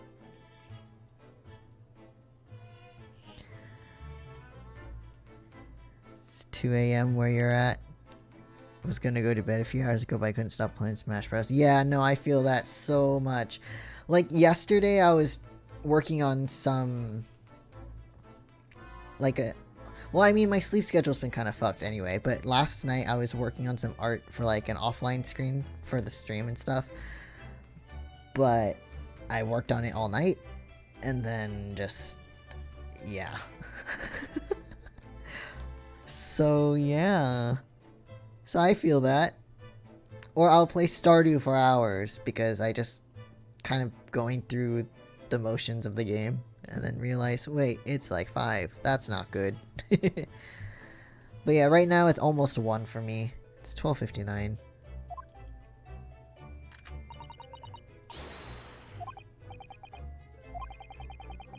I'm fairly sure it was the calendar he was peering at. We already looked at the calendar though. But we could look at it again, I guess? Even though the blood we saw wasn't, you know, green blood. It just seems wrong somehow.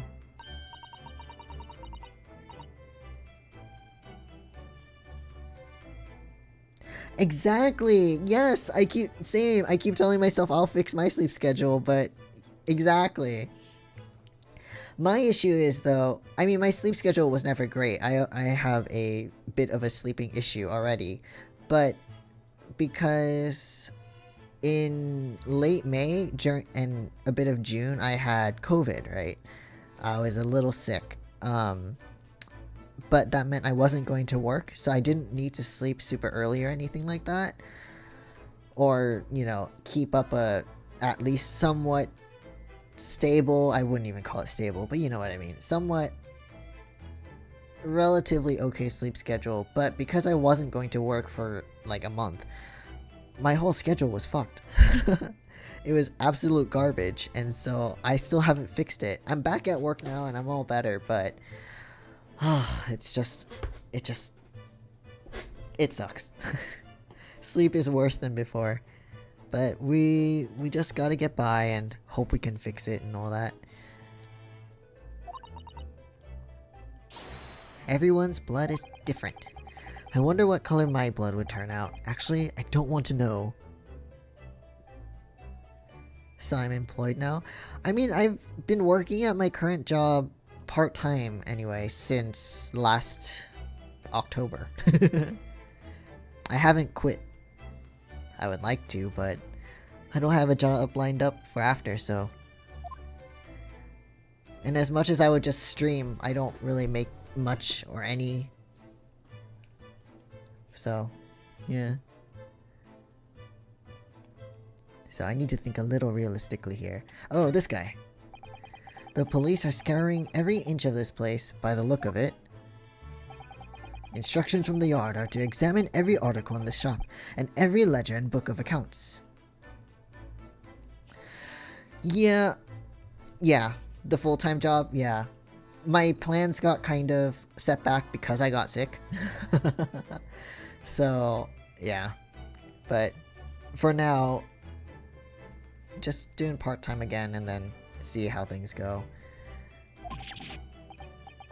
There's so much stuff in here, though. We've been hard at it ever since the shop was declared a crime scene in the early hours. We're sifting through it all in shifts at least, but still. We'll be working through the night, that's for sure. And even then, we'll barely have scratched the surface. Poor guy. A crime in a pawnbroker's. It must be every policeman's worst nightmare. Exactly, there it is. It's every copper's worst nightmare, you know. A crime in a pawnbroker's. Oh, poor guy. What about this guy? Oh, we already... Okay, never mind. Never mind. Maybe we can look at this again?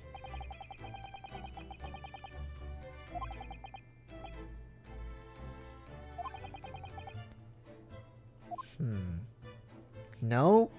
That's it?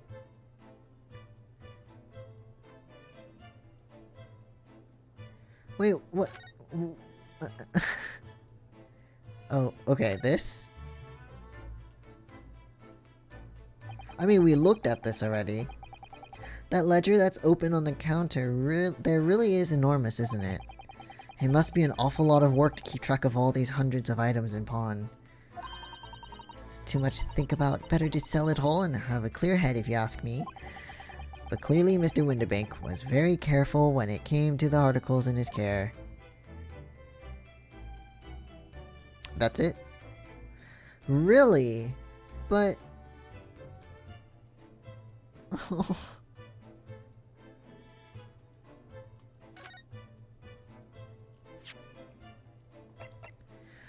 Well... Shit, okay.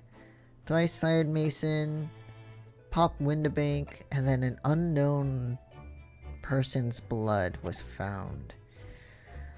I guess what I can do...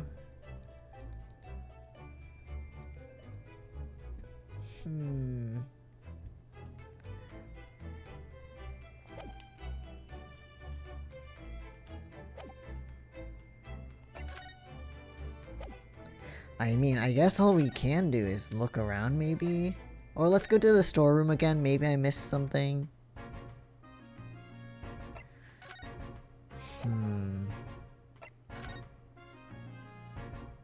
I don't think we did.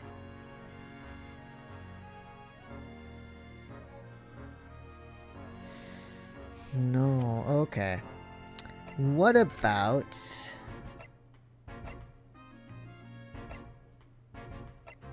I mean, we could try the hospital again. I don't know. Because he's not... No, okay.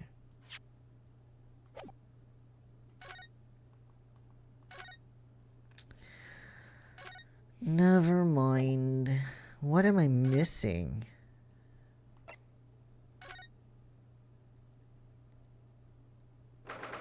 Oh, okay. This is something new.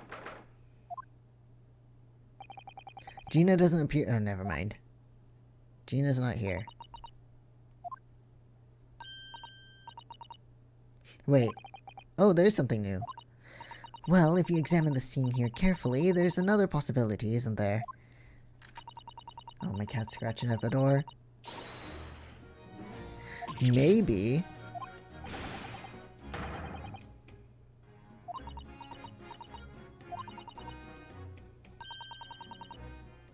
Were you now? Oh. You had me worried there. I thought it was a great deduction.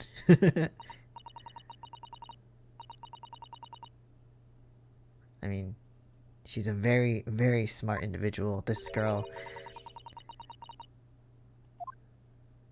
Oh, it's okay. Well, in the same situation, I'm sure Mr. Sholmes would just have thrown his head back and guffled. Well... Sorry to leave. No problem, dude. I totally understand. Thanks for stopping by, though. And thank you for the lurk. I really do appreciate it. It's all good, Glitch. Well, anyway, it looks like we won't be able to talk to Gina for a while. We should try to make progress with our investigation in the meantime. Wait, I can't do anything here? Oh, this music is so sad. What about Sholmes' suite? Nope. Absolutely nothing. Or, hold on. Maybe... No, okay. I thought I might be able to find something.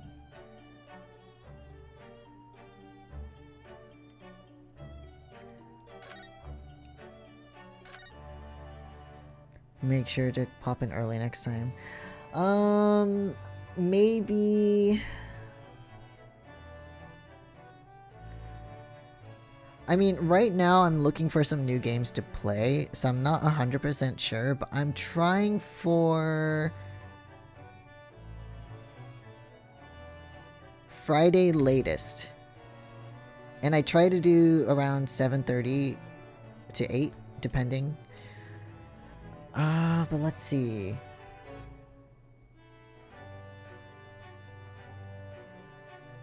Yeah, Friday would be the latest.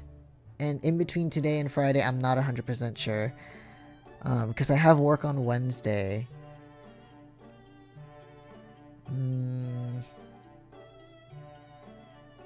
We'll see. Yeah. And my work schedule's changed a slight bit. I used to not have a shift on Friday, but I do this time. So, well, I mean, I am going to stream on Friday because my shift ends a little earlier and I can make it home. And then I have work on Wednesday, but the shift ends at like 6, and then I have to get home and then eat dinner. So that would be a little too late, I think. I don't know. But I do...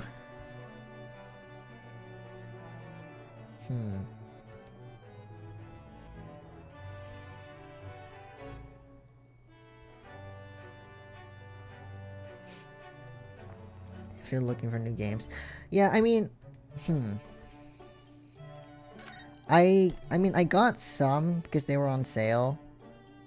There was Unpacking, which I was looking at just for like a chill time. I got Spiritfarer on sale a bit too.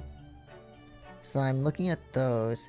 I do have some other games I want to play as well that I already own, but I'm too lazy to hook up like my other consoles right now. So I don't know. Maybe not right now, but oh, there's really nothing I can look at here.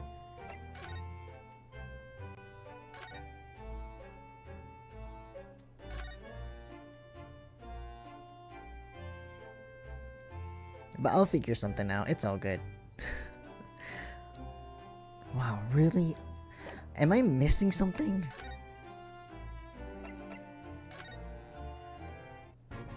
I'm definitely just missing something, I think. Or maybe I can show him something. No pressure, just like talking about video games. No, I get it. It's fair, it's fair. I like it too, but I think right now I'm just so focused on this. Maybe not. Maybe not right now. But I do appreciate it. What about this? Look at this.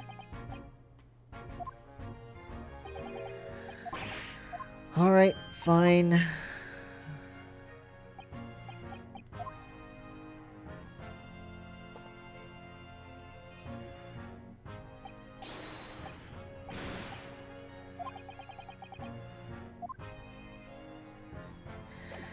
What am I looking for here? Holy shit.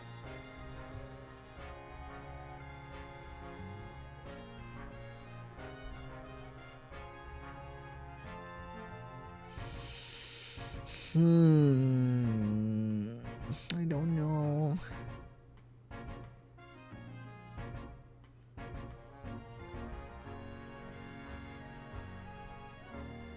What else do I have?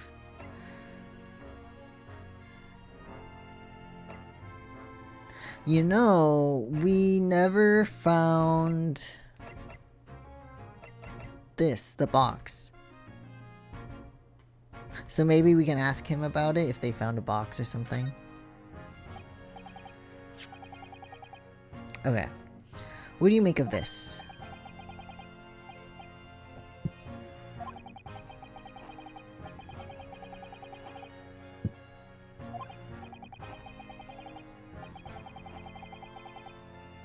No, this is not for the overcoat. Actually, no, it's not.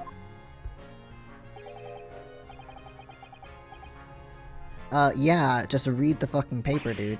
No, I didn't mean that to, Runo's right, Gregsy. It isn't the same ticket.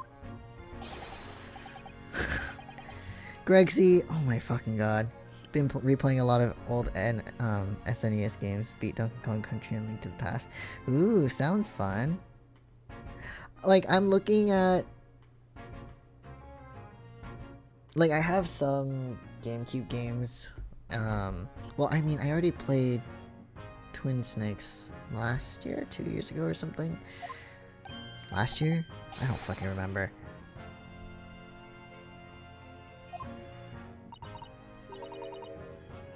So I'm trying to see what games I have in my collection from back then too, but I don't know.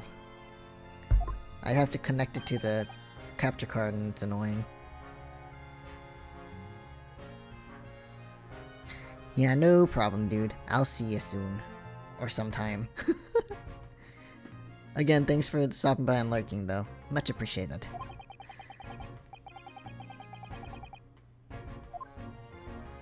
Okay. Yes, it is right, Gregsy. I think we need to discuss this further with Inspector Mr. Naruhodo. Oh good, because he's ever so easy to talk to. Alright, the redemption ticket, the second one. This ticket was in one of the pockets of Mr. McGilded's overcoat. Yes. There was more than just the music box disc, it seems. I should have insisted on the lads taking it back to the yard and examining it properly. Yeah, but... well, according to the details on this ticket, Mr. McGilded deposited another article here with Mr. Windibank.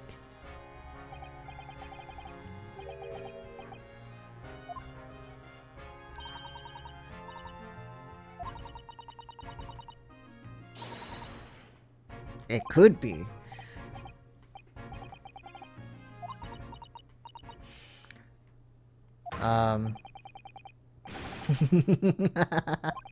He doesn't know where it is. Give me some of those chips, dude. I want them. Hold on, my cat is insistent. Give me a sec.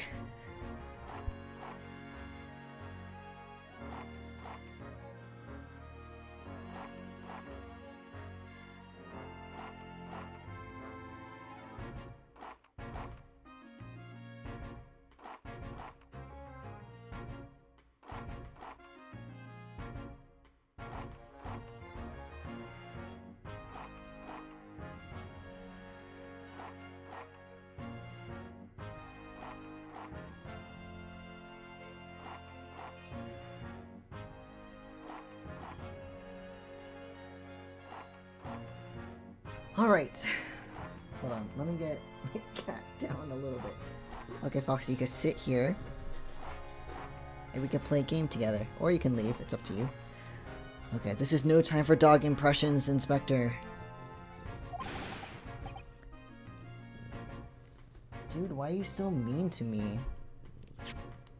Whoops, wrong button. Gregson, why are you so mean?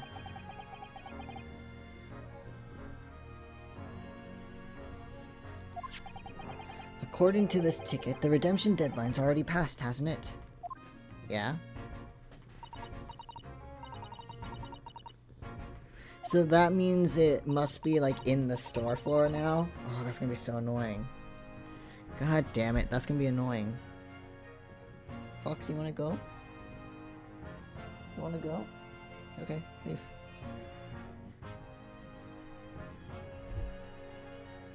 Okay. So the small box will no longer be in here then. Darn it. That's annoying. You know, I wonder if he was shot because of that box.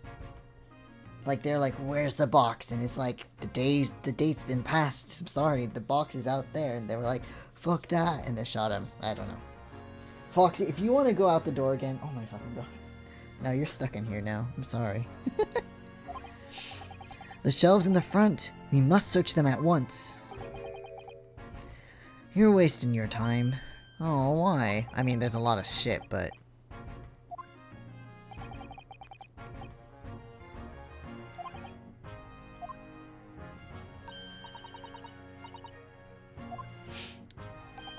Oh, of course. Ah, Gregson. God damn it. This is getting old, exactly. What are you even sniffing at, Foxy? Oh. Okay. So noisy. I nearly jumped out of my skin there. How could Mr. Winnebago set up a wicked trap? I doubt he's set out to scare anyone. They're just a lot of clocks or something.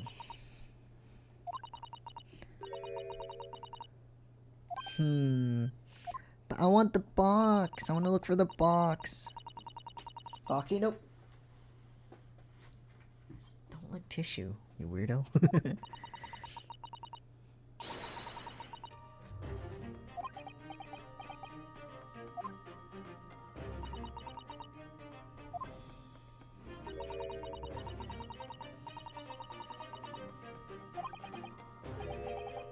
She wants out my room again. God damn it. Yunosuke, you did say it.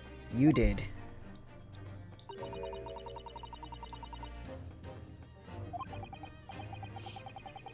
What? What do you want from me? Silly.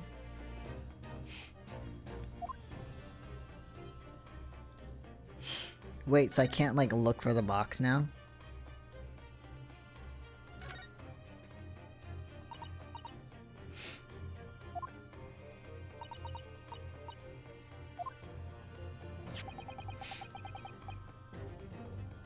What? Hey, your claws don't hurt me anymore. We had our nails trimmed today.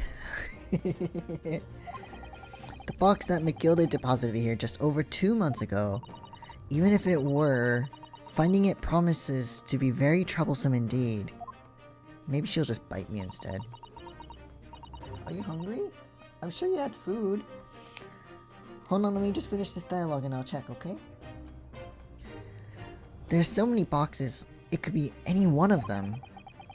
Mr. Sholmes said that a pawnbroker's, I almost read that as pawnbrokers. Pawnbrokers was the safest place to store anything, more secure than a bank's vault.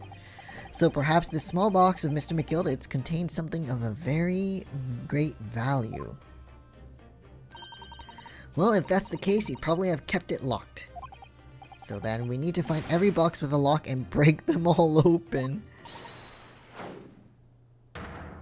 It's dangerous to do that in this house, place.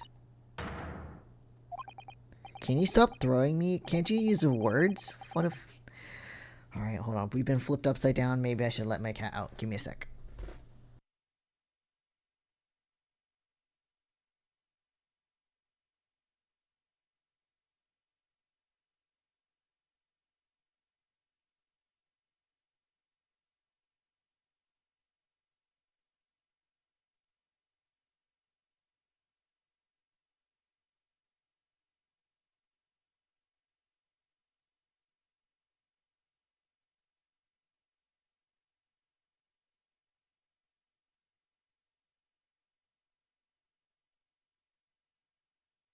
Okay, she was hungry.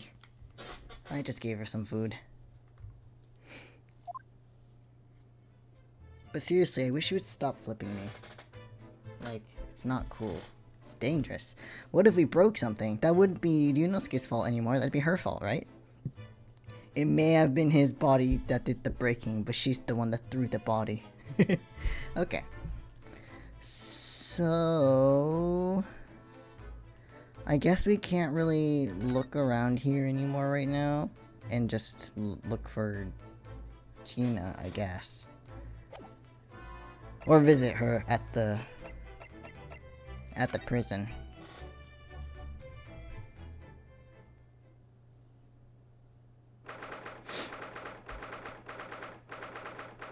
I feel like there might be another to be continued, and when that happens, I will end the stream. Because I'm tired. 5:41 p.m. Wow.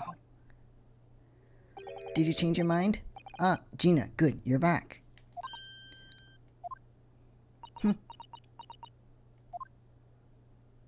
So... The police must have finished questioning her then. How was it, Ginny? Was it awful? Oh, didn't bother me. Okay, thank you for the papers you signed before. It meant we were able to investigate at Windibanks. Oh, right. I can't not do the voice for her. Don't you want to know how we got on? We've been ever so busy. What's the point in asking? Won't change what everyone's saying, that I did it. Oh. Gina, we came to ask for your final decision. What decision?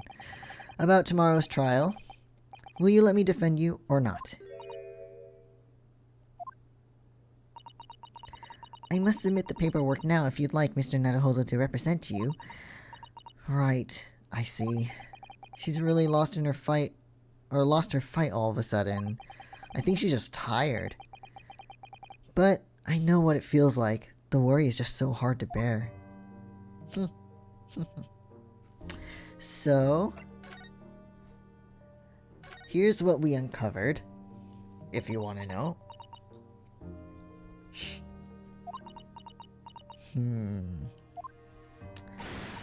Oh, alright then. Blimey, give it a rest with the eyes, Iris. So, come on then, fill us in. Who done it? Unfortunately, we don't know that yet. You don't say. We don't know yet, Gina. But Mr. Naruhodo and all of us know that you are innocent of this crime. And while we haven't yet managed to work out who the real culprit is, there are a number of interesting facts that we have managed to establish. Oh yeah? Like what? Well, for example, the reason for you being there in the first place.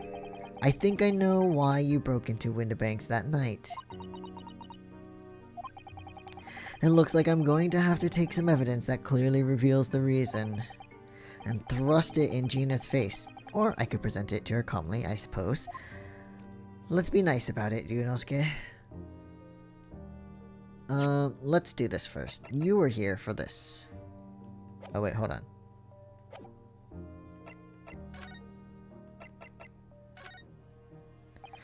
We found this in Mr. Windibank's storeroom. The manuscript of Iris's latest story. Yep. Oh, right. Well, that's good then. Curiously, the storeroom at Windibanks showed no sign of being ransacked for items of value or the like. With one exception.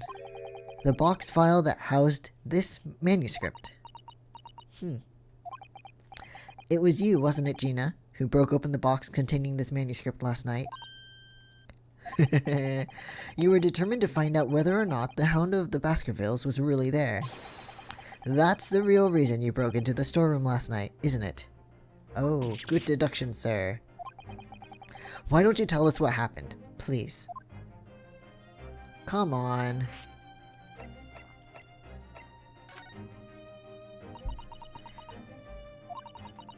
Alright, yeah, this Baskerville story. It's the latest Sholmes adventure, right? But it ain't been printed yet. So I figured it's gotta be worth a fair few pieces of silver, right? Oh, yes, at least 5,000 pounds. Really? That's a lot. No, Ginny, how could you? What? Wait, no, hang on. Of course I weren't gonna sell it. All I wanted to do was find out if the manuscript, or whatever you call it, really was there or not. That's the only reason I was in that place. For Iris's sake. Isn't that right? You care. We knew why you'd done it from the start, Gina. Of course we did. But... oh, so cute. We tricked ya. Well, when I saw the manuscript in the storeroom, it reminded me of what you'd said the night before.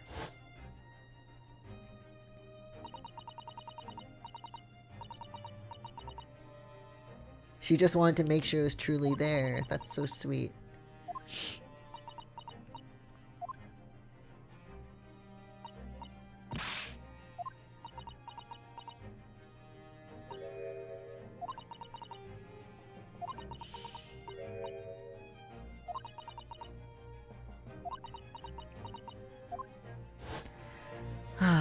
she cares. That was so sweet of you. Alright, alright. I'll tell you why I did it. Just stop looking at me like that, Iris. So, reason for breaking in. Come on. It weren't because of Iris. That's not why I did it. I just wanted to know the truth, that's all. You wanted to know if Mr. Sholmes was being honest. If he'd really deposited the manuscript at Windibanks. Because she has a really hard time trusting grown-ups. It's like I told you the night before, I never had a father. But Iris' lot ain't like mine. She's got her dad, only she can't see him. Because he's dead. And I reckon that's gotta be harder. No. That's why she writes her stories. They're about her dad, really. That's what it sounded like to me anyway, last night when I was listening to what you were saying. Stories, oh, so sweet. You mean they're not the adventures of a great detective, so much as the adventures of a great detective and his trusty partner. Oh no, that's so sweet, but sad. Well, that's how I see it anyway. Or, yeah. You're so thoughtful and so kind, Ginny. Oh, so cute. Look, give it a rest, will ya? I hate all this chummy nonsense. Do you hear it? Do you hear? I hate it. Okay, I don't trust no one, right? That's how I work. Because if you don't trust no one can let you down. Got it. So leave me alone. Go on, Scarper. No. No.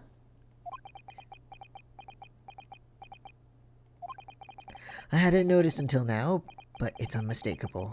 Right there on both sleeves of the overcoat. Wait. Are some very suspicious red stains. They look brown. Wait. Are you okay? Are you hurt? I think it might be worth presenting some of our other findings in that area to Gina now. Like what? The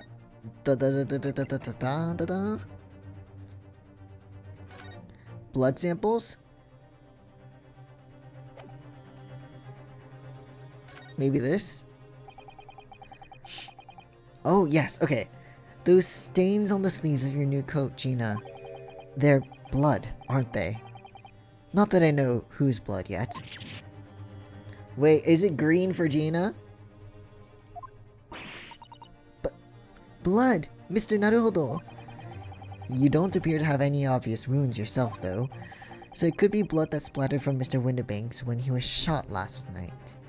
See, I was thinking maybe he was shot through that little window hole thing. You know, the thing that you can lift up?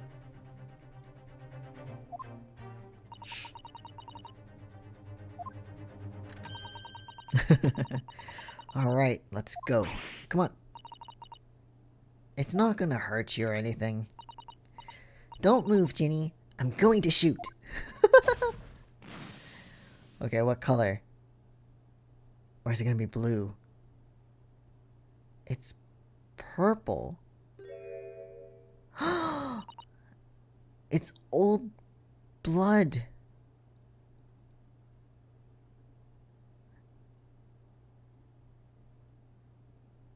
Wait. Was he... So maybe this is the coat that Mr. McGilded was wearing. That's a lot of blood. Oh my. What the... Forget the sleeves. The whole coat is covered in blood. Of course, the black color of the fabric was masking the stains. That's why we haven't seen them until now. Oh my god. And the blood has reacted with the chemical to turn a purple color, which means this blood belongs to Mr. Mason. Which matches one of the samples we've already collected perfectly.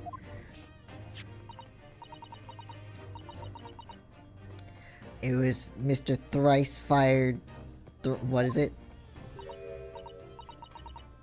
The Brickmaker, whatever, Mr. Mason. I knew it. So Mr. McGilded... oh my god. What are you all on about? The victim? What do you mean?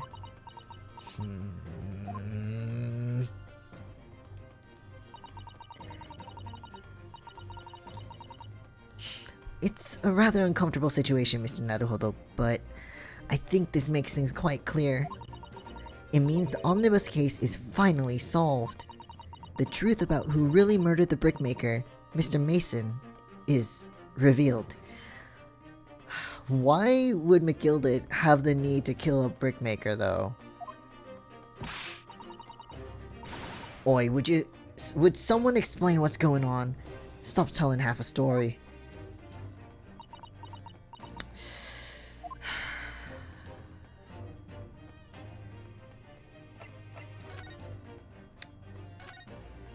Jesus Christ. We can see now that the victim's blood is all over Mr. McGilded's overcoat. But in the trial 2 months ago, the defendant said this in his testimony.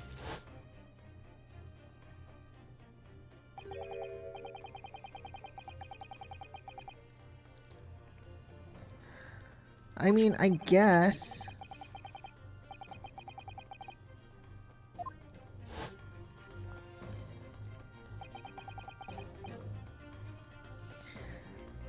but if you look at the overcoat now, it's clear. These stains couldn't have arisen from McGilded trying to pull the victim to his feet. No, if that was what really happened, the blood wouldn't have splashed all over the front of the coat. The only explanation for this pattern of blood is that it splattered over McGilded's coat when he stabbed the victim in the stomach. Oh my god, I've tried to run from the truth for long enough. But there's no escaping it now. The true culprit in that case, Mr. Mason's killer, was Magnus McGilded. Still alive, yeah. I don't know for how much longer. Depending on when this part ends, but we'll see, we'll see. Because it's like 1:36, but we'll see. This guy was suspicious from the start, though.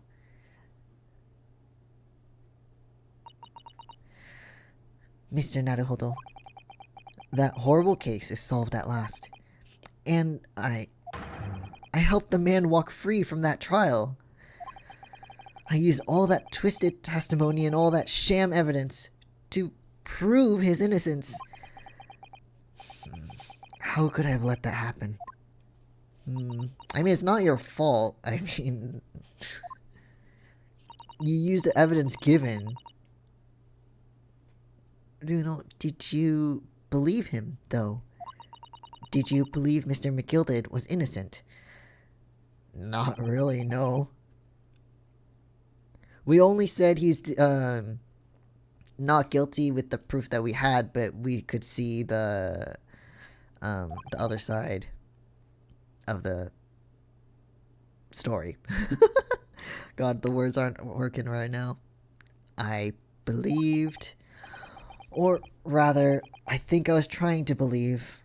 I wanted to, because believing in those you represent in court is a defense lawyer's greatest weapon. Yeah. A weapon.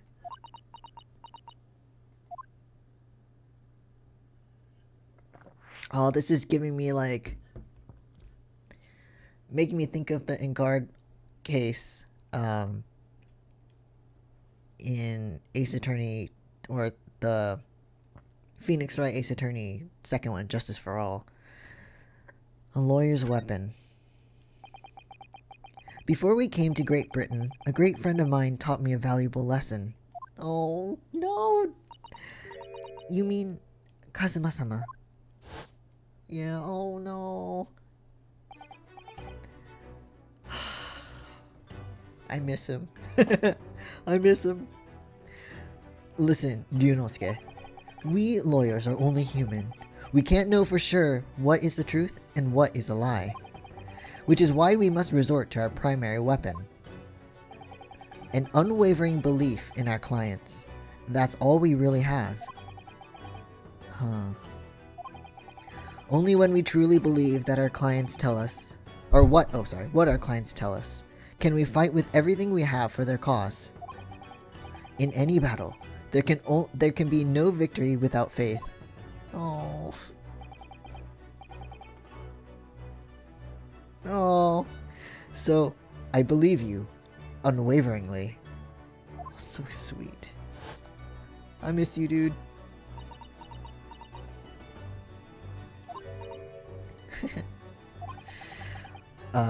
What's funny, Gina? Sounds like this Empire of Japan you come from. Everyone must be soft. Oh. Well, come on. Look at the mess blah, blah, blah. Look at the mess it's got you into, believing in that bog trotter. Bog trotter, again, that word. Yes, I inadvertently helped a murderer walk free. God, this sucks. This fucking sucks. Well, at least you learned your lesson now, eh? Believing in people never worth it. Someone always stabs you in the back in the end. Soon as you let your guard down, you've had it. But come on. You can't live like that forever, though. Like, that's just a really shitty way to live. Like, you're never relaxed anywhere. Like, even in your own home. It's just sad. I don't know if I could live like that, honestly. But, I don't know.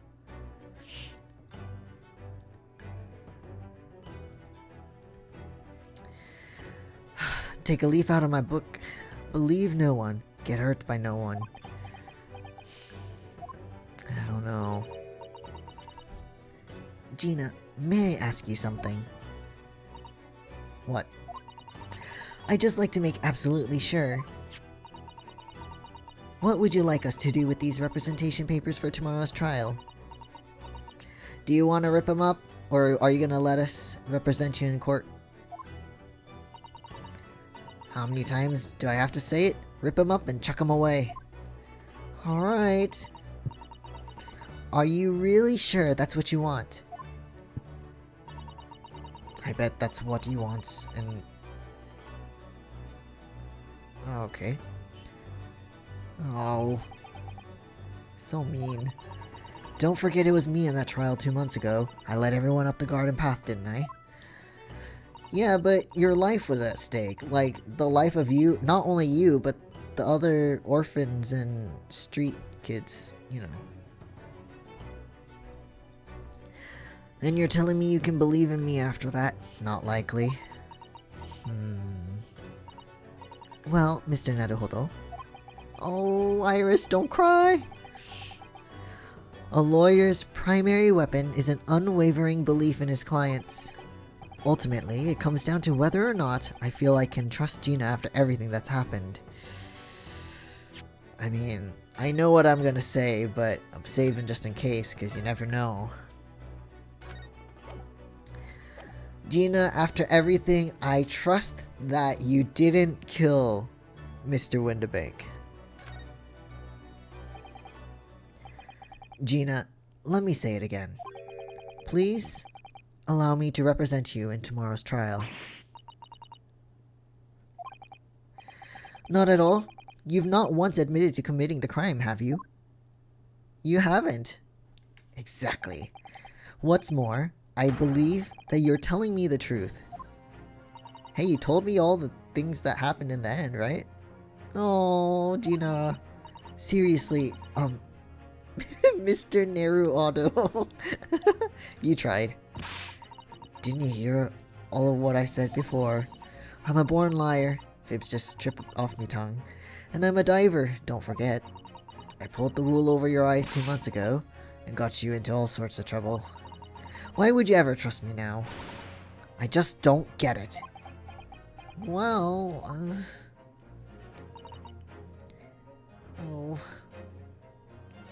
Gina. I do understand why you chose not to put your trust in others. But I assure you, there is more to this life than you blah blah blah. But I assure you, there is more to this life than you yet realize. I can't read right.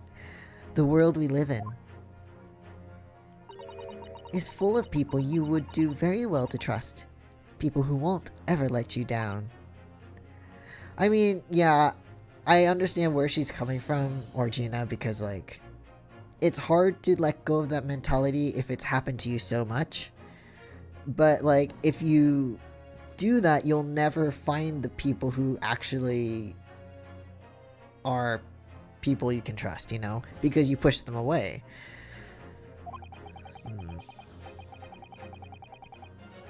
It's true that I'm just a student of law, and I'm currently lacking in courtroom experience. But I can promise you this.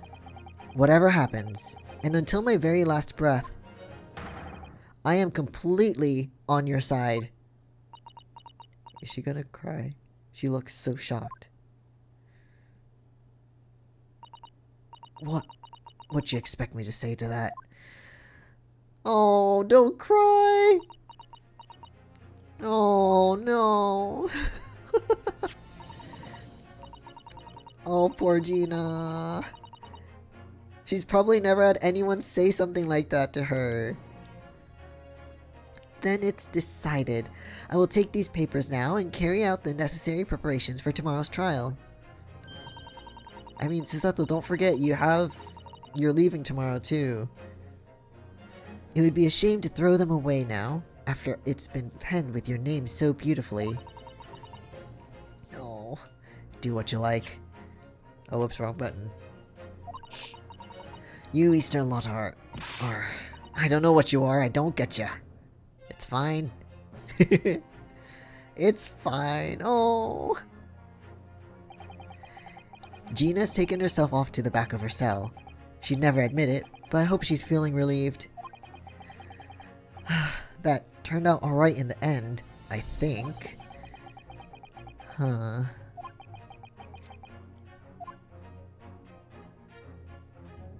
Wait, that's how it's gonna end? Oh! Oh, whoever's hiding there, show yourself at once. Eavesdropping is the height of cowardice. Miss Susato? Somebody's in there in the shadows. I can sense it. Somebody who wasn't there before. Wait, what? Really? Who is it? Blimey, you're sharp, eh? Who? Gregsy!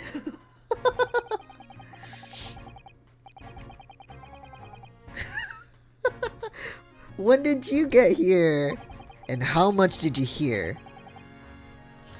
If anyone was being stealthy, it was you, Inspector. Gregsy! Oh, dear me, I'm most terribly sorry, your ladyship. I didn't mean to startle you. How long have you been listening in on our conversation?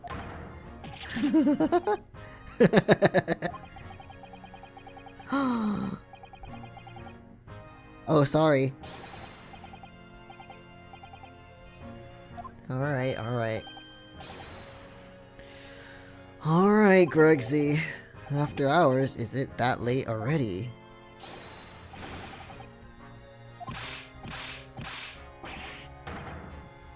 Ta-ta, toodaloo, cheerio, all the best, bye, bye, and bye. That's a lot of farewells, and not one of them appropriate for her ladyship.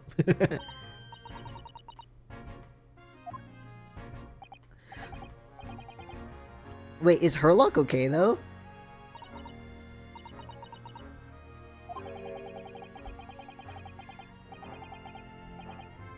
Oh my god, internet, why? I mean, I'm ending anyway, soon, but come on. Okay.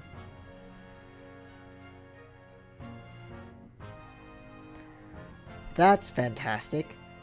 Thank you, stream. Thank you.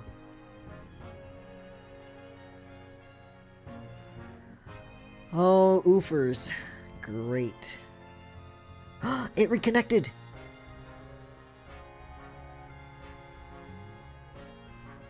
I mean, the bitrate kind of is in the red. I don't know why.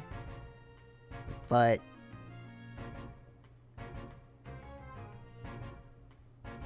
are we good?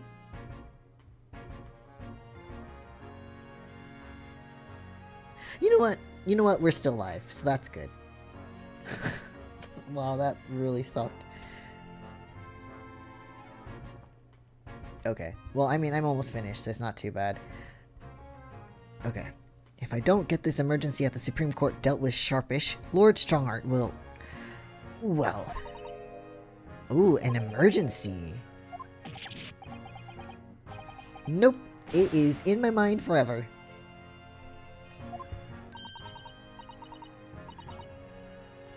Alright, Gregsy, if you have to. But let's chat soon.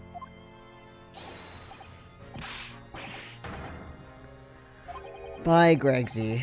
That's a lot of pleasantries, and not one of them sounded sincere. Iris holds so much power.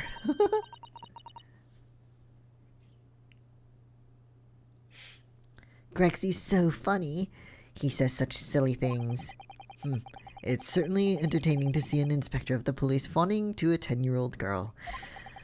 But anyway, I wonder what this emergency is at the Supreme Court.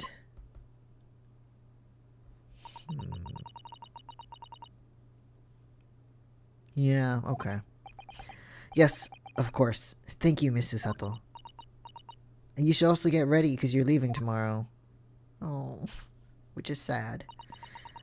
Kindly escort Iris home now, Mr. Naruhodo. I shall meet you there later. Alright, stay safe.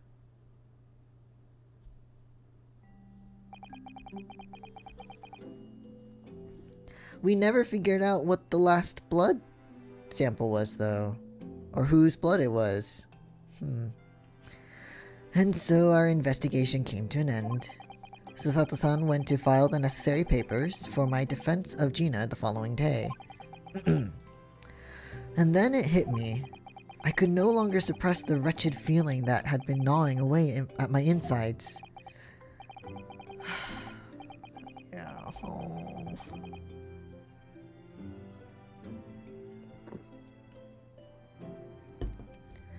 Tomorrow, Susato-san would be leaving. Leaving Britain and making her way back to Japan. Oh. We're gonna be all alone.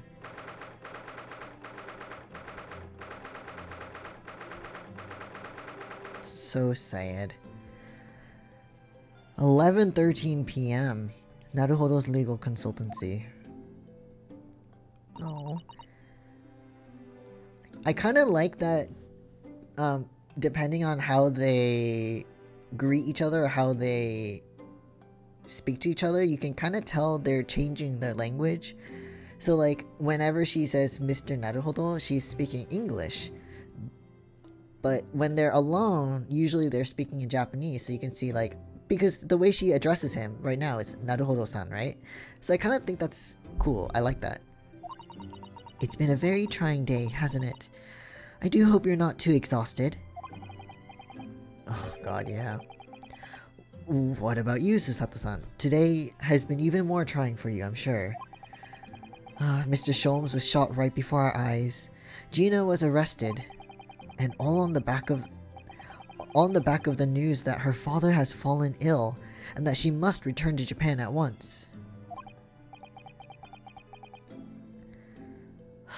Yeah. I hope your father recovers soon. Yeah, really though. Thank you for your kind words.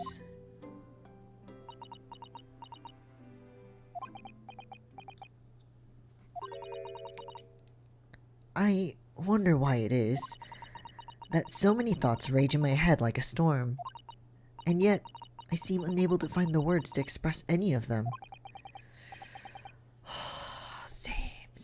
Same. I know exactly what you mean. Anyway, I have one final task to complete as your judicial assistant. Once that is done, I shall make preparations for my departure tomorrow. What's that final task? Wait, no, what's... Okay, well, let's do the whole conversation here.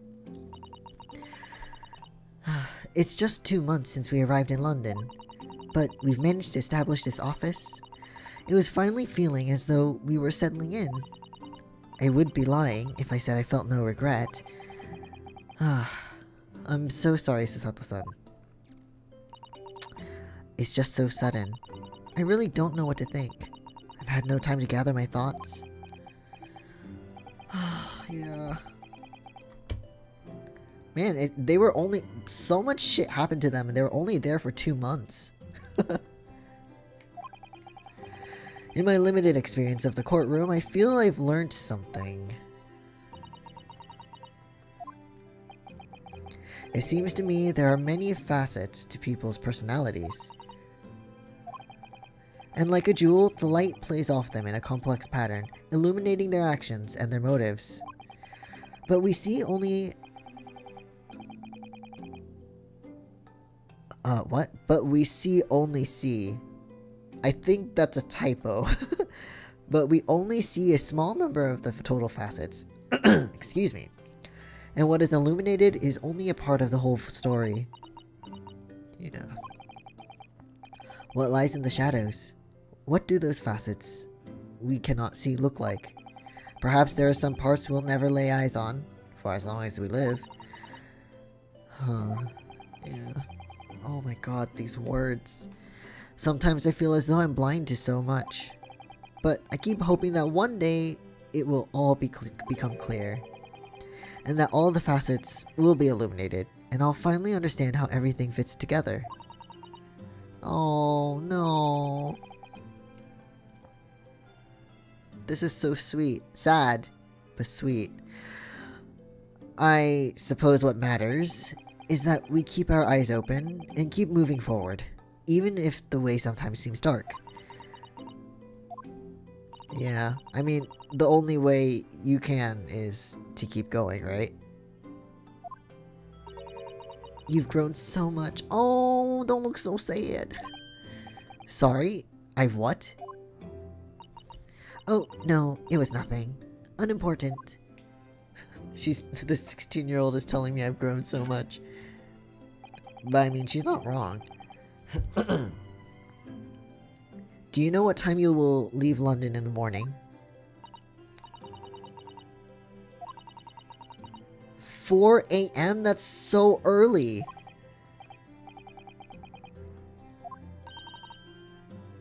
Why?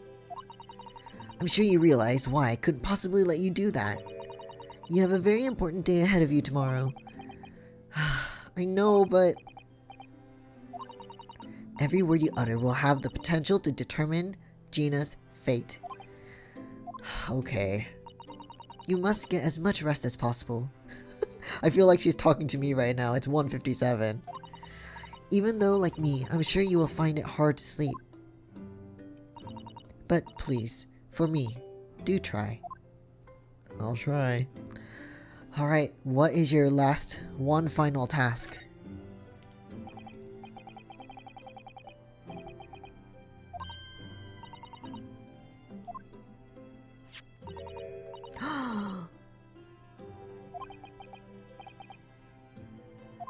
What is this? It's my notes from the case too. Wow, she kept really intense notes. The murder that was committed on the omnibus. Wow. That is a thick book for just that case. It seems to me that this case of Mr. Windibank's murder, of which Gina is accused, is very much tied up with that omnibus case, in ways that are not yet completely apparent. So I took the liberty of consolidating my writings about the case for you. Oh my god, that's so nice. When did she have the time? With everything else she's had to think about, Susato-san still managed to do this, and all neatly laid out for me in her beautiful handwriting. Oh, so sweet. It was my pleasure. I can only hope that it will bolster your case tomorrow for Gina. Oh my god. Thank you so much, Sato-san. I will do my best to use it wisely. Oh. Oh. You really are the best judicial assistant in the world. Oh, so sweet. Well, that's extremely flattering. Oh. But I'm sorry to say that I've been a complete failure. Why? What do you mean? Excuse me, I didn't quite catch what you said there. How were you a failure? I don't understand that. Jeez, though. Notes collated by Miss Susato about the McGilded case that we worked on 2 months ago. Wow. Well, it's getting rather late. I think you should go to bed now, Naruhodo-san. I must finish packing up my things in my room. Oh. I wish you the very best of luck tomorrow. Good night. Oh. What is this scene? Wait! What was that? A secret technique of mine. The Susato shutdown. But I have things to say. You can't shut me down. Well, I mean, she did already, I guess. But still. Please, I implore you. Wait, is my vision getting blurry, or is that just me? If we have to voice our goodbyes... Oh, don't cry! I won't be able to hold back my tears. Oh. There she goes. God damn it.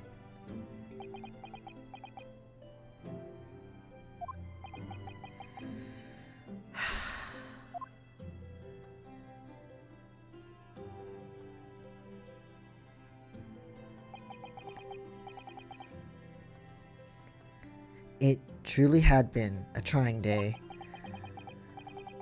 On our feet for hours, getting Gina to open up to us, and learning the truth about that nemesis of a case.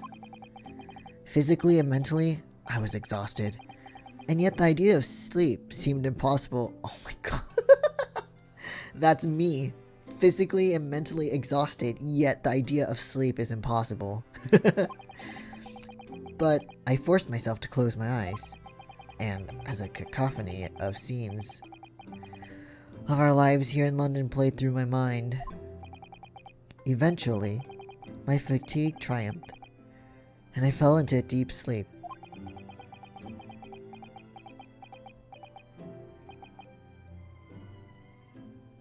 Okay, I'm sleeping, I guess.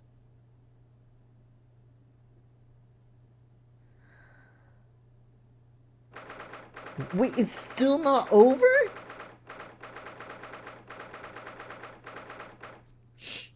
Wow, this is long. 17th of April, The Small Hours, St. Sinner's Hospital, Ward 3. Oh, are we getting any news of Herlock? Wait, what? Hold on. Yes, I quite understand. That is a great weight off my mind. What? What's happening? Wait, are you okay? Hold on. Rest assured, I shall put everything in place, exactly as we have discussed. Thank you so much. It has been an honor and a pleasure to be acquainted with you, Mr. Sholmes. What? What's happened? On the contrary, the pleasure has been mine. I bid you farewell and Godspeed. Who? My dear madame. What's happening?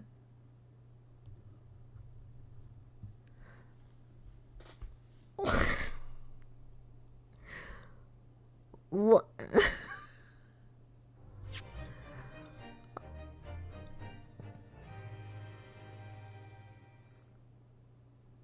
I don't know. I don't know what's happening. What the fuck? What's going on? What did you have planned? And Herlock is in on it too?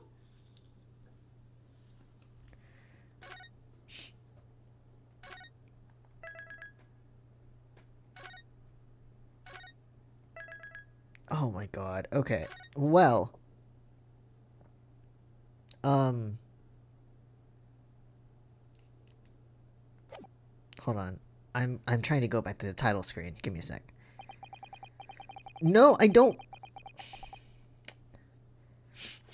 We will do that next time. Back to title. Yes. Don't save. It's fine. We saved earlier. It's okay. It's okay. Oh my god, that was long.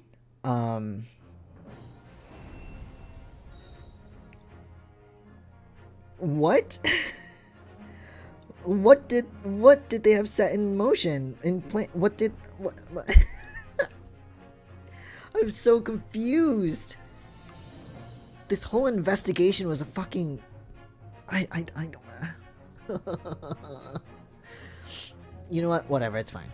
It's fine. I'll figure it out next time. Anyway, thanks so much for stopping by, guys. I really appreciate it. I appreciate all the lurks, just the chatting. It was a good time, despite me being confused most of the time. Yeah. I hope everyone has a good rest of the day, evening, night, or whatever time it may be. But I need to stop now, or else I would be doing this all night. But again, just thank you so much, guys. I really appreciate it. And yeah, I hope everyone has a good rest of the night and stays healthy and stays safe. Yeah.